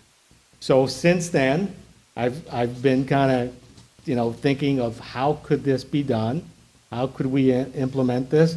And how could we move forward with some kind of streamlined or more efficient process to get approval? So I've had an opportunity to talk to staff about this. I told them that I'd be bringing this forward today. And what I'd like you to do is take a look at this. If you like what I've got on here, I'd like the support from the LPA so I can present that to council at their next council meeting. And then they can decide to do whatever they want with it. But the idea of this developer agreement, and I think what Becky Vos has presented to this town is we have some existing language for developer agreements. That developer agreement stems from statutory regulations that allow each municipality in Florida to enter into these agreements, which are essentially contracts with development entities to allow projects to move forward. I think Becky's already drafted some language that has been in some of our packets, but we've never gotten to it. We've never reviewed it or voted on it. But I have a copy of it, and I think what Becky was saying is there's an opportunity, and what you've got over here on your sheet is her exact language that she was proposing, where it's a way to streamline things and potentially providing alternatives to either a plan development, special exception, or variance, and it's a way to accelerate the process. So in giving thought to this, and my first concern was, how do we help the little guy, the little hotel? So I'm proposing 3 options. The first option would be a small hotel development agreement, and we're going to use the Sea Gypsy, if you don't mind, Scott, as an example. They've got 4 or 5 rooms right now, 4 or 5 units. We all know what the Sea Gypsy was if you're on the LPA and if you've been a resident for a while. It's a tight site. The only way they can get more units is to go through a plan development. Plan development process, unfortunately, for anybody, it's like making a batch of cookies. It's the same process for a small batch of cookies or a huge batch of cookies. So the cost for a plan development, by the time you hire your entire team, you're looking at $100,000+ easily. So this is prohibitive for someone like Scott. And what we're going to see is if we don't alleviate that process and find a better way to do this, they're going to sell. And people are going to sell, and we're going to see larger developers assemble property and build bigger resorts, bigger hotels. So from that first option, what I suggest is someone like Scott could come forward and maybe through a quick little sketch, they would identify the basic parameters of what they're asking for. They could ask for more density. They could say, we want to go from 5 rooms to a maximum of 10 or 12 rooms, whatever they think can fit in the box. In talking with Jackie, I don't think they've actually laid anything out because they don't want to spend the money unless they feel there's an opportunity there. But they could look at their box and how many units can we put in there. And my thought was we could set an upper limit of someone can go through that process, bypass the CPD, as long as they don't ask for more than whatever threshold we want to establish, 25, 30 units. Some number that we feel this is not a major resort, a major development, we're helping the little guy. The other thing that we could mandate is that it's got to be an existing hotel that was there pre-Ian. So it can't be where people are buying residential lots and trying to speculate and implement this. We could put in there that it has to be owner-operated. We can request that they give us, maximum height, maximum stories, setbacks, and maximum number of lodging units. And they would have to commit to a coastal architecture. And they would have to come back before the LPA and council. And if we could craft, and that's a question for the attorney, craft a process where they come back and we just approve that developer agreement. Maybe they get there within 2 to 3 months rather than a 12-month process, 10 to 12-month process for a planned development. So that's one suggestion. And this option and all other options, my thought was council could implement that on an interim basis, where it's only for the next 12 months. It automatically sunsets unless they want to extend that. And the reason it's interim is because it's in response to this emergency and to this devastating hurricane. And at the end of 12 months, if we feel we're going back to our old rules, we can do that. But this would be relief in the short run. And again, to get things moving, to get things approved more quickly. The second option is what I call a site plan with deviations development agreement option. Similar to what Becky's talked about where City of Naples was doing that. Also, this would be the perfect application for something like that would be the whale that we had today. A small business, commercial entity that wants to move forward quickly, but again, they have multiple variances, and instead of having to pay individual fees and justify every single variance, they could simply provide a site plan. They would show all their deviations, so the criteria for a deviation versus a variance, much simpler to justify, much easier to justify, and much easier to prove. If you think it's good design sense and you want to encourage that to happen, you can vote for it, and you don't necessarily have to go through that list of, I don't know how many items we have, the 5 criteria, I think. So that would be a way to streamline it and make it easier for that type of small commercial use. The last one is what I call a preliminary or conceptual CPD developer agreement. And an example of that would be a larger development, larger resort, let's say. And part of what I'm hearing is some of these people are looking at buying property that's for sale. They go under contract, and obviously they don't want to close on that property until they have some assurance that I'll get approved or not. Unfortunately, we're telling them you're willing to invest $100 million, maybe more, in our community, but you're going to have to wait 12 months and you're going to have to go through this entire costly process before you're told yes or no, we want you in this community. So the thought was, maybe within a 3-month period, they can present to the community, to the LPA and council, what their concept is, provide renderings, provide all the parameters of what their development would be, no more than X amount of rooms, this much parking, this much height. They could present that in a neat little package, and what we could do as a town is give them a preliminary or conceptual approval that, yes, we want you in this town, but you still have to go through the CPD process. You still have to demonstrate that you will meet all your commitments. You will have to demonstrate that you will meet code requirements, and you will have to work through design issues through the LPA and through council. However, they have an assurance where we minimize the risk for the developer, for the neighbors, and for the town, where we just get to an answer quicker. Answer could be no. But what that allows them to do is basically tear up their contract with the seller, move on, go spend their money elsewhere, and the seller can also move on where they're looking for another buyer with another option for that property. but at least we're getting there much quicker than telling people, you've got to wait 12 months before you're going to have to go through this entire process, and then it may be a yes or it may be a no. So and then there could be other options that I haven't thought of, but those are the three scenarios I was thinking of, and I think, unless the attorneys tell me otherwise, we could craft our development agreement language to allow this to happen. Patrick, what happens with especially this last one, which is large scale, which we know there's a lot of large scale things. What happens when they have their, preliminary okay?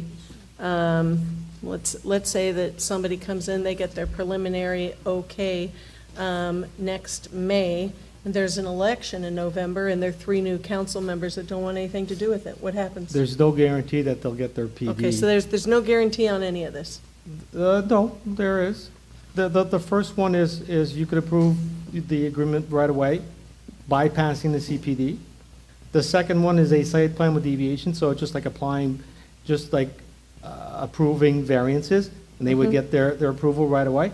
The other one is, it basically, the way I see it is, if anybody in this town wants to kill a project, it shouldn't be done with attrition and time and putting them through a difficult process. Get to a vote no if you don't want it, and move on. Give an answer to people right now. And if the elections come around, things change, and the council wants to not approve the CPD, if they're not there yet, so be it, but at least it gives people confidence. I've had people say, I'm willing to spend $150 million on this beach.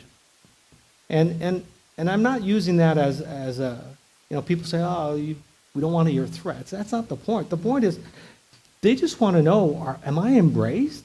Do people want me to come here and spend that money? Because I've got access to capital. And if you guys say no, I understand. We'll just find another community that wants the project and wants that investment. Or if you tell us no, we might look at a different concept. And we might have to renegotiate with the seller. But at least it gets you moving quickly. Because in all reality, if something takes 12 months to get approved and it gets denied, by the time another buyer is found and they have to go through that same process, the redevelopment of a more significant project is pushed back probably most likely 7 years out until something's actually built and open to the public.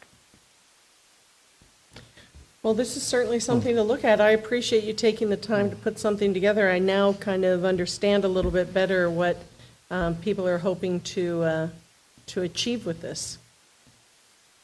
So if you have any questions for me, I'd be happy to clarify things. Otherwise, if you guys support this, I would like to go to the next council meeting and present it to them, and then they can make a decision if they want to proceed with something like this or not.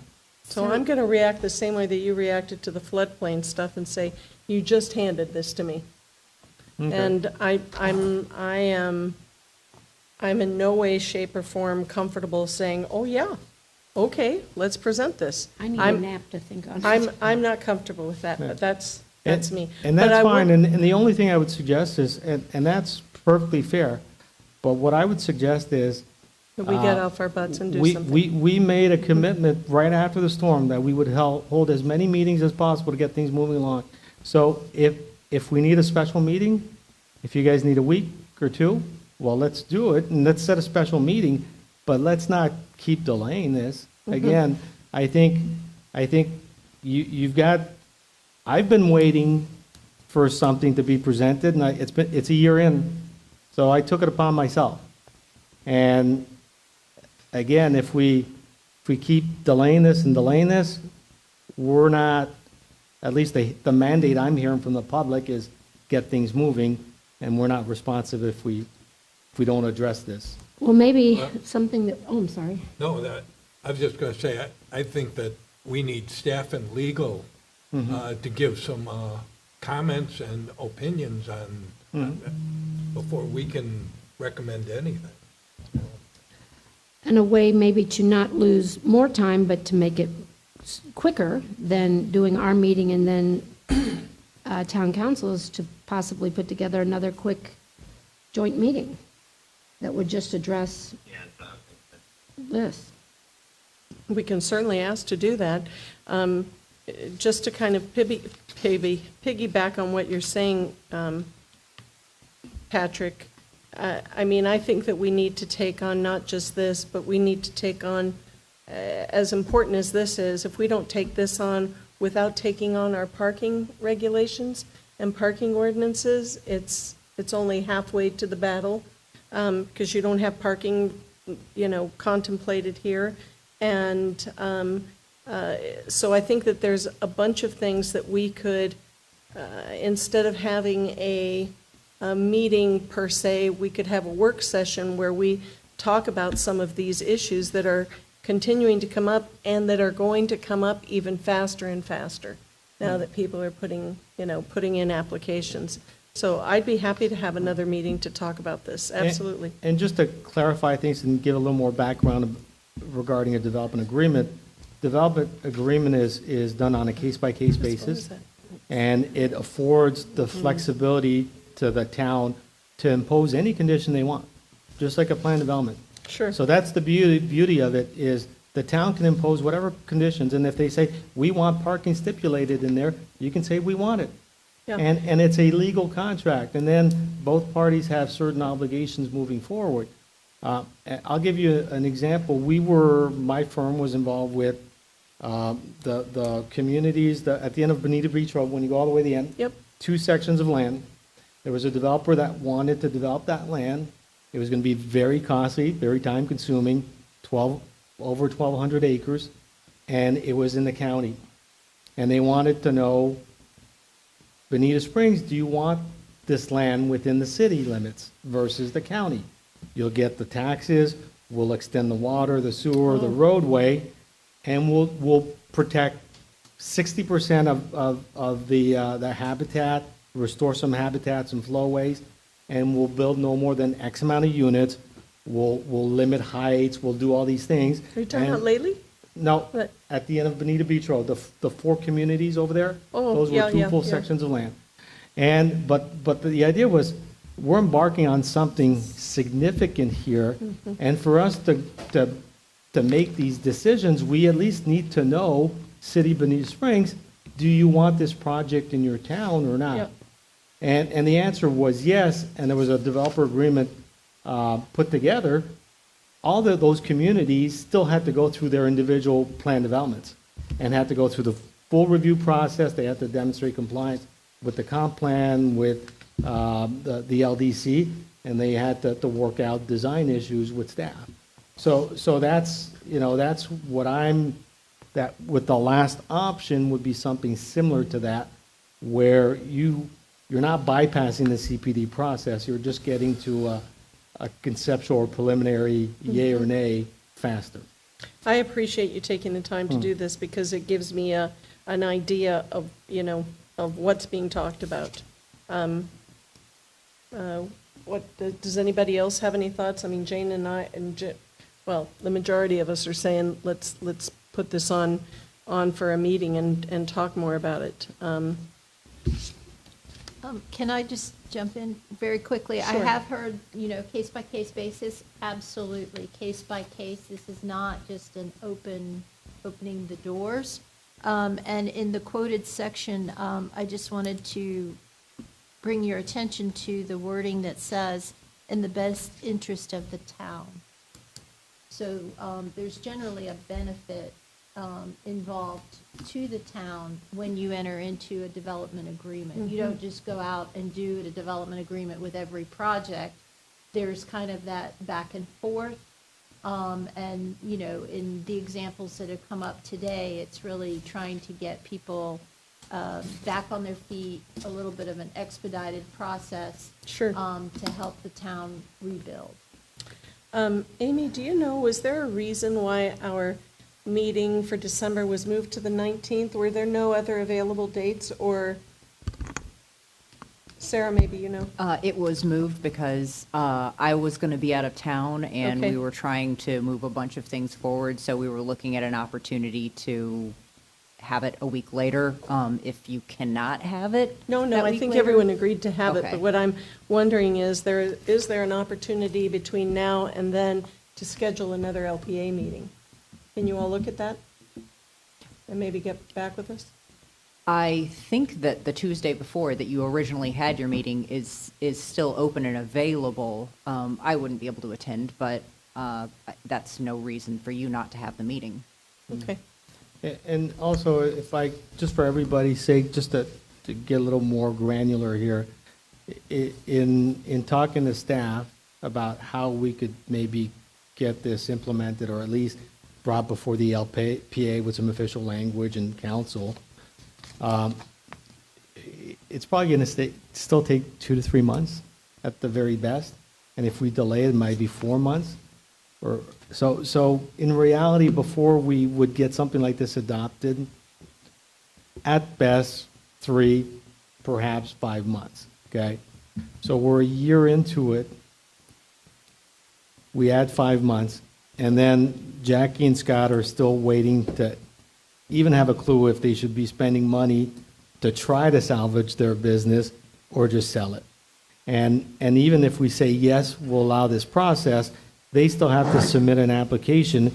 And even if we expedite it as fast as we can to advertise and to get it to both parties, you're probably talking about an extra 2 months.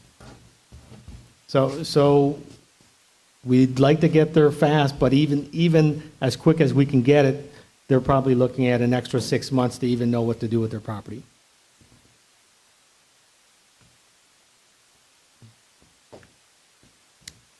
Well, I think if we are going to, how does everybody feel about having 2 meetings back-to-back weeks in December? I can do I'm all it. for it. Yeah, I can do Okay, it. if you could see, Amy, if we could put that on the calendar, and, right, okay. Okay, so anything else on your agenda? That was it? Okay, LPA members, No comments. no comment. Scott, Thank you, Patrick. It's awesome. nothing from you, Scott? No, ma'am. How about you, Don? LPA members? No, nothing for me, thanks. Okay. I wanted to bring up, are all permits that were given out after Hurricane Ian only good for 6 months? All residential permits? Do you mean temporary trailer permits? No, I mean permits on the property. Like a building A permit? building permit. Typically, it's based on inspection, so as long as you keep having inspections within a certain time frame, your permit just gets extended. Okay. So, if you get inspections or if you show that you're making progress on the permit. Okay. Okay, another question I had is, at the stoplight in front of Margaritaville, I had this happen to me twice yesterday. There were people standing at the crosswalk. I stop, and the light is green, and cars are honking at me, and people are standing at the crosswalk, and they don't know whether to go or to not go. What is the rule? If the light is green, do we go and they stop? I mean, there needs to be something at the stoplight to say who has the right-of-way. Yeah, they should have a crosswalk. Yeah, they should have a walk sign or not, don't walk, right? Yeah, They should have something. There is no walk sign. Okay. And it is difficult. Yeah, And if you have the green, then the other thing I noticed is that, I realize more lights are up on Estero Boulevard, but I don't know about you, but I had to check my headlights were on because you couldn't see in the shadows of everything as to whether there were people moving on the sidewalk the other night. It was like they were standing around and you didn't know whether they were going to if there was going to be a crosswalk there. Once you approached it, and there's so many crosswalks that don't have any lights above them. Is that going to be rectified? I'm meeting with the town manager this afternoon, so I'll bring that up. I mean, and is the amber light as bright as it's ever going to get off of turtle season? I am not sure, but I can also ask. I'm just saying that As a bike rider, I don't feel comfortable riding at night because I even put another headlight and carry a flashlight, and you can't see when the sidewalks go to dirt. And so it's very dangerous to be riding, and then all of a sudden you're in sand, and, you can't really feel safe about it. Plus, it's really ridiculously dark. I'm very concerned. There's big gaps, and especially big gaps down here, from the Lani Kai down to Times Square. It's dark, and that doesn't make any sense to me.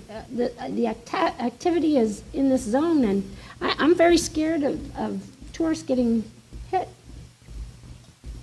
I think it's something that we need to get on immediately. A season is here. Thank you I for will trying to definitely bring address that that. up. Thanks. Tanita, you're... Everybody else is gone? So I apologize for my rapid departure there. I think that we need to bring forward Sarah and everybody to really comprehensively look at what our goal and vision was for the downtown and this walkability thing that nobody's going to be able to accomplish because of elevations and parking and even golf carts and alternative methods of transportation. I think it's a review that needs to happen sooner than later. Right.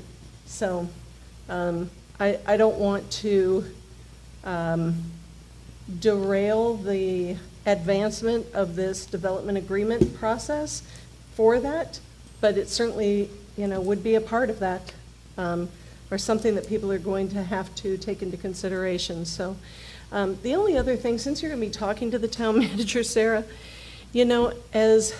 since I've been driving around the island lately, I'm looking at neighborhoods where folks have, are getting their homes back together and putting things back together, and everything looks great, and then, 2 houses next to them are still in shambles.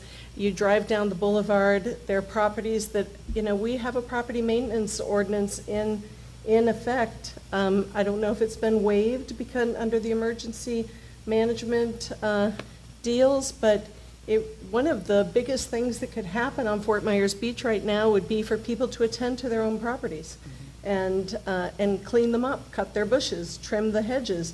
It would do an enormous, look, you go by the Red Coconut, and it's a pretty piece of property to look at now. It's been cleaned up. Even the London Bay Group, they've cleaned up their properties. So it makes the ones that are not cleaned up stand out in a very negative way. It's kind of glaring. In my neighborhood, there's one house that's got perfect grass. How they've got perfect grass, I don't know, but I'd like to know. Everything looks great. And then the house next door, woof, disaster zone. So it'd just be something that maybe the town could be a little more proactive about helping folks that are, working hard and that are having to deal with that. Okay, LPA attorney items and reports. Before you go on, I just got a text stating... did Don have anything? No, he hasn't had a chance yet. I'm sorry, Don. It said temporary lighting it still have temporary lighting from turtle season, waiting for FP&L to get going on the approved lighting. So, can you find out what the holdup is and when they're going to start? Because, it's ridiculous for us to still be waiting on lighting here. Don, did you have any comment? No, I don't. Thank you. Sorry. Nancy, do you have any items? No. Sarah, you have anything? No, ma'am. So items for the next month's agenda, do you know what our regular agenda will be yet, Sarah? I'm sorry. Do you know what our regular agenda, any idea what it will be on our next regular agenda? I am hoping to have the comprehensive plan, and I am reviewing with staff this afternoon or tomorrow what is going to be on the next month's agenda. Okay. And then you'll get with us so we can do a roundabout of emails or whatever about these other topics in the development agreement. Okay, great. Thank you all so much. Patrick, thank you for that work again. May I have a motion to adjourn? It is 2:07.